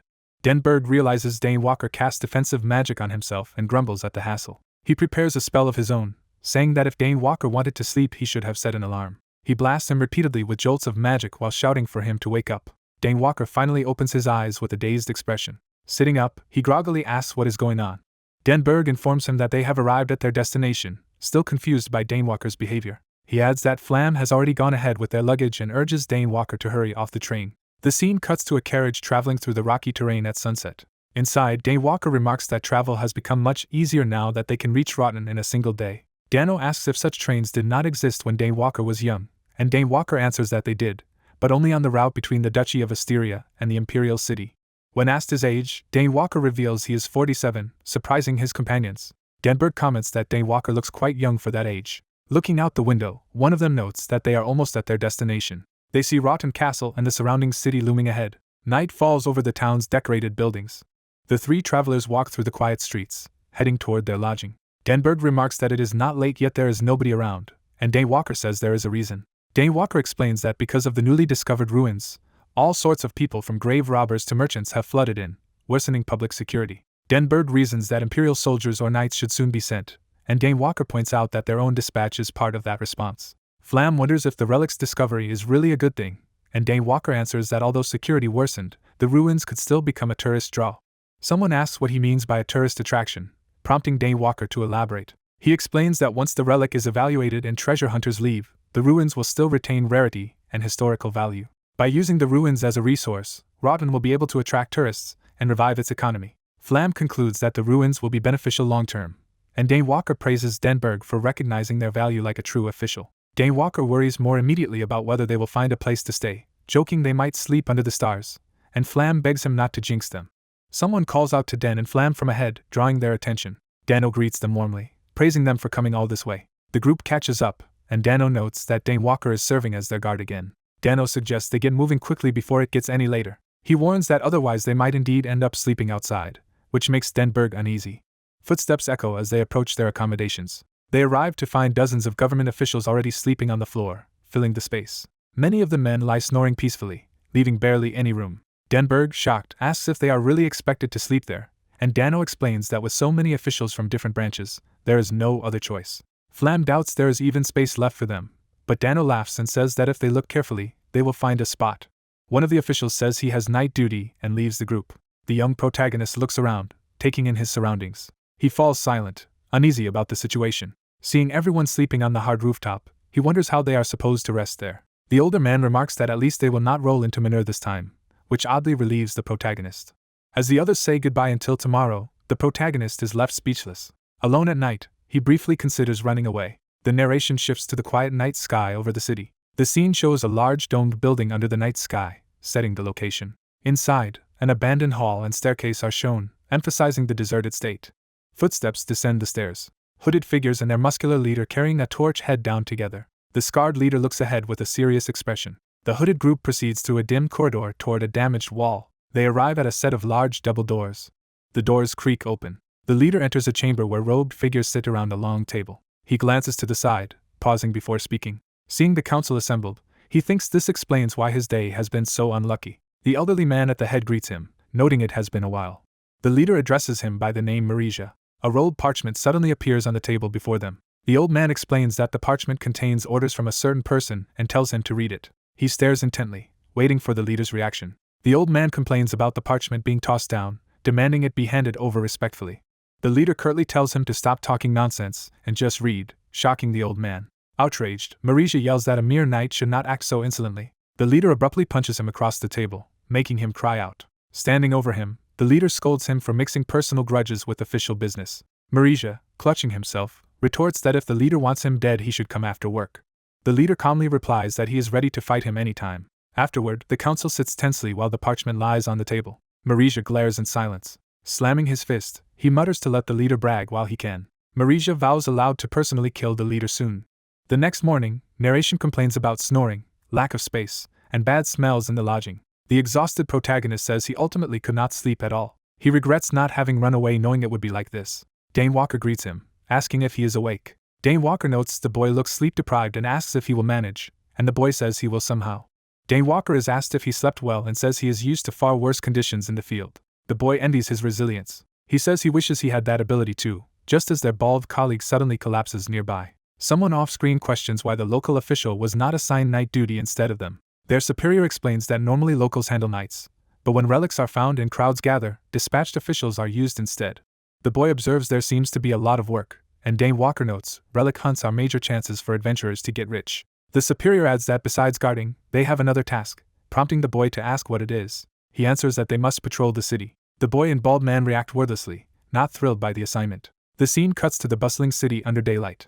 Market streets fill with armed and rugged people, showing how many have gathered. Adventurers and mercenaries chat, emphasizing the diverse crowd. Dane Walker and the boy walk through streets crowded with warriors and guards. The boy notes that multiple night orders and many unfamiliar fighters are present, and Dane Walker says they all hope to make a name here. Dane Walker warns him not to let his guard down, saying the only reason things are orderly is because the city is being patrolled. The boy then wonders aloud how the relic is being secured. Dane Walker explains that once a relic is found, soldiers and knights guard it and block ordinary people from approaching. The boy asks who excavates the ruins, and narration says archaeologists and imperial magicians usually do, to assess their value. It adds that knights protect them while specialized treasure hunters may also be allowed inside. The boy asks if that means the gathered adventurers and mercenaries are unnecessary, and Dane Walker answers not exactly. He explains that the ruins are large and the official exploration party is too small to search everything alone. The boy realizes they will have to select extra explorers from the adventurers and mercenaries, and Dane Walker says that is why so many are here. Dane Walker states that picking capable explorers is precisely the official's job, surprising the boy. Their conversation is interrupted by someone shouting insults in the distance. They see a group of rough adventurers arguing loudly and asserting their importance. Dane Walker remarks there are always a few hotheads in such places and goes to deal with them, telling the boy to wait. The boy watches as Dane Walker approaches the quarrel. While waiting, the boy is approached from behind by a stranger asking if he can pose a question, assuming from his clothes that he is an official, and wanting to know when explorers will be chosen. The boy says he is not sure because he only just arrived, disappointing the man. The stranger says he is hoping to win a spot among the explorers. He asks the boy to inform him if he ever learns when the active exploration will begin. The boy starts to apologize that he probably cannot, while the man considers this. Dane Walker returns and asks what is going on between them, startling the stranger. The stranger abruptly excuses himself, saying he will be leaving. The boy is puzzled by how suddenly the man left. Dane Walker asks what was up with that man, and the boy answers that he only wanted to ask something. Dane Walker accepts that explanation but internally wonders why the man's face looks so familiar. Elsewhere, the scarred leader muses that he has seen Dane Walker's face before as he watches the two walk away. Evening falls over the city. In a room lit by sunset, the leader states that Dane Walker is currently in Rotten. His subordinates confirm they mean the famed magic swordsman of thunder, and worry this could be dangerous. The leader notes that if they are careless, even the Adventurers Guild master might come. One subordinate suggests they move their plan forward and asks to what time. The leader ponders silently in front of them. He finally decides on an earlier timetable. The narration sets their decision for tonight. Later that night, the leader studies a map and comments that their assessment is not wrong. His men ask if there is a hidden secret in the ruins, and he admits he is unsure but says their lord described it as a grave that is not a grave. He deduces that this likely means the grave does not contain a corpse. He reveals their true goal is the Holy Tribe's final heirloom, a powerful magic item called Miracle Crystal. Pointing at the map, he acknowledges the mission will be difficult but insists they must obey their lord's orders. He declares they must obtain the crystal no matter what, even if it costs dearly. His followers respond that they are ready to sacrifice their lives. He looks at them steadily from across the table, accepting their resolve. A close-up shows his determined expression as leader of the operation. From outside, he announces that he will now explain their plan in detail. Night settles over the quiet city. Elsewhere, the bald official, completely exhausted, worries that at this rate they will die from overwork. His colleague says if they keep doing night shifts until returning to headquarters his body might give out, while another brags he has already endured half a month. Their superior suggests they begin preparations. The boy, slumped over the desk, first asks if there is anywhere else they can sleep. He adds that if not, he might not survive the assignment. Hearing this, their host offers them a quieter room without beds but better for resting, which the two men gratefully accept. Surprised by their enthusiasm, the host hurries off to fetch blankets. The bald man then remembers something and looks over. He asks where Dane Walker is, and is told Dane Walker chose to sleep at the ruins since he was going there anyway, which surprises him. The host adds that Dane Walker met some former colleagues from his court magician days, and the bald man is relieved. The bald official happily notes that means he can finally sleep comfortably tonight. Night deepens over the city again. The bald man snores loudly as he sleeps. Both he and the boy sleep soundly in the quiet library. The boy remains asleep under his blanket as someone approaches. Dane Walker, now cloaked, stands over the sleeping boy. He thinks that the illusion magic he cast should be sufficient. He decides that since he has come this far, he should at least personally visit the ruins. Disguised and masked, he slips out into the lamplit streets and heads toward the excavation site. Smiling under his mask, he mutters to himself and prepares for his secret outing. He orients himself, recalling where the ruins are located. The view shifts to the vast ruin complex under the night sky. A group of robed magicians gathers before a massive sealed entrance. Their commander asks why someone has come here so late at night. An elderly magician named Kumin, head of relic excavation for the court magicians, answers that an important relic lies here. The commander accepts that but presses again about the reason for this late-night visit. Kumin says someone else will explain and gestures toward a familiar figure approaching. Dane Walker steps forward, greeted by name. The commander apologizes for the sudden summons but says it was unavoidable. Dane Walker presents a written request from the Lord Prime Minister delivered through the Adventurers Guild. He explains that the document instructs them to secretly secure one of the relics believed to be hidden in these ruins. A court magician wonders aloud why such a high official would give this kind of order to the Adventurers Guild. Kumin tells them to look at another document. He reveals that it is an order signed by General Vladi. Dane Walker says the contents demand full cooperation and strict secrecy from everyone. Another mage adds that the court magicians themselves have also received a gag order. Someone takes the paper to inspect it more closely. Kumin points out the royal seal on the order, proving it comes directly from the king. The gathered magicians are shocked to learn His Majesty is involved. Dane Walker explains that the operation is top secret because what they are about to do essentially amounts to tomb robbing. He further promises that if the mission succeeds, everyone will be kept safe and receive enough reward to live comfortably. The commander listens in silent contemplation. The scene shifts to a dark stone corridor deep within the ruins. Dane Walker now explores alone inside, conjuring a floating light in his hand. Walking through the passage, he notes that he has entered the ruins proper. He notices murals on the wall and reacts with interest. Studying them, he realizes they depict a myth, seemingly about a tribe of giants. He hums thoughtfully as he continues deeper. He decides that his first priority is to figure out the layout of this place. He activates a powerful spell called Arachne's Thread, sending glowing lines of magic racing along the corridors. The blue thread shoots through the tunnels, mapping the space. The magic spreads like a grid across the floor and walls. With the illuminated grid filling the passage ahead, Dane Walker stands ready to explore the ruins in earnest. The masked mage explains he can use a magic thread to easily map the dungeon's terrain. He begins walking through a grid passage, saying they should head toward the deepest part. The scene shifts to a sprawling ancient desert city under the night sky. The camera moves over another section of the city's rooftops and cliffs at night. A stranger's boot steps onto the ground outside the city. A muscular, scarred leader and his masked followers appear, approaching with purpose. The leader asks about Zirin, is told Zirin will wait deeper inside, and grumbles that he always does as he pleases. Removing his head covering, the leader declares their objective is the miracle crystal located in the deepest area of the ruins. Masked raiders gather as their leader announces that their operation begins now. Deep within the ruins, a dark, empty corridor stretches ahead. The masked explorer's boot echoes as he advances down the corridor. Zirin, the same masked youth from before, stands alone inside the ruins. He silently observes his surroundings, alert but expressionless. He wonders if this place is truly the tomb of the holy tribe. Closing his eyes, he starts analyzing the structure's overall topography. He realizes the entire ruin forms a gigantic three-dimensional magic circle. He walks deeper, guided by a floating light through the dark hallway. His expression turns serious as he focuses on what he has discovered. Reaching the deepest chamber, he suspects this is the tomb of the last member of the holy tribe.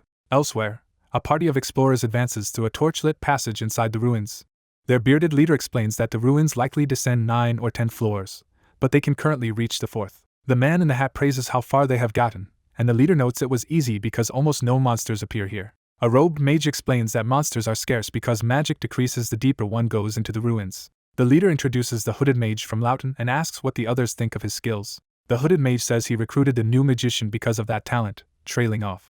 The man in the hat greets the leader as Section Chief Kumin, who jokes that he is head now and wonders why he is still called Section Chief. As they walk, the leader remarks it has been a while, notes that Kumin became a magic swordsman after being sent to Glant, and jokingly calls that a betrayal. Kumin objects to the word betrayal and starts to say he also struggled to reach his current position, while the leader teases him. The leader then asks why Kumin has come to these ruins, wondering if it is to seek a way past his limits. Kamen says he has considered that, but his reasons for coming here are a bit different, puzzling the leader.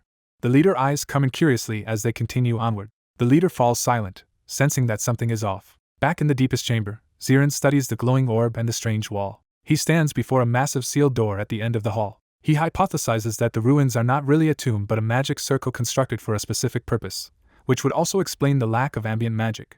He reasons that maintaining such a circle would drain magic from the surrounding area, causing the current magical scarcity. Facing the ornate stone gate, he wonders if the holy tribe's magic lies sealed beyond it, and the thought excites him. He presses his hand against the stone door to try to open it. Straining, he pushes both hands on the heavy gate as it begins to budge. Panting, he complains about the door's weight while forcing it open. Deciding to exert more strength, he prepares to seriously push. With a burst of effort and power, he heaves the door open further. His hands shove against the stone as the gate grinds aside. Cracks spread and the massive doors begin to separate. The gate finally parts enough for him to slip through, light spilling from within. He notes again how heavy it was but concludes the opening is wide enough to enter. Zirin squeezes through the narrow gap into the hidden chamber. Once inside, he peers around in surprise. He finds himself between two rows of armored knight statues lit by his floating orb. Counting 12 knight statues, he wonders if they are golems meant to guard this room. From their formation and design, he infers these golems probably activate when intruders bypass the proper entrance, and use tricks like he did. Suddenly sensing something, he stiffens and looks up anxiously. Magic flares in his eyes as he realizes something astonishing is happening. A luminous version of the three-dimensional magic circle appears overhead within the chamber. At its center, he sees a glowing blue magic crystal and questions if that is what it is. As he is distracted, a sound makes him turn, startled. He looks toward a cracked wall from which an impact or magic strike just originated. The wall rapidly fractures under repeated blows. An explosion blows the wall apart, scattering debris. Smoke clears to reveal a new opening deeper inside the ruins. Kamen and the archaeologist party arrive through the blasted entry, wondering if this is finally the holy tribe's tomb. Hiding in a side alcove, Zirin notes that only their group has managed to come this far because others would be overwhelmed by the ruins' magic. Recognizing Kamen as Dane Walker, Zirin is surprised to see him here. As they step into the tomb, Kamen suggests they start examining it. The group moves ahead through the dust-filled corridor. Suddenly one member is stabbed from behind, revealing a surprise attack. Kamen wheels around in shock, cursing the ambush. Surrounded, the explorers hear an unseen foe mocking them and saying they should be thanked instead. The raider leader from earlier appears with his men, thanking Kamen's group for leading them straight to this place. Kamen shouts for his companions to kill the attackers, and the battle begins. He clicks his tongue and prepares his magic, summoning a dark sphere at his side. Chanting a lightning incantation, he gathers power into his hand and unleashes it at the bandits, blasting them. He charges through the enemies, sword crackling with lightning as he cuts one down. Bathed in lightning, he continues his assault with grim determination. The raider leader counters with his own powerful sword strike, clashing with Kamen.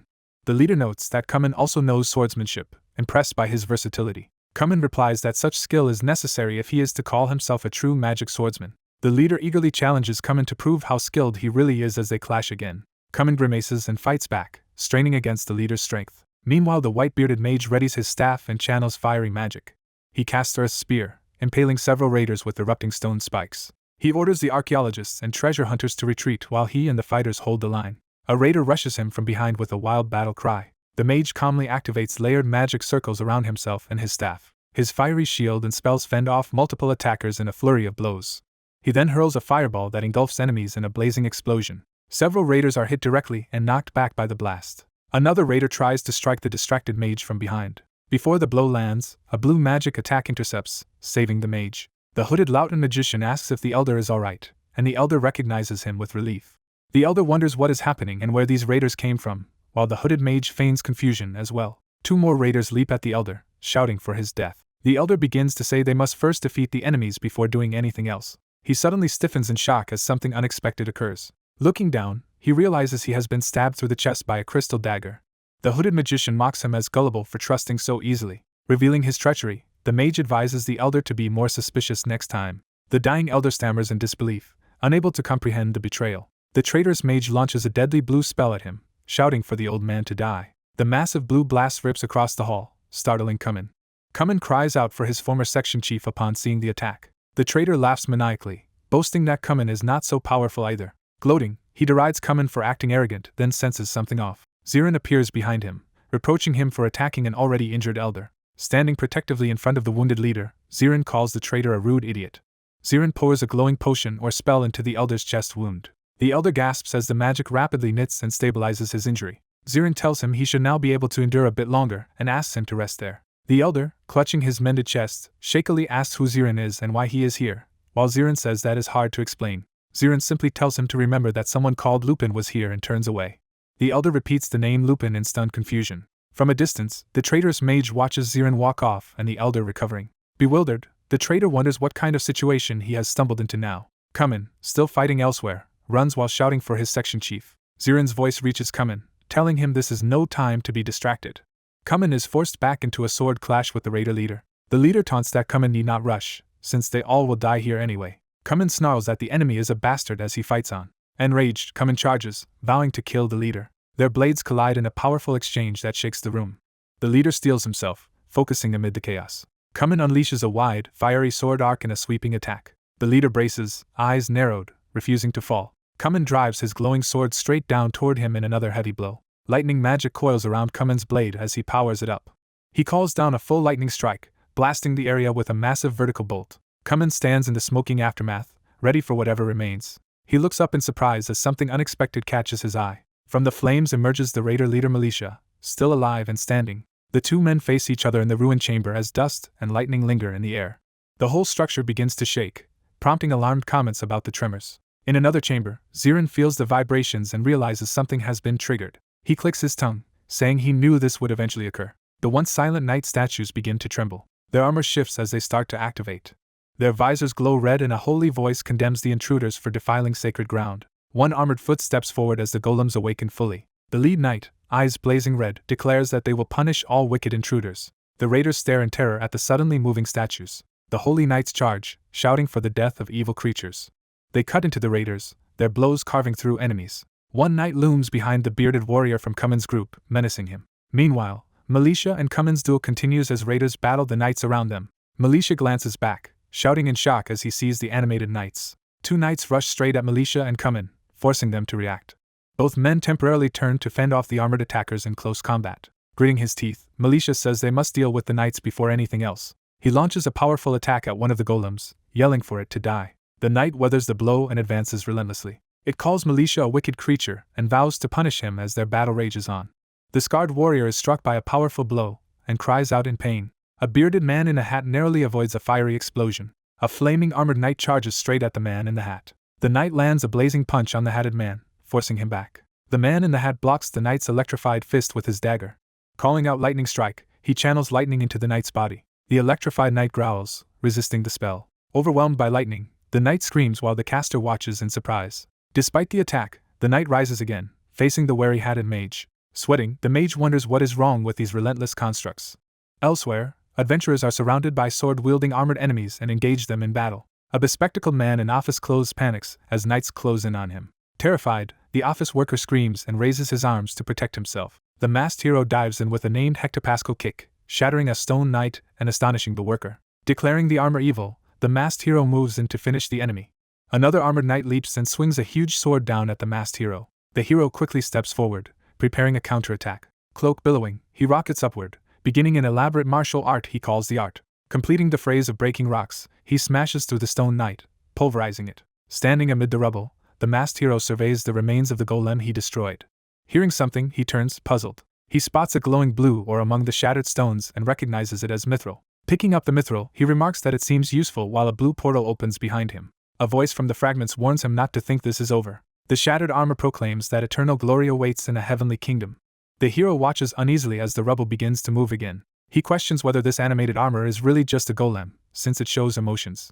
Reflecting, he concludes that a soul, not programming, must be bound inside this emotional golem. He muses that such advanced magic has been sustained for centuries. He notes that only one person he knows of could maintain such a spell for so long. He identifies that magician as the legendary Merlin. Shocked, he demands to know how the golem knows Merlin's name. The knight replies that Merlin is the one who trapped their souls. The hero silently processes this revelation. He again asks how the golem knows that name, and the knight repeats that it belongs to their captor. The hero falls silent, deep in thought. He wonders if Merlin truly cast and maintained a soul-binding spell for over 500 years. The knight, calling him wicked, approaches and decides to ask this magically knowledgeable intruder a favor. The hero listens warily without answering. The knight asks if the hero can grant them real bodies of flesh. Startled, the hero asks what the knight means by that. When the hero asks about this supposed duty, the knight insists they still have a mission to fulfill. The hero refuses to accept vague answers, and the knight says he cannot explain so easily. In response, multiple dark-armored figures surround the red-plumed knight. The lead knight says he will only reveal their duty if the hero defeats them and forces their submission. One of the dark knights raises its sword to attack. The hero darts away as the knight's blade smashes into the ground. The hero rushes forward, gathering blue magic energy in his hand. He decides these ruins cannot be allowed to collapse and activates the magic-suppressing Witch of Oman's bracelet he obtained earlier. A raging knight charges him, shouting for the Wicked One to die. The hero focuses and invokes the art once more. He unleashes the art of Meteor Kick, slamming a glowing kick into the knight. The knight's helmet and sword crack from the impact, surprising him. The hero lands on a large slab of stone, readying another move. He slices across the giant knight with a high-speed blue attack. Empowered by the bracelet, he hefts a huge stone chunk overhead to use as a weapon. Determined, he dives toward the enemy with great speed. Blue spirals of energy wrap around him as he attacks the giant armor. His strike embeds a glowing shard into the knight's chest, cutting through its core. The massive blue-lit body explodes into flying fragments around him. The enormous stone knight collapses completely as the hero leaps away. Charging more power, he prepares another blue spell. He fires a barrage of magic-shot projectiles at the remaining knights. Streams of blue energy pelt the armored enemies. One knight's helmet is battered and cracked by concentrated blasts. The hero dashes past another knight, leaving it severely damaged. A towering knight counters by smashing the ground with a vertical energy strike. Caught in the falling debris, the hero cries out as rocks pin him. He looks up just in time to see a giant armored foot descending toward him. On the ground and bruised, he realizes he is in serious danger. The knight stomps where he lay, shaking the chamber. Another dark knight looms menacingly, eyes glowing red. Its heavy steps crack and crater the floor. The knight glances around as something unexpected happens underfoot. Dust and fumes rise from the damaged ground, causing a surprised reaction. Nearby, another fighter complains that these golems have no sense of their place. The complaining man remembers receiving a glowing ring and wonders why he should care if the ruins collapse. Now fully resolved, the masked hero powers up with crackling blue energy, vowing to grind the golems to powder. Facing a group of stone giants, he shouts at the piles of rock while unleashing a massive discharge. His furious blast fills the area with a blinding explosion and flying debris. Shockwaves and rubble erupt upward as the hero rises above the devastation. Outside the blast, the hatted mage braces himself as fragments rain down. Grimacing, he mutters in pain at the impact of the blast. More knights rush him through the blue haze, causing him alarm. He sprints toward them, holding his hat as he closes the distance. Drawing his sword, he charges with it wreathed in flame. He unleashes a powerful lightning bird attack that takes the form of a massive electric bird. A knight reels as the fiery lightning closes in on him. The bird crashes into the knight's weapon, engulfing the area in radiant lightning. The mage looks on in shock as the armored enemy withstands the attack. The knight dashes in behind him, sword raised for a back strike. The mage flips away and counters, sending another blast downward at the charging knight. Struggling, he cries out while forcing more power into his strike. Waves of armored knights swarm him again, making him exclaim in dismay. A huge explosion shakes the ground as their clash continues. Through the settling dust, a formation of red-plumed knights advances together. The mage lies collapsed on the ground as the knights surround his unconscious body. His eyes glaze over, showing he has been beaten nearly senseless. The armored soldiers turn away, leaving him sprawled amid the ruins. Another knight notices something behind him and turns his head. The mage stands again, body and sword crackling with renewed lightning. Wreathed in electricity, he advances with grim determination. Eyes blazing, he calls down a final spell named Lightning Bolt. Bolts of lightning streak toward the knights from above. The knights are struck all at once, their armor glowing and jerking under the current. More of the armored soldiers convulse and burn in the electric onslaught. One knight's helmet is the last to be engulfed in searing lightning. The spell detonates in a pillar of light, obliterating the remaining golems. Elsewhere in the ruins, the scarred warrior resumes fighting with his curved sword against another enemy. Seeing the mage's transformation, he recognizes him and reacts with surprise. Watching the electrified mage, he wonders if the man has just achieved a breakthrough in power. A knight's torso shatters apart, its helmet flying off. Chunks of stone rain down where the knight once stood. The masked hero continues to dodge beneath a giant knight's legs. He rolls clear as the stone colossus crashes into the ground behind him. He gathers a glowing blue sphere of energy in his hands. Shouting dragon breath, he unleashes a massive vertical beam of blue energy. The blast vaporizes several stone knights, sending their pieces flying. The hero stands with outstretched hands as the vaporized enemies dissolve into blue mist. His eyes shine with power as he prepares to finish things. In front of him, a huge stone giant collapses into rubble. He wonders aloud if everything will finally end here. A heavily damaged knight limps up behind him and states that, in the end, they still failed their mission. The hero demands to know what that mission actually was. The knight explains that their first task was to prevent the Demon King's return, shocking the hero. The hero awkwardly reveals that the Demon King already returned and was defeated, which the knight struggles to believe. Relieved that this part of their mission is done, the hero offers to release the knight's soul. The knight hastily insists there is still one more mission left. Beginning to speak, the knight suddenly falters. His battered body collapses to the ground before he can reveal the final task. The hero stares in confusion, wondering what just happened. Before he can process it, another voice cackles that a long-sought prize has finally been obtained. In a glowing chamber, the robed mage Zirin boasts to the trapped soldiers that he, not they, has fulfilled Merlin's orders. The masked hero rushes in, shouting that Zirin must not touch the glowing crystal. Holding the huge blue crystal, Zirin scoffs at the warning and questions why he should not take it. As he grips the crystal, it suddenly reacts, making him pause. The crystal's power surges out of control, and the hero screams that he warned Zirin not to touch it. The hero watches in alarm as the chamber's magic destabilizes. The surrounding rock begins to crack ominously. Realizing the entire ruin is starting to collapse, the hero turns toward the rumbling. He silently braces himself for what is about to happen. In another corridor, someone shouts for everyone to run because the ruins are falling apart, while the scarred warrior reacts in confusion. Rocks start crashing down near the scarred man, and he curses the situation. The rain of debris continues as his frustrated outburst echoes. The older mage staggers through a hail of boulders, desperately trying to escape. He runs while looking around in panic as more stones fall. Spotting the seated section chief trapped by rubble, he cries out to him. He shields his head as debris slams down all around. Seeing the cave-in worsen over the chief's position, he yells again in panic. More massive stones crash down beside him, and he reacts with shocked alarm. The long-haired man braces himself in pain as debris starts falling around him. Massive rocks crash down violently, shattering on impact. 3 people run desperately while stones rain from above and explode around them. The rockfall intensifies, filling the air with smashing debris. The avalanche of boulders slams into the ground, obliterating everything. Dust and rubble settle under the night sky after the collapse. Several people lie unconscious or dead amid the broken ground. More victims are shown sprawled across the devastated area. The long-haired man is seen lying unconscious among the ruins. Smoke and dust drift over the shattered terrain, obscuring the view. An elderly bearded man lies motionless beneath the rubble. A masked young man stands over the fallen elder, surveying the aftermath. The masked youth admits he thought he would die and looks relieved. He turns and checks his surroundings in the quiet ruin. The scene widens to show many more bodies scattered across the ground. The masked youth lets out a nervous laugh at having survived. He dismissively decides not to worry further, and flies away glowing with magic. The view shifts to a distant town at the base of Rocky Mountains. That night, the same youth sits on a rooftop under the full moon. He examines a glowing blue crystal sealed inside a luminous cube. He reflects that the 7-star seal taught by Elder Merpa helped him secure the magic crystal. Smiling, he considers himself fortunate to have obtained such a valuable item. A man below calls out asking who is there, startling the youth on the roof. The pajama-clad man rubs his eyes, certain he just saw something shining. Now in pajamas himself, the youth casually asks the man why he is still awake. The man explains he came out to use the bathroom, and the youth warns him about bugs before the man acknowledges it. The youth feigns a sleepy yawn as the other man walks away. The older man silently regards him with mild suspicion. Someone off-screen curses Zirin for his stupidity. A hooded, masked figure complains that Zirin ignored orders to be cautious. A muscular subordinate apologizes for not giving Zirin clearer instructions, but the masked figure says that is not why they came. The subordinate states he knows who stole the magic crystal. The masked figure demands that he explain everything in detail. He narrates that when the ruins collapsed he tried to seize the magic crystal. However, he saw that someone skilled in sealing magic had already begun working there.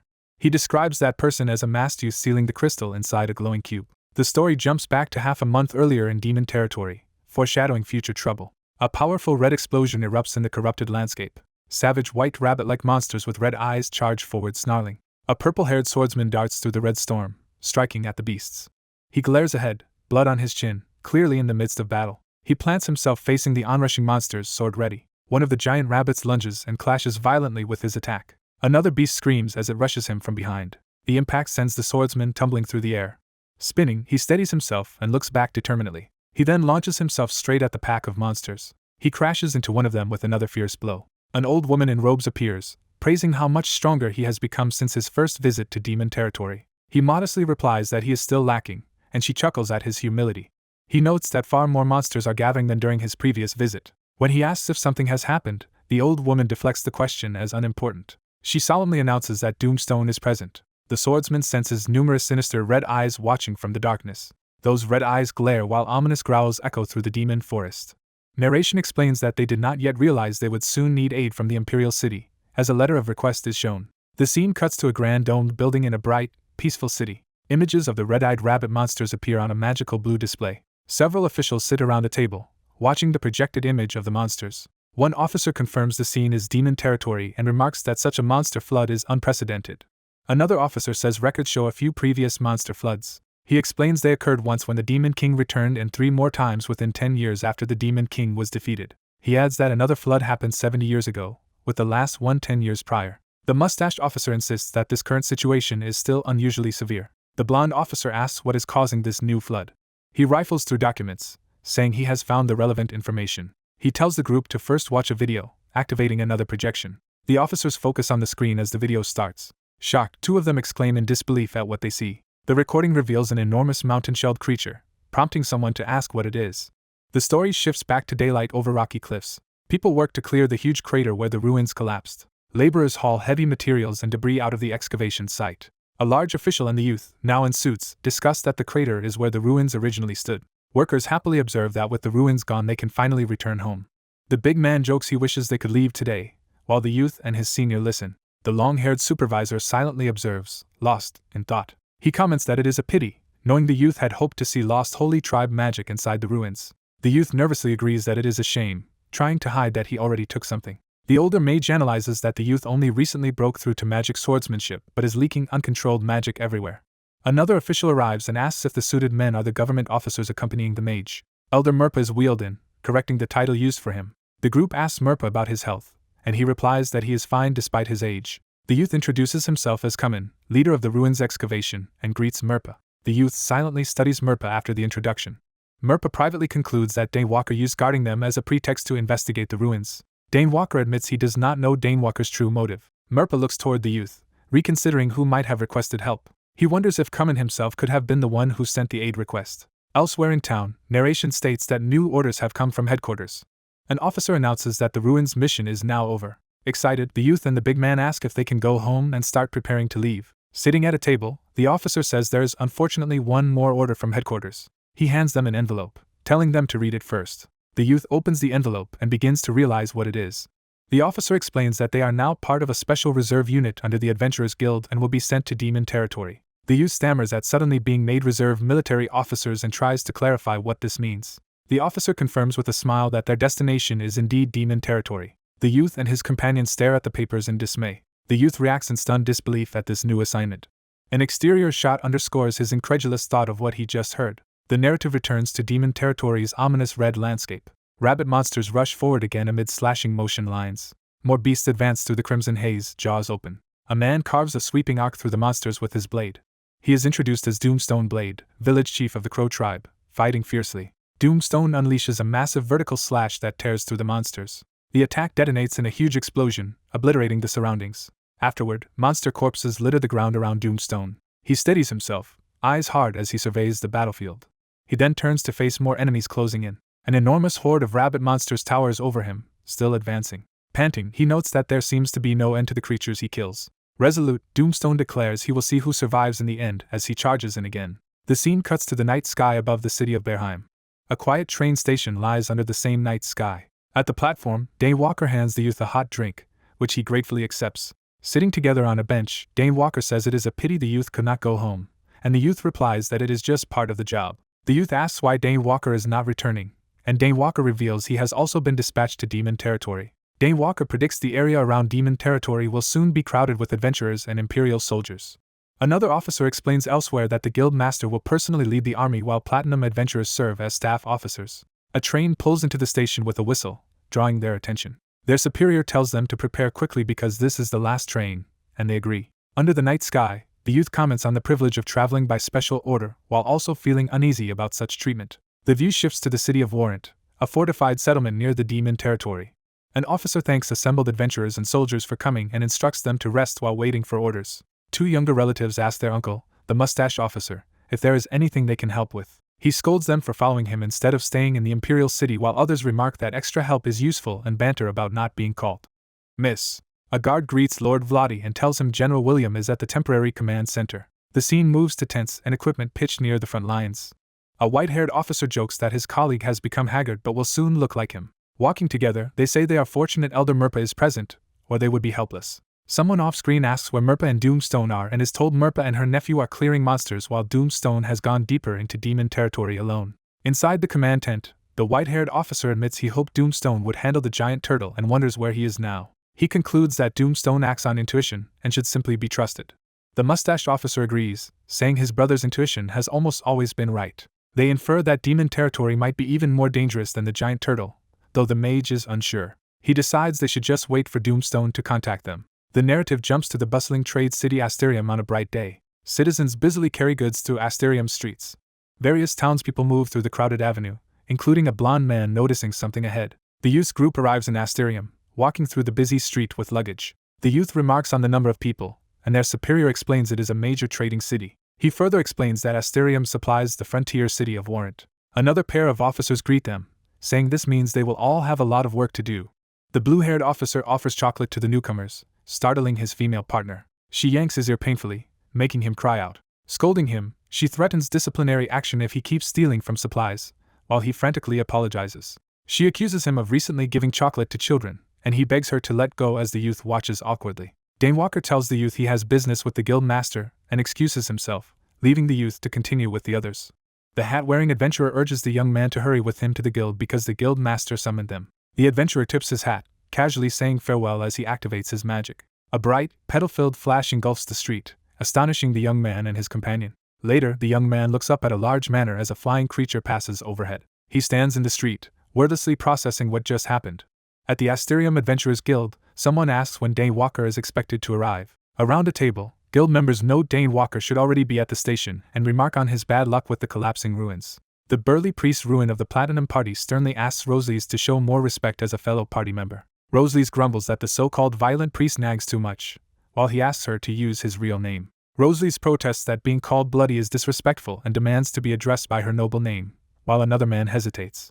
The red-suited man asks about the whereabouts of two other comrades, and is told Iron Wall is on urgent duty in Warrant, and the indebted knight is holding the monster front. Sipping tea, the red-suited man comments that everyone is working hard. A swirling pink magic vortex suddenly appears in the meeting room, startling him. The vortex explodes beside the table as the guild members look on. Dane Walker emerges flamboyantly from the light, announcing his arrival.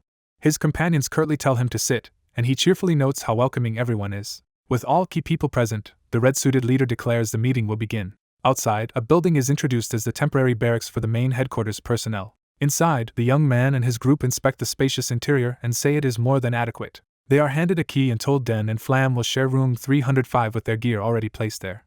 The guide explains where the command and control center is, suggesting they all visit later, and Den agrees. As they walk the corridor, a footstep signals someone approaching. Den and Flam walk down the hall, relieved they will have real beds instead of tents. Since they are free until evening, they decide to take a nap, observed quietly by a green-haired young man. Someone calls out to Den from behind, catching his attention.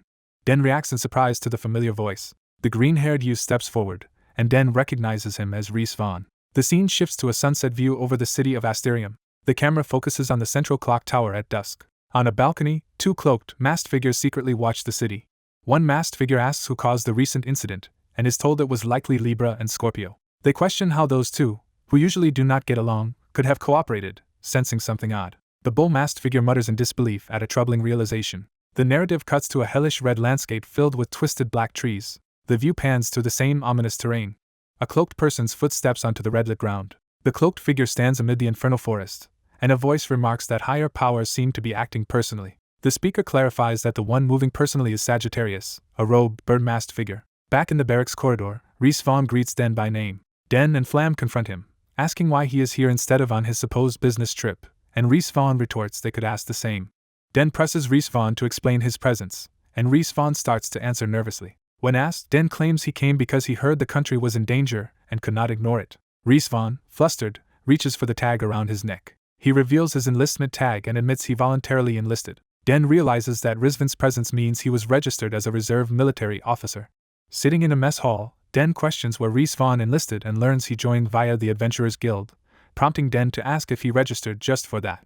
Den explains the academy curriculum is tied to the Adventurers Guild next semester, mulling it over. Den then asks what Rhys Vaughn told Elise, and Rhys Vaughn says he lied that he was going home out of wartime worry. Den is surprised he could lie so well, and Rhys Vaughn replies he had no choice because Elise would never have let him leave. Rosalies appears and cheerfully asks Den about his trip, and he greets her. She exclaims that she missed Den greatly, while he insists it has only been a week. Misreading his remark, Rosalies puts Den in a chokehold until he hurriedly insists he is glad to see her. Rhys Vaughn watches the rough greeting in confusion. Rhys Vaughn awkwardly greets Rosalies as she releases Den. Rosalies learns Den and Rhys Vaughn are friends and boarding house roommates, finding the coincidence interesting. Den asks how Rosalie knows Reborn, and she says they met at the New Year Festival's martial arts competition. She proudly adds that she was the one who suggested Reborn enlist, shocking Den. Rosalie declares that talented, patriotic people like Reborn are needed on the battlefield, and he thanks her shyly while Den stays silent. Den quietly warns Reborn he will report the whole story to Elise later, making Reborn laugh nervously. The story cuts again to the demonic red wasteland. Dead demons lie piled up, glowing with red energy. A hill of demon corpses is shown with a lone warrior standing triumphantly on top. The victorious warrior, General Vladi, stands amid the red glow with arms crossed. An elderly woman arrives, teasing him for obtaining a precious catalyst, and he greets her. She looks toward a distant red glow in the demon lands. She senses that the intense magical power is emanating from a specific place. Vladi affirms her intuition is accurate, joking that it is her special skill, while she calls him a brat. She tells him to handle things so the monsters do not reach the Imperial City, and he laughs and agrees. The next morning, the barracks in Asterium are shown under a clear sky. At breakfast, someone comments that the simple corn soup and bread are typical soldier rations. While Den eats, his superior remarks that he is still at it. The man orders Den to finish quickly and follow him because they will be busy that day, leaving Den puzzled. They move to a storeroom lined with supplies. Inside, the superior asks if Den has finished checking food and materials, and Den reports everything is fine. Den wonders if their job is only to organize supplies, while his superior guesses they might also accompany a trip to Warrant. Den admits he thought they would be forced straight to the front lines. His superior says that if the guild master enters demon territory, they may have to accompany him too. Den reasons this gives them a high chance of entering demon territory, but his superior doubts non-combatants like them would be taken. Meanwhile at the front, hordes of demons charge forward roaring. The demon swarm slams into the fortress walls. Defenders atop the walls command their troops to block the monsters and hold their positions with volleys of arrows. Arrows and attacks pierce into the charging demons. More demons are struck down under the bombardment. The archers on the wall continue unleashing waves of shots. Their arrows keep felling monsters beneath the ramparts. A massive clash is seen from behind a cloaked observer near the battlefield. A white-haired commander on the wall observes the situation. An officer asks him how many times such attacks have occurred. The commander answers it is the third time today and the 22nd wave this week, concluding the demon camp has pulled back and crediting the defensive wall. A mage and a boy greet Matt and Lancelot, reporting they are in great shape. Matt praises their condition and suggests they enjoyed the coming battle. He then charges into battle with his allies, shouting for them to go. Matt unleashes a powerful slash that tears through the front ranks of monsters. The young fighter beside him dives into combat, cutting down demons. Another warrior wades through the horde, killing multiple foes with a single strike. Watching the carnage from the wall, the white-haired commander mutters about that reckless man on the field. He laments that he has told Matt many times not to ignore the battle formation. He criticizes that recklessness as the reason Matt struggles against the Crow tribe, while the onslaught continues. The narration reaffirms the city they are defending is Asterium. Back in Asterium, Den and Demur walk through town after their supply work. Den notes the surplus of supplies and suggests sending some to Warren, but Demur hints there is news he has not heard yet. Demur explains those supplies are reserved for Imperial soldiers scheduled to arrive in Asterium. He also explains that General Vladi currently leads the vanguard in demon territory with forward units holding back the monsters. Den realizes his uncle is serving in that leading unit. Demur describes the main Imperial force under General Orfina's Red Dragon Knight Order, supported by several numbered corps, and notes the large army will take time to arrive. Den questions whether the Second Corps, the Imperial Defensive Unit, can really be moved, and Demur answers that with the First Corps under royal control it should be acceptable. Demur concludes they simply need to focus on their assigned duties instead of worrying. The scene cuts again to the sunlit Asterium branch building. In a classroom, Ruin introduces himself to the gathered adventurers as a humble member of the Platinum Party. He briefs them that Imperial soldiers have withdrawn to Warrant. Den listens while another staff member begins explaining the current situation at the meeting, and Den reflects on what he has heard about Ruin. An internal narration recounts Ruin's reputation as the violent priest who roams across the entire empire, making it hard for the guild to track him. Another official tells the assembly that the meeting will cover future policies. A message arrives that hundreds of monsters are spreading southward, drawing Den's attention. The official appoints Dano as the meeting scribe. Following directions, Den flips through the pamphlet to the indicated page. He studies a map inside the booklet. The map shows monster movements heading south and notes that soldiers have fallen back to Warrant. Den thinks about how Warrant truly is the last line of defense. The presiding officer outlines final policies for when General Orfina's forces reach Asterium. He then announces that their group will join the army and move to Warrant as well, shocking everyone. Non-combatant staff protest at being sent with the troops and question the decision. Ruin excitedly calls the decision wonderful and addresses everyone as brothers and sisters. He praises their courage to defend the country, and says he is deeply moved. With tears streaming down, Ruin declares he is willing to sacrifice his life to protect these just comrades. The room erupts in fervent prayer as everyone asks the Lord to protect them. One blue-haired staff member silently absorbs the mood. Fired up, many attendees shout that they too should fight to protect the country. Others echo that they can do it, and that God will protect them. Amid the growing enthusiasm, Den sits in the middle looking bewildered.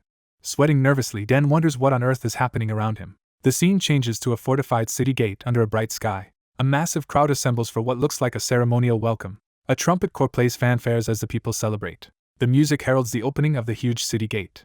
The wooden doors slowly part, letting in the approaching column. A heavy clawed foot steps onto the brick road, signaling the arrival of armored mounts. Citizens cheer wildly as the column of knights enters the city. General Orfina rides at the head on her armored beast amid the festivities. A close view shows Orfina's stern, composed expression as she leads the procession. From above, the full length of the red-carpeted parade route and mounted knights is revealed. The knights advance through town while crowds on both sides shower them with confetti. Orfina suddenly senses something and turns her gaze sharply. She surveys the cheering crowd from her saddle. A knight asks what is wrong, and she replies that it is nothing. She admits quietly that it only felt as if someone were watching her. In the crowd, Den stands among townsfolk while nearby knights dismiss the concern as nothing. Another academy-uniformed boy in the crowd silently watches the scene. Night falls over the barracks building, its windows lit from within. Outside near a fence, Reesvan spars energetically with Rosalie's under the street lamps.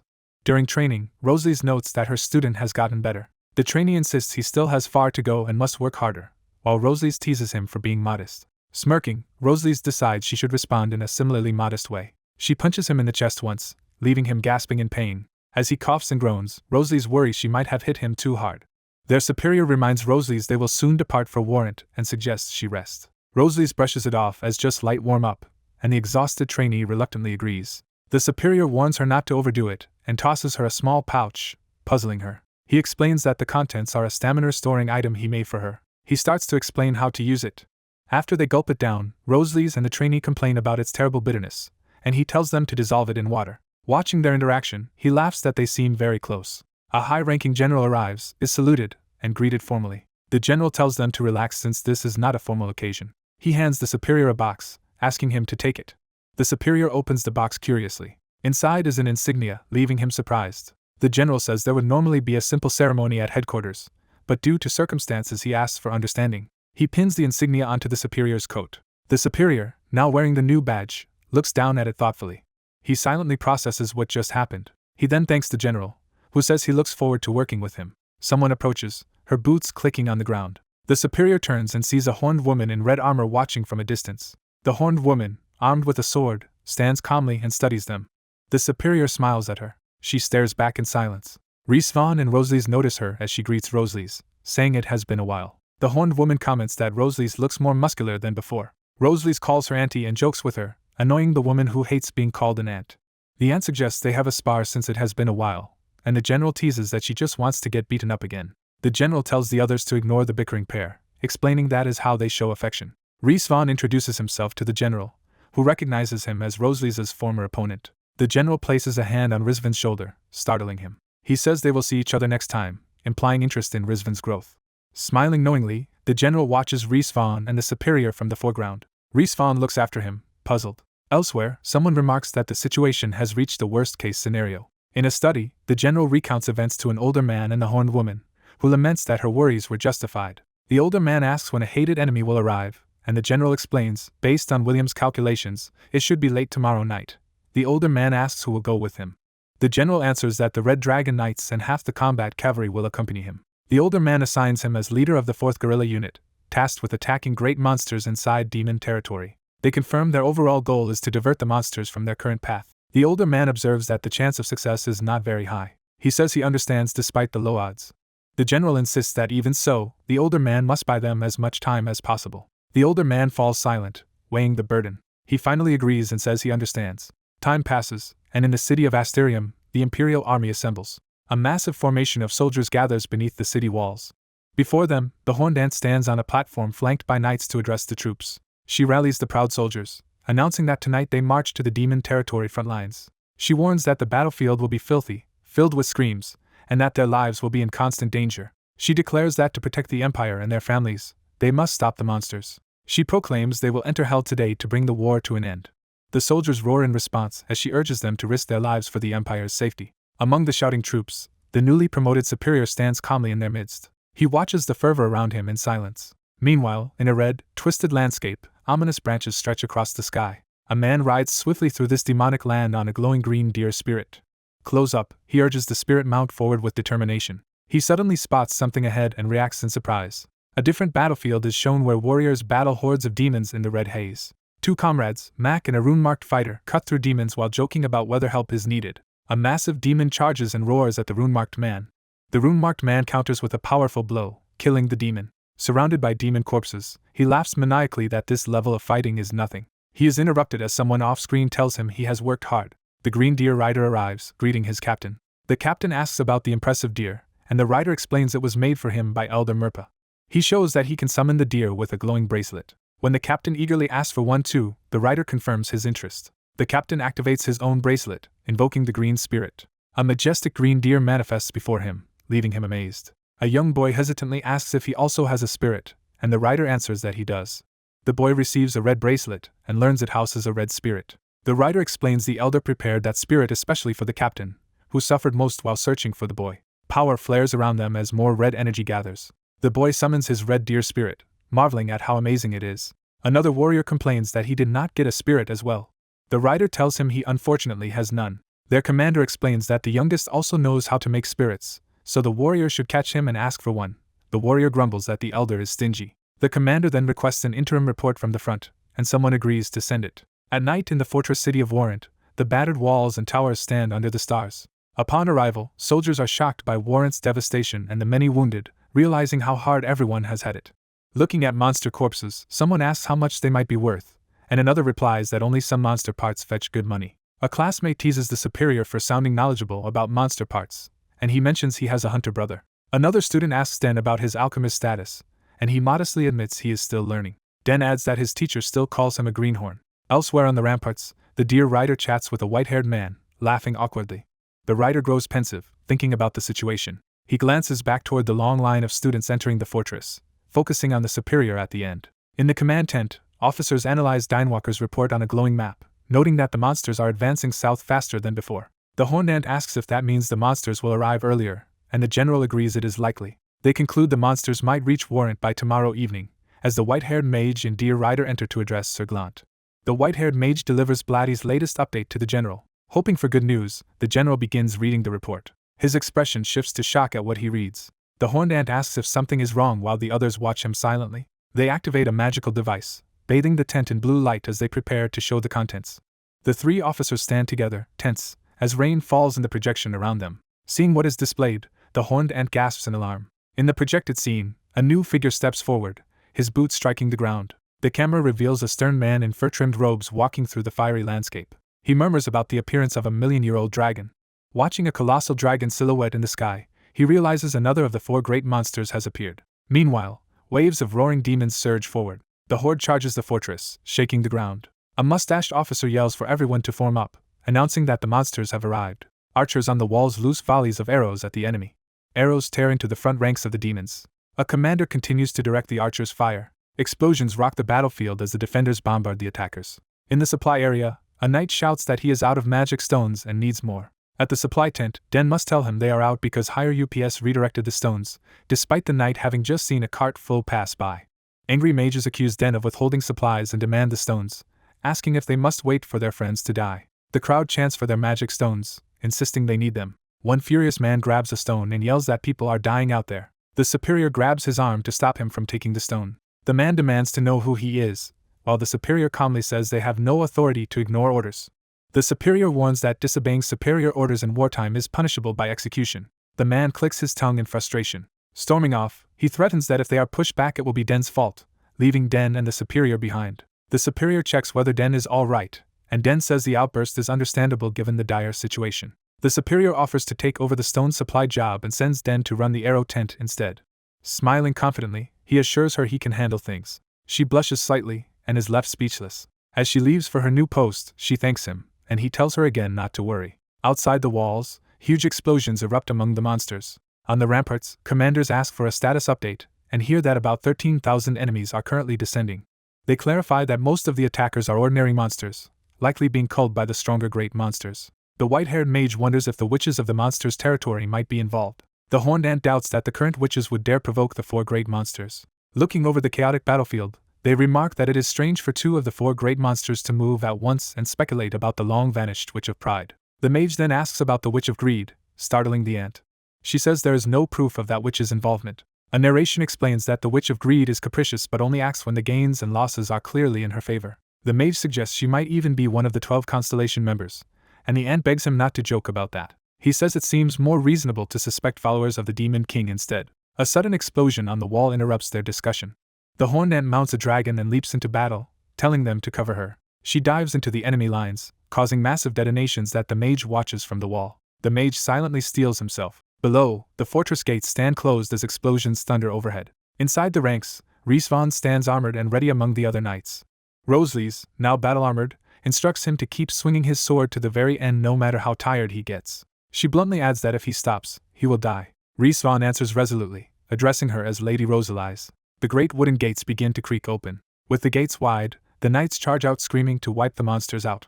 A lion-like monster is fatally stabbed through the torso in close combat. The armored soldiers rally together and advance with shields and spears against the roaring beast. One knight senses something ominous approaching as energy surges around them. A glowing green skeletal wraith appears before a startled knight and screeches at him. The knight charges and clashes with the ghostly skull creature. Focusing intensely, the knight prepares to counter the undead spirit. The giant skull spirit swings toward the knight, engulfing him in its eerie green aura. The skull spirit grimaces in pain, indicating the knight's attack has hurt it. The specter retaliates with a fierce scream that shocks the knight. A sudden bright slash of power cuts through the skull spirit from the side. A red-haired warrior woman cleaves the spirit apart with a flaming blade. She shouts to the knights that only swords infused with magic energy can damage these enemies. The knights and Rosalies form a line as hordes of monsters gather opposite them. Rosalies warns her troops that the battle is only beginning and they answer her call. A flock of glowing birds appears above the battlefield, drawing Rosalies' surprised attention.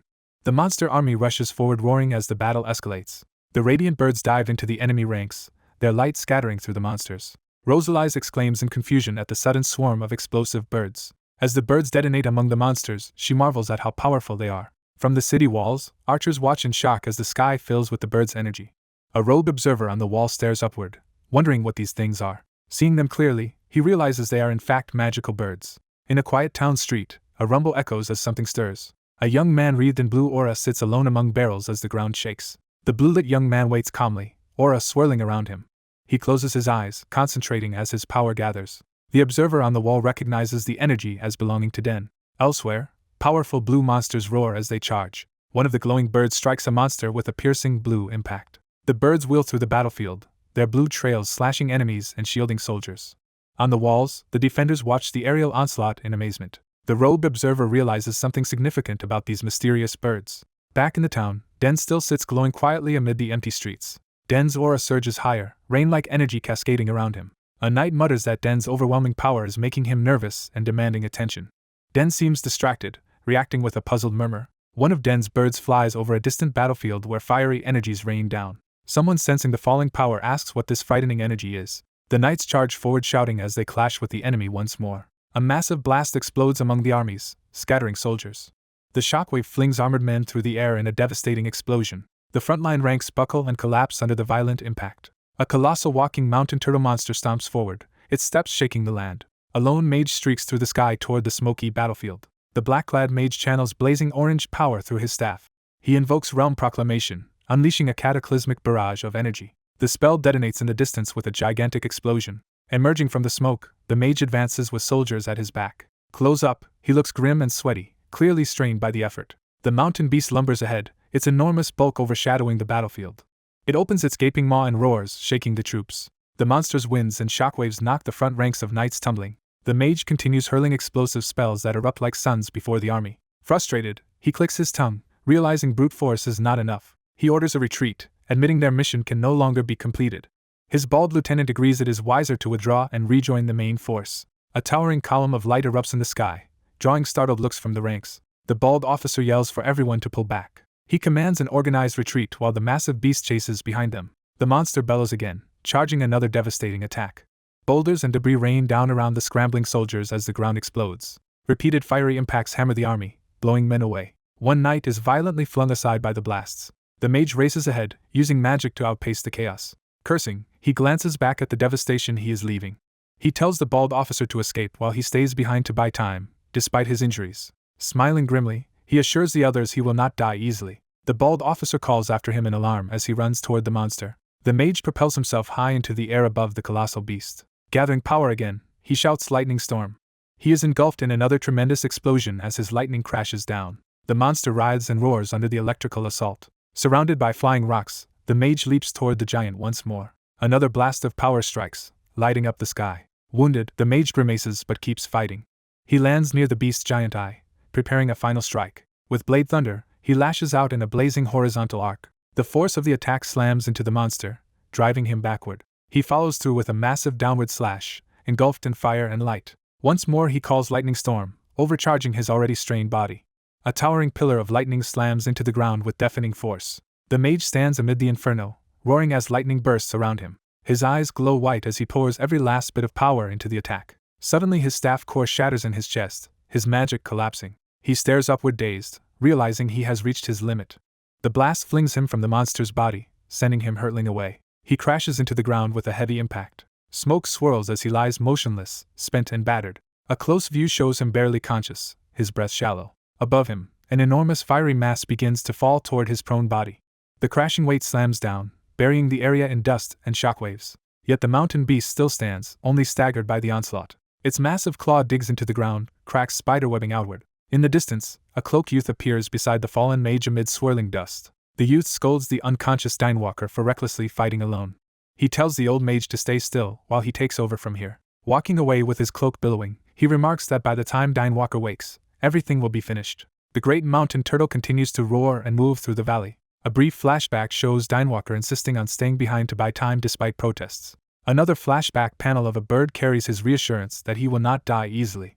Now, the masked youth rockets through the sky enveloped in blue aura. Flying fast, he mutters that the old man is a foolish show-off. He questions why Dinewalker was grandstanding in the middle of a battlefield as he speeds on. Back where the old mage lies, winds whip around as the youth's power lingers. The masked young man stands determined, ready to face the colossal foe. Confronting the towering mountain beast, he notes that it is no joke up close. The knights rush up offering to fight beside him, surprising him. When asked who he is, he simply says he is the one who saved the old mage. The soldiers stare at him in astonishment as he steps forward. He curtly orders them to stop talking and carry Dinewalker to safety. A terrifying roar echoes, startling both the youth and the officer. The monster's huge foot slams down near them in another earth-shaking stomp. The beast rises again, gathering its strength for the next assault. Its many red eyes glow as it spots the new challenger. The bald officer watches nervously as the ground starts to crack. He then sees the masked youth bracing himself under the descending weight of stone. Straining under the enormous pressure, the youth snaps at the officer for just staring. He shouts for them to grab Dinewalker and run, prompting the officer to obey. Carrying the unconscious mage, the officer orders the troops to retreat to base camp. The youth complains that this was not what he came here to do, but he keeps holding the weight. With a desperate yell, he unleashes power and hurls himself back into the fight. From afar, another tremendous explosion blooms against the mountain giant. The youth reappears high above the monster, rising on a column of blue light. He focuses and gathers crackling blue energy in his hand. Calling out running thunder, he sends bolts of lightning racing across the beast's stone body. The monster's eye crackles with blue energy as the attack bites into it. The creature convulses within a storm of lightning that lights up the entire valley. Smoke columns tower over the fortress of Warrant, showing the aftermath of the clash. Inside the shattered stronghold, wounded soldiers are treated and tended. Other troops arrive through the ruins, surveying the devastated battlefield. Two officers remark that this front also saw fierce fighting, more like being trampled repeatedly. One smacks the other for complaining, chiding him. He tells his comrade there will be plenty of battles to satisfy him soon and to stop whining. At the commander's tent, someone asks if the great monster has at least been delayed. Inside, strategists assume Dinewalker is still holding the beast back, though they worry at not hearing from him. A shout for a medic interrupts them. The bald officer rushes in yelling for medical help for an injured man. The white-haired commander steps out and sees Dinewalker being laid down among the medics. Recognizing him, the commander quietly says Dinewalker's name. Elsewhere, the sky over the mountains glows red as embers drift in the air. On the ground, shattered wood and stone show where the battle raged. A massive tree-like limb slams down, heralding a new menace. A gigantic stone beast with many glowing eyes begins marching through the forest. The mountain turtle resumes its steady, thunderous advance. Its footsteps echo through a nearby forest. The masked youth hides behind a tree, watching it pass. He peers out thoughtfully, assessing the situation. Looking at the gouged mountainside, he notes that the earlier blast obliterated an entire mountain. Suddenly the colossus whooshes past his position, forcing him to duck back. The monster's immense rocky body looms above the forest as it continues on its path. The masked young man watches intently from hiding, preparing to move. He suddenly dashes off, footsteps striking the ground. The cloaked figure sprints through the forest at high speed. While running, he apologizes that he is too busy today to deal with whoever is pursuing him. As a colossal mountain turtle monster rouses, he casually says he will only return if he ever gets the chance. Night falls over a fortified camp filled with tents and guards. Inside one tent, an injured man sleeps on a simple bed beside a torch. The bandaged man awakens and stares upward, conscious but weak. The masked youth recalls something significant that just happened. He enters the tent and asks the patient how he is feeling, startling him. Revealing himself as Den, he explains he rushed over after hearing Mr. Dinewalker was injured. Joking about rumors and gifts, Dinewalker teases Den, who retorts there is no gift shop around here. Den offers a small pill-like item that he says he has been saving but now wants Dinewalker to take. Dinewalker asks what it is, and Den answers that it is medicine to speed his recovery, and should be chewed well. Dinewalker obediently pops the pill into his mouth. He immediately complains about the sour taste, while Den downplays it. Den says he already has to leave for work but will try to visit again, and Dinewalker tells him not to overwork. Elsewhere in the camp, a red-haired general and a cloaked woman walk among the tents. The two converse amicably as they approach. The cloaked woman notices Den walking away in the distance with a knowing smile. Sensing something, Den briefly turns his head toward the newcomers. He looks serious as the general and the woman continue on, unaware of his attention. Someone unseen remarks that Dinewalker is looking fairly healthy. The general introduces the woman as Leisha Blade, an alchemist who will handle Dinewalker's treatment. Hearing her surname, Dinewalker realizes she is a member of the Blade family, and is told she is General Blatty's cousin. Dinewalker notes that Blatty has helped him many times before, which surprises Leisha, who says the general rarely helps anyone. Leisha asks to check his condition, and he allows her to examine him. After examining his injuries, she is surprised and declares he is already healed, though he insists he received no real treatment. Leisha pauses, then admits he does feel much better than earlier, puzzling her. She concludes there is little more she can do and tells him simply to focus on resting, while asking again if he truly had no other treatment. Dinewalker admits a friend recently gave him mysterious medicine said to be good for his body, which makes Leisha curious. Her eyes widen as she reacts strongly to this vague description. Outside, Den watches from a distance as Leisha and the general leave the medical tent together. Leisha suddenly turns back, as if sensing Den's gaze. From above, it is clear Den is keeping his distance while the officers remain near the tent. Den observes them tensely and thinks that something he suspects might actually be true. At dawn near a distant mountain range, a heavy thump signals the awakening of another massive creature. The ground splits as an enormous limb slams down with explosive force. A gigantic turtle-like monster, its shell shaped like a mountain, rises with a thunderous impact. The beast lumbers toward a fortified imperial stronghold across the plain. On the fortress wall, two officers argue about whether the colossal creature is a toad or a turtle, trading insults. A third officer interrupts, scolding them for bickering at such a critical time. This white-haired commander demands they show some urgency as the enemy approaches. He warns that all the watching soldiers can see their childish behavior. Below, ranks upon ranks of imperial troops roar in unison, readying for battle. The commander-general proclaims he will personally lead the front line and orders everyone to defend the empire with their lives. As the turtle roars, he commands an all-out attack, sending the army charging forward. The infantry rush across the battlefield, shouting war cries and raising shields and swords. The monster retaliates with devastating stomps or blasts that violently hurl soldiers and weapons into the air. Enemy mages in dark robes appear overhead, releasing explosions that tear through the imperial lines. A robed leader rallies his magicians to continue their destructive bombardment. Their spells detonate across the battlefield, causing massive casualties and chaos. From the wall, the commander watches in alarm as explosions pound his troops. He shouts to begin the 7th magic formation, activating a powerful defensive spell. Blue lightning chains surge from the formation, wrapping around the huge turtle. The magic strikes the beast with a heavy blow. When the dust clears, the monster is wounded but still standing, bellowing in rage while half bound by chains. Flying dragon riders rise into the sky to join the battle. The horned woman from earlier leads a lance charge from the air. Her attack hits the monster's body in a fiery burst as ground troops watch. The commander initiates the 4th magic formation, gathering another orb of energy. A complex blue spell circle appears, crackling with power. A concentrated torrent of lightning crashes down onto the turtle from the sky. The strike slams into the creature's shell with overwhelming force. Even so, the commander sees it did not land perfectly and fails to fully break the beast. Frustrated, he clicks his tongue and notes the attack was imperfect. He orders his staff to recharge the 4th formation and begin the 5th simultaneously. At the monster's feet, another glowing sigil forms beneath it as soldiers stand dangerously near. Cold magic surges up the turtle's body, freezing its limbs in jagged ice. The trapped monster roars furiously, straining against the ice. It then gathers blazing energy in its mouth to unleash a massive breath attack. A searing beam of fire and light blasts toward the fortress. Horrified, the commander orders activation of the first 3 formations to counter it. 3 stacked blue arrays rise to intercept the incoming beam. The fiery breath collides with the combined formations in a clash of power. The barrier strains as the inferno wraps around the magic circle. The spell barely holds, exploding outward in a dazzling burst that disperses the beam. The commander sees only superficial damage on the monster's shell and realizes how little their magic has achieved. Sweating, he mutters that the creature's strength is absurd. Reports reach him that formations 1 and 2 have been destroyed while the third is depleted. He asks about the fourth status and orders its recharge to be completed using energy from the third. His subordinate objects, saying Formation 3 is their final safeguard, but the commander insists the enemy must not be allowed another successful attack. Meanwhile, chains from the formations wrap tighter around one of the monster's legs, surprising nearby troops. The turtle again charges up a devastating breath as soldiers brace in panic. The horned woman sees another blast coming and yells for everyone to dodge. The monster prepares to fire again, energy swelling in its jaws. Someone on the wall watches the glowing eye, realizing a shot is imminent. Suddenly, a blue streaking figure shoots upward along a chain directly toward the monster's chest. Troops stare as a lone knight hangs glowing on the creature's underbelly. A veteran officer notices this mysterious knight and turns, intrigued. He narrows his eyes, wondering who this unexpected warrior is. The knight, crackling with blue power, is seen clearly and someone demands to know his identity. Energy surges around his gauntlet as he channels more magic. The empowered strike or spell slams into the monster's body. The knight calls his move Running Thunder as multiple thunderous blasts detonate along the creature's side.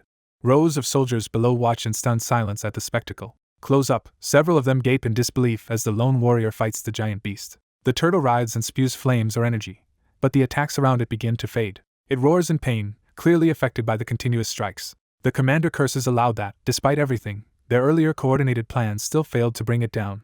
He turns as the armored knight lands heavily behind him on the wall. The knight calmly asks to borrow control of the Imperial magic formations. The commander, shocked, stammers in confusion at this bold request. The knight raises his spear as dark and light spell circles swirl around him, drawing in power. He steels himself inside his helmet, focusing his intent. A sequence of commands echoes in the magical system to sync, interpret, analyze, and connect the various formations. Surrounded by interlinked circles, the knight fully interfaces with the Empire's magic network. From the wall, the commander and soldiers watch in awe as their own formations answer to this stranger. The commander realizes in disbelief that the knight has effectively hacked their formations. A portal or energy sphere opens beside the knight as he continues manipulating the system. He brandishes the crystal spear while blue currents spiral violently around him. As the power builds, he remarks that it is time to test a miracle attributed to someone named Roten. He then announces activation of Formation 7, 8, and 9 all at once. The link sigils appear beneath the monster's limbs as the knight channels power into them. Chains of blue light rocket outward from the circles.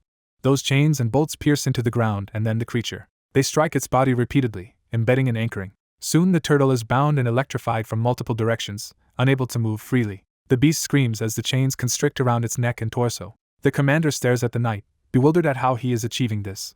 He demands the stranger reveal his identity. The knight answers only that he is Solaire, warrior of sunlight, and reminds the commander that the world still holds many unknown mysteries. Under the amplified magic, the monster howls again, increasingly desperate. Its chained forelegs slams downward near the soldiers, making them cry out. The impact causes yet another massive explosion among the ranks. Watching the destruction, the commander realizes they can no longer fully stop the beast. He asks Solaire if he can block another blast, but the knight says his technique is on cooldown and cannot be used yet. Without further discussion, Solaire leaps back toward the battlefield. He grips his spear as it lights up once more with crackling energy. He unleashes another running thunder, flooding the monster's face with lightning. The creature's eye flares red as it endures the assault. In response, it channels another towering beam of fiery energy straight downward. Solaire barely dodges as the beam tears past him, headed for the wall. The beam collides with his power or the defenses, erupting in a blinding explosion. Soldiers on the cliffs are thrown and burned as the blast ripples across their positions. Realizing the battle is dragging on, Solaire decides he cannot waste any more time. He rises again surrounded by a gigantic vortex of blue power. He declares a final technique, describing a death that governs every trajectory, and calling his weapon the Cursed Spear of Thorns. Power surges to its peak around his armored form. With a shout of Gibalg, he dives toward the monster in a single decisive strike. The turtle freezes, sensing imminent doom. A series of colossal blue detonations erupts across its body. The force blasts clouds and debris away as Solaire shoots back from the impact. On the ground, General Blatty simultaneously launches his own powerful attack, roaring as he strikes. His blow adds another towering explosion of fire or light against the monster. The grievously wounded turtle roars in agony. Airborne units fan out around the mountain as the sky fills with smoke and embers. The horned woman rallies the flyers and soldiers, ordering everyone to press the attack. The combined assaults pummel the now staggering monster from all sides. As one of the aerial knights recklessly charges too close to the beast's open jaws, the horned commander shouts for them to move before they are swallowed. A knight warns of another massive magic attack descending as enemies stare up in shock. The knight unleashes a devastating spear of the lightning god that crashes into the battlefield. The human army watches tensely as the purple lightning magic rains down around them. The white-haired commander looks on, sweating as the overwhelming spell continues. Close up, the commander is clearly alarmed by the magnitude of the attack. The spell core flashes amid smoke in the sky, drawing everyone's gaze. The impact explodes among the monsters, causing screams of agony. Amid the chaos, a soldier cries out in pain that his arm has been severed. The red-haired knight stares at the scene, baffled by what is happening. On a distant mountain, a colossal stone turtle roars back to life, refusing to die. The turtle charges power in its maw, forming a blazing energy sphere. It fires a gigantic energy beam toward the knights, threatening to annihilate them. The red-haired knight panics, realizing he cannot dodge the incoming blast in time. Someone suddenly grabs him, interrupting his movement. The rescuer tackles the knight out of the beam's path just as it strikes. The turtle's beam smashes into the fortress walls, detonating with enormous force. The blast carves a huge crater and throws soldiers across the battlefield. The rescued knight and nearby troops slowly recover from the shockwave. Still speechless, the knight processes how close he came to death. A cloaked figure approaches the seated knight, who looks up in surprise. The cloaked mage teasingly asks if he thought his disguise would keep others from recognizing him. The mage confidently identifies the armored knight as Den. The mage reveals she saw through Den's recognition distortion magic, leaving him silent. Den awkwardly pretends not to know the name, but the mage insists she recognizes his magic. She then drops a bombshell, saying their father is currently within the monster's territories, shocking Den. Den mentally repeats the revelation that his father is in monster lands, clearly shaken. Both Den and the mage glance up as the turtle roars again behind them. The enormous turtle towers over the army as Den kneels before the mage. Den says they must defeat the turtle first, while the mage protests that formations have already failed against it. The mage suggests using the grand spell Symphony, startling Den. Den protests that Symphony needs at least 30 magicians, which seems impossible here. Den calmly asks if there is any other option, forcing the mage to think. The mage hesitates, sweating, clearly seeing no alternative. Meanwhile, the white-haired commander and his troops stand before the advancing turtle. The commander curses under his breath, frustrated by the situation. Den approaches the commander, drawing his attention. Den, drinking some potion, asks the commander if he can hold off the turtle for a while. Den also advises him to order a retreat if he does not want his soldiers wiped out, making the commander uneasy. The commander agrees and orders the 7th, 8th, and 9th formations to be activated. His officers relay the order to open formations 7, 8, and 9. The commander tells Den he does not know who he is but will cooperate since Den is not an enemy. He adds that Den must reveal his identity after the battle, while Den laughs awkwardly. Den rockets into the air, and the commander tells him to act as he wishes. The commander silently watches Den fly off. The activated formations hammer the turtle with magic as soldiers and mages attack. The commander leaps high above the turtle, preparing another spell. He invokes the power of the King of Ice, gathering brilliant blue energy. He unleashes the named spell Ice Storm, encasing the turtle in massive ice. The commander then shouts for all troops to retreat from the area. Officers echo the order, leading everyone to withdraw. The frozen turtle strains against the ice, beginning to move again. The turtle reveals a second serpentine head emerging from its body. The snake head opens a vortex-like mouth, alarming the airborne commander. The commander looks on in disbelief as his magic seems ineffective. The serpent head lashes out with violent energy toward him. A huge snake body fully emerges, hissing menacingly. The snake breathes a torrent of fire toward the battlefield. The commander realizes in horror that the creature is actually two-headed. One dragon head continues spewing flames. An arrow suddenly pierces the beast's eye, making it recoil. A young archer floats in the air, having loosed the shot. Grinning, the archer says he is ready to repeat that attack. He fires a rapid barrage of arrows at the coiled dragon. The arrows bounce harmlessly off the monster's armored scales. A cloaked warrior rushes along the dragon's body toward it. The warrior leaps, striking hard at the dragon's spine. Smirking, he announces his arrival in the battle. He drives his glowing sword into the dragon's eye with a powerful blow. The dragon's huge eye is slashed, reeling from the impact. The warrior is thrown back by the force of his own strike. Another soldier catches the falling warrior from behind in midair. The rescuer greets him as Mr. Blatty and calls for their 5 movements technique. Blatty begins the technique, powering up his sword with glowing energy. Energy streaks swirl around the dragon as Blatty prepares to cut. Blatty unleashes his named technique Heaven Destroyer, slicing through the dragon. The dragon writhes and crashes down as allied riders swoop in on their own dragons. A horned female warrior charges, vowing to kill the enemy. Explosions erupt across the serpent's body as their attacks land. Den and his mage ally soar toward the battlefield amidst the blasts. They exchange a nod as Den recalls the song-like incantation that begins when dawn is dark. The mage continues the ritual verse, describing star-filled skies as power gathers. Den chants the next lines about those walking by the river and divine lyrics. The mage notes that today's song is different. She says this song is of the fallen star. The narration describes an ancient legend, a final beautiful tale at history's end, about a brave hero. Together they invoke the ultimate spell symphony. Magical circles of many kinds flare as the symphony's power surrounds Den and the mage. The sky over the army fills with countless dazzling magic formations. The commander stares upward, demanding to know what kind of magic this is. Den warns everyone to stand back because the spell about to land is enormous. The dragon looks up as the energy focuses on it. Power slams into the dragon's face and jaws with blinding force. A colossal vortex of lightning and blue energy crashes down from the sky onto the monster. The impact detonates in a colossal blue explosion. Smoke and embers billow over the battlefield as soldiers watch in awe. The horned woman and the commander gape at the aftermath. The commander, sweating, struggles to process what he just witnessed. The once mighty dragon lies dead in a giant crater. The horned woman and the commander stare at its lifeless eye. They wonder aloud what this phenomenon is and how Den managed it. Den emerges from under the corpse, carrying a huge glowing crystal core. He announces that the great monster is dead while holding up the core. Den declares he will claim the turtle's magic core as his personal reward. The commander protests that the crystal belongs in the Imperial Vault and warns Den he will be treated as an enemy if he keeps it, while Den argues he deserves compensation. The commander insists his forces also fought and thus have equal claim, which Den reluctantly acknowledges. The commander proposes a different solution. He suggests a contest where whoever secures the core gets to keep it. The horned woman is startled, but another soldier agrees the idea sounds fair. The horned warrior grins, saying she likes Den's bold attitude. She then orders her people to seize him immediately. As they rush him, Den opens a portal beside himself. He casually drinks from a bottle, unfazed by the impending fight. Den charges, scattering the nearest soldiers with a shockwave. He presses the attack, clashing blades with multiple knights at once. He leaps high and slams his sword down, blasting everyone around him back. Den darts away in a blur, evading their counterattacks. Blatty joins the fray, swinging his sword at Den. Blatty grins menacingly and addresses Den as young master, revealing familiarity. Den greets him as Mac, confirming they know each other. Den then says he will see Mac another time and begins warping away in swirling energy. Mac fires a powerful magic bullet at Den as he disappears. The blast hits Mac instead, leaving him crying out in pain. The explosion lights up the sky, shocking the watching soldiers. A mustached officer finds Den's antics intriguing rather than infuriating. He orders his dragon riders to chase Den down. Den fends off incoming riders and dragons in midair. While parrying, Den mutters that he cannot actually kill them. A dragon knight charges him with a spear. The rider grimaces fiercely as he closes in. Den knocks the rider from his saddle with a swift strike. The dismounted knight tumbles as Den seizes control of the dragon. Den lands onto the dragon's back. He calms the panicked beast, telling it to relax. Holding out a glowing device, Den prepares another trick. He explains it is an energy controller he built for fun when he was young. Den uses the device on the dragon, enveloping them in blue light. The magic floods the dragon's eye. The dragon's eye shifts, showing it has come under Den's control. Den praises the dragon as a good boy while the horned woman stares up in disbelief. She furiously demands to know what he has done, as Den replies that the dragon now belongs to him.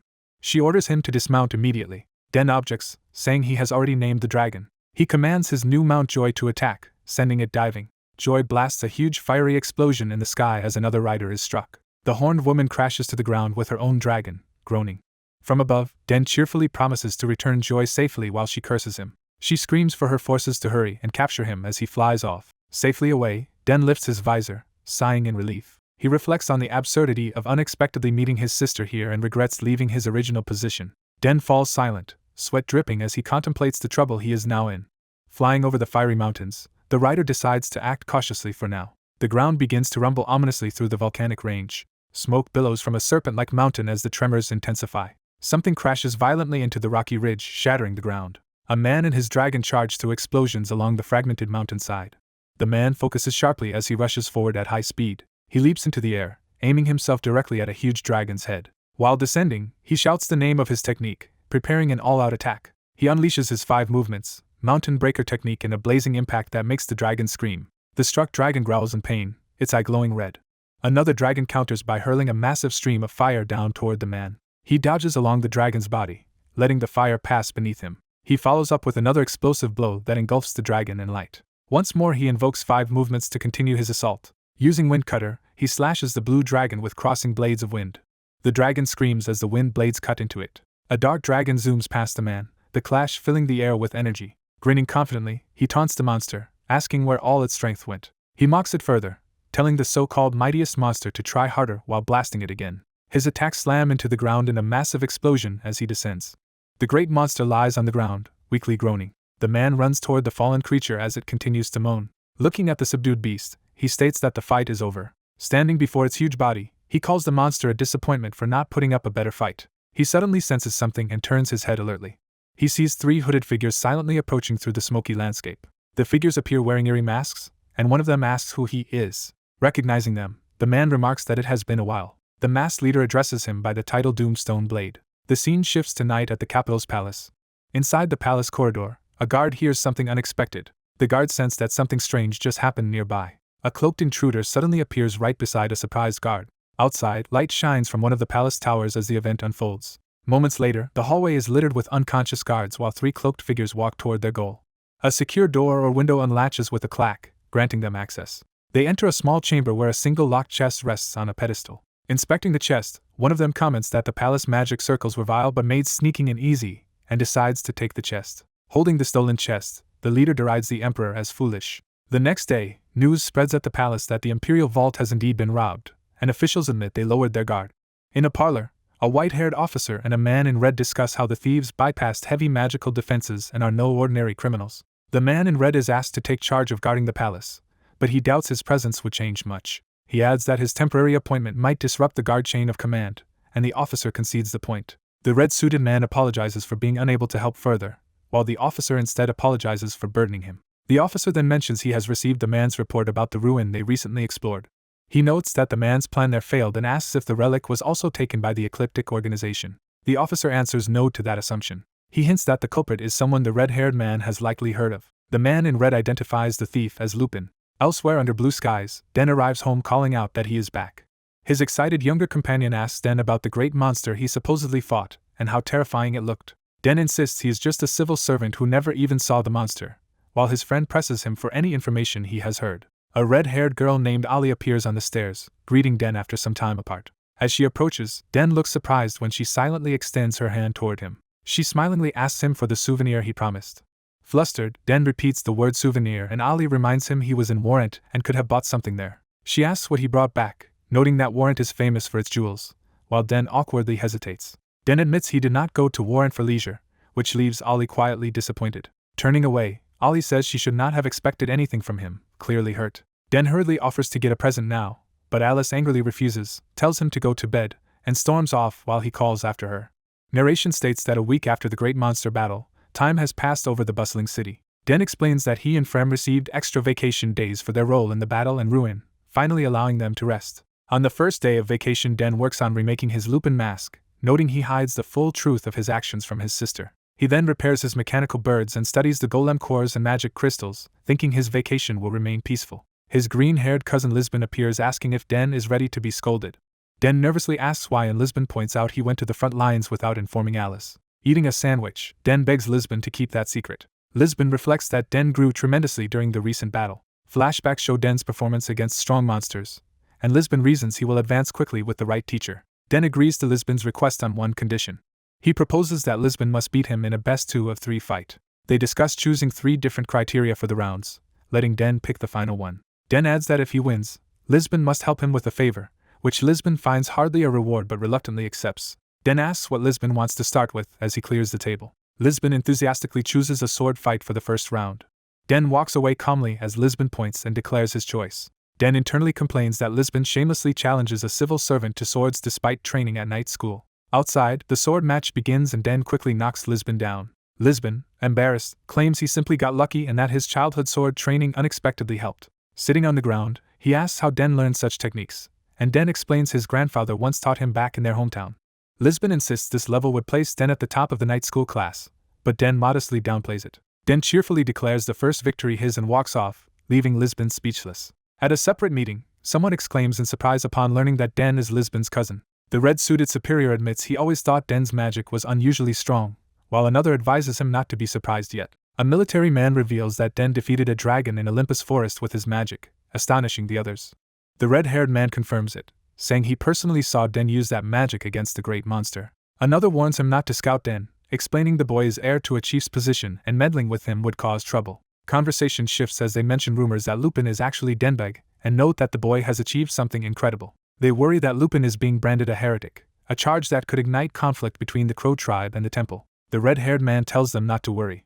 One of the elders trusts Den's intelligence, convinced he will sort things out himself. A servant brings a document, drawing the elder's attention. The red-haired man reads the paper the nun had prepared for the visiting noble. The attached comically drawn portrait of Den makes him ponder. Meanwhile, Den asks Lisbon when they will hold the second round of their bet. Lisbon claims he already has plans and suggests they continue after he is done, which makes Den suspicious. Den asks what requires such early preparation, and Lisbon explains he is visiting an orphanage called the Angel's House that he supports. Lisbon invites Den along, saying he will probably enjoy the visit. Den, having free time, agrees and is then asked if he owns a rosary or statue of the goddess. Den shows a shining statue and wonders why Lisbon needs it. Lisbon says the Angel's House is run by the temple, so they should bring something for prayer. As they leave, Lisbon asks to stop by the market first to buy snacks for the children, and Den agrees. The narration briefly shows the grand temple complex in the city. Inside, the Saintess Hillis lies on her bed complaining loudly about how bored she is. She continues wailing that she might die of boredom. Suddenly she sits up and calls for Albetos. A priest enters, addressing her as Saintess, and she asks if there is any letter from Laisha, lamenting how bored she is without her friend. Hillis suddenly proposes going to Warrant herself to heal patients there. The priest objects, noting Warrant borders monster territory, but she points out that the previous Saintess joined the battle against the Demon King and asks why she cannot do something similar. He answers that those were exceptional times and reassures her another high-ranking saint is already working in Warrant, though she still complains of boredom. To distract her, he suggests visiting an orphanage managed by the temple. She realizes he means the Angel's House. The story cuts to the exterior of the Angel's House building. In the marketplace, Den asks the price of various colorful candies. Lisbon orders 5 boxes of candy for the children at the Angel's House, explaining how much they love sweets. The friendly shopkeeper, hearing their destination, offers them extra candy for free. Den offers to pay since he would feel bad arriving empty-handed, but Lisbon insists it is his duty as the sponsor. Lisbon tells Den he only needs to enjoy playing with the children, while a white-haired gentleman quietly watches them from behind. The gentleman approaches and politely asks if they are headed to the Angel's House. Den and Lisbon confirm they are, and the man praises them as kind young men who have even prepared gifts. The old man studies Den and remarks that he looks familiar. He concludes that Den resembles his daughter. Den protests that he is a boy, and the man laughs that his daughter is often mistaken for a boy too. When the shopkeeper returns with boxes, the old man pays for all the candy and adds more as a gift. He explains he was planning to buy candy for the children himself, so Den and Lisbon should not worry. He then says he is also on his way to the Angel's House. Asking their permission, he invites them to accompany him there, and they readily agree. Soon after, narration identifies the building ahead as the Angel's House again. Inside, the orphans happily play together with a stuffed rabbit toy. The old man, Lisbon, and Den watch the joyful children through a window. The gentleman comments that watching the children play brings happiness, and Lisbon agrees, saying he feels down when he cannot visit. The man tells Lisbon to distribute the candies himself, explaining that he has business with the head nun. He adds that only the children's happiness matters, not who hands them the sweets, and walks away. He bids the 2 young men farewell for now, leaving them slightly bewildered. Elsewhere in the building, the head nun hears a knock at her office door. The old man enters, greeting her after a long absence. She welcomes him warmly as Your Grace Asteria and assures him the children are well thanks to his support. Asteria downplays his contribution and recalls how the nun helped his late daughter 26 years ago, while she insists he owes her nothing. Sitting together, he notes the orphanage feels different from before and asks if something has happened, and she praises his sharp instincts. She reveals quietly that the Saintess is currently staying there in secret, which surprises him. Concerned he might be intruding during a busy time, he offers to leave, but she insists there is no problem. The nun then gives him a card left by her previous guest, saying it points to a place he should visit. After their talk, Asteria departs the Angel's House, and she promises to contact him later. Meanwhile, temple knights stand guard in the orphanage corridors. Den and Lisbon carry boxes of candy past them, exchanging glances. Den inwardly notes that there seem to be far too many guards stationed around an orphanage. A robed figure calls Den's name, stopping the 2 boys. Hillis appears in formal Saintess attire with her escort, addressing them. Lisbon quietly asks Den if he knows her, and Den explains she is a friend. Hillis says this is their first meeting since Warrant and asks if he has been well, encouraging him to relax as before. Under the stern glares of her guards, Den nervously tries to respond. A nun greets Brother Lisbon, and he happily calls out to Sister Riemann as he arrives carrying boxes with Den. Riemann tells Lisbon the children missed him during his absence, and he apologizes, saying he has been busy. Lisbon introduces Den as his housemate and friend Brother Den, and Den shyly greets the nuns and knights. Children excitedly run toward Lisbon, shouting his name as he arrives. Lisbon cheerfully announces he brought candy for everyone, and the kids eagerly react. Raymond scolds him for bringing such expensive candy, and Lisbon explains an elderly gentleman bought it for him on the way. Lisbon says that elderly benefactor is currently meeting the head nun, and Riemann notes he often helps the Angel's House. A little girl tells Riemann she is hungry, reminding Riemann that it is already lunchtime. Riemann asks Lisbon and Den to play with the children while she prepares their food, and they agree. Lisbon enthusiastically plays ball with the kids outside on the playground. Lisbon continues the game, teasing the children with the soccer ball as they reach for it. Inside, Den sits with two small children, quietly playing blocks with them. Later, everyone gathers at a long table and enjoys a hearty meal served by the nuns and the purple-haired priestess. Afterward, Lisbon leads the kids outside again, forming a little group in the yard near the playground. At nap time, the children lie in rows under blankets, peacefully sleeping. Lisbon naps alongside one of the boys, both fast asleep. Elsewhere in the courtyard, the purple-haired saintess relaxes on a bench under guard by two knights. She enjoys a drink in the shade, clearly relishing a rare moment of calm. Den approaches and remarks that the abundance of knights must be because of her presence. Sitting beside him, the saintess apologizes if the escort is too much, and Den admits it is a bit overwhelming. She assumes he has realized she holds an important position and apologizes for not telling him sooner, while he says it would be foolish not to notice. She explains that her high status intimidates people, leaving her with few friends and guilt over hiding who she is. As she begins to say that learning her identity tends to change relationships, Den bluntly identifies her as the saintess, surprising her. Shocked, she asks how he figured it out, and Den stays quiet but confident. Den lists the clues he observed: her high temple status, holy knight escort, and her secrecy about staying at the casino. He adds that other hints convinced him she must be the saintess, leaving her speechless. The saintess is surprised he still treated her casually. He jokes about whether she really wants him to act overly respectful. Den promises he will act properly in public, though he doubts a lowly civil servant like him will ever meet the saintess officially, making her laugh awkwardly. Lisbon calls from a window that the children have woken up and tells Den to hurry back inside. Den responds that he is coming, leaving the saintess still sitting on the bench. The saintess cheerfully turns to the children and asks what game they should play next. Den internally feels relieved that he visited the angel's house, knowing it led to this meeting. Later, the exterior of a building is shown, indicating a move to another location in the city. A close-up reveals a red-marked sign hanging on the door, signifying the place is closed or marked off. Inside that quiet establishment, two older men sit facing each other for a private conversation. The white-haired gentleman greets the scarred man, saying it has been a long time. The scarred man addresses him formally as Mr. Zendia Blade, revealing mutual recognition. Over tea, Zendia Blade asks how Duke Asteria has been, and the Duke replies he is the same as always. The Duke admits it feels odd to be addressed so respectfully by the former chief of the Crow tribe, and Zendia says he feels the same. They decide to drop formal titles and instead call each other more simply, like brothers-in-law. Back at the orphanage, Lisbon looks anxious and perspiring, sensing something is wrong. Den appears serious and confident, watched by surprised children in the background. Narration states that their second bout is a chess competition as Den and Lisbon face off at a huge multi-board setup, surrounded by nuns and kids. The narrator explains the match uses 9 chessboards and 120 pieces, with rules nearly identical to Earth's chess except for pawn retreat and an extra mage piece. The saintess and Lisbon marvel at the unusual format and ask Den if he invented it, but he insists the game came from their own empire. The abbess clarifies that this variant is called Northern Chess, originating from the northern land of Asterium. Den confirms she knows the game, and the abbess says she does but had never seen anyone actually play it before. Den notes he saw unused chessboards on her shelf, and she explains a friend from Asterium once gifted them to her. The abbess asks Den if he learned the game in Asterium. He replies he is from a nearby town, which she accepts. Den adds that the abbess strongly resembles a sister he knows, surprising her.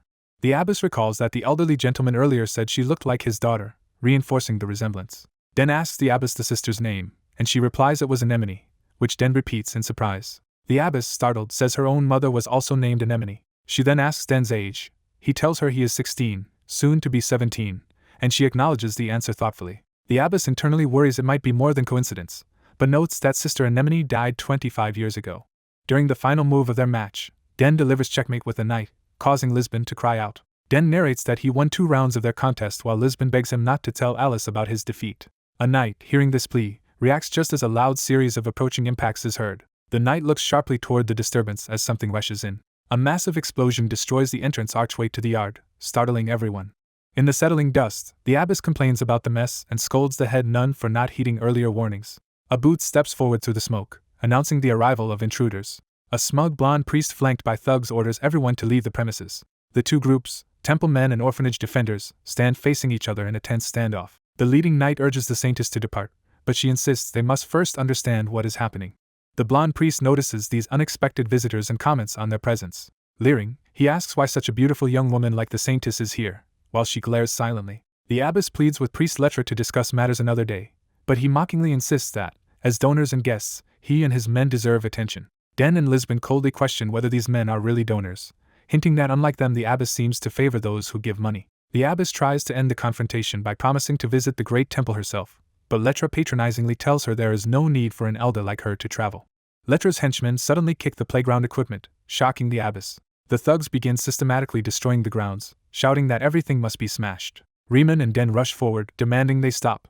Letra says he will cease if they sign his documents. Letra arrogantly tells them they should be grateful for his supposed kindness and to hurry their decision.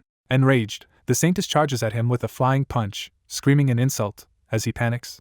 The Knight Commander shouts for her to stop, realizing the consequences of attacking a temple priest. A loud blow rings out, but something unexpected happens off-screen. Letra opens his eyes to find his face barely saved from the punch, confused by what just occurred. He then sees that Den has grabbed the Saintess's arm mid-strike, preventing the hit. The Saintess yells at Den to release her, but he urges her to calm down, warning that hitting an official representative of the Great Temple would cause serious trouble.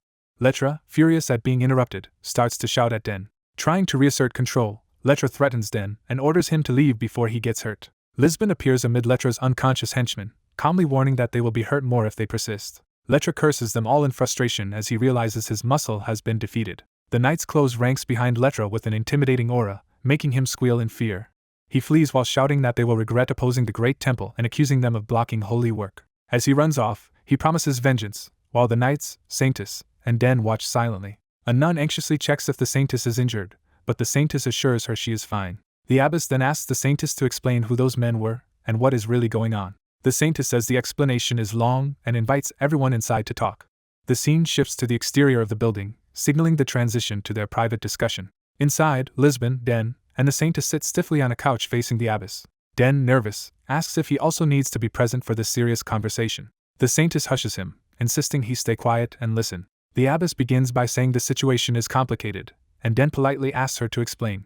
She outlines how all churches in the Empire answer to the Holy Land in Percival, while the Great Temple operates with its own independent authority. She adds that within the Great Temple there are both extremist and moderate factions.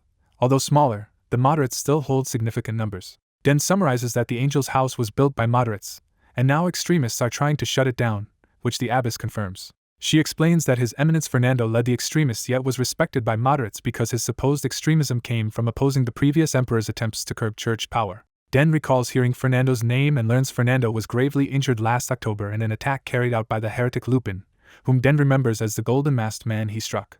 A flashback shows that golden-masked Fernando being critically hit, connecting Den's past battle to the current crisis. The abbess says Fernando's fall allowed the archbishop he once restrained to expand his power, and now moved to seize control of the Great Temple. Den realizes with dismay that his own actions indirectly triggered a chain reaction putting the Angel's House in danger of closure. The abbess asks if they know why she told them all this, and the Saintess wonders if she is requesting their help. Instead, the abbess firmly says she is not asking for assistance. She clarifies that she shared the story to urge them to stay out of the conflict, since extremely powerful figures are involved and she wants to keep them safe.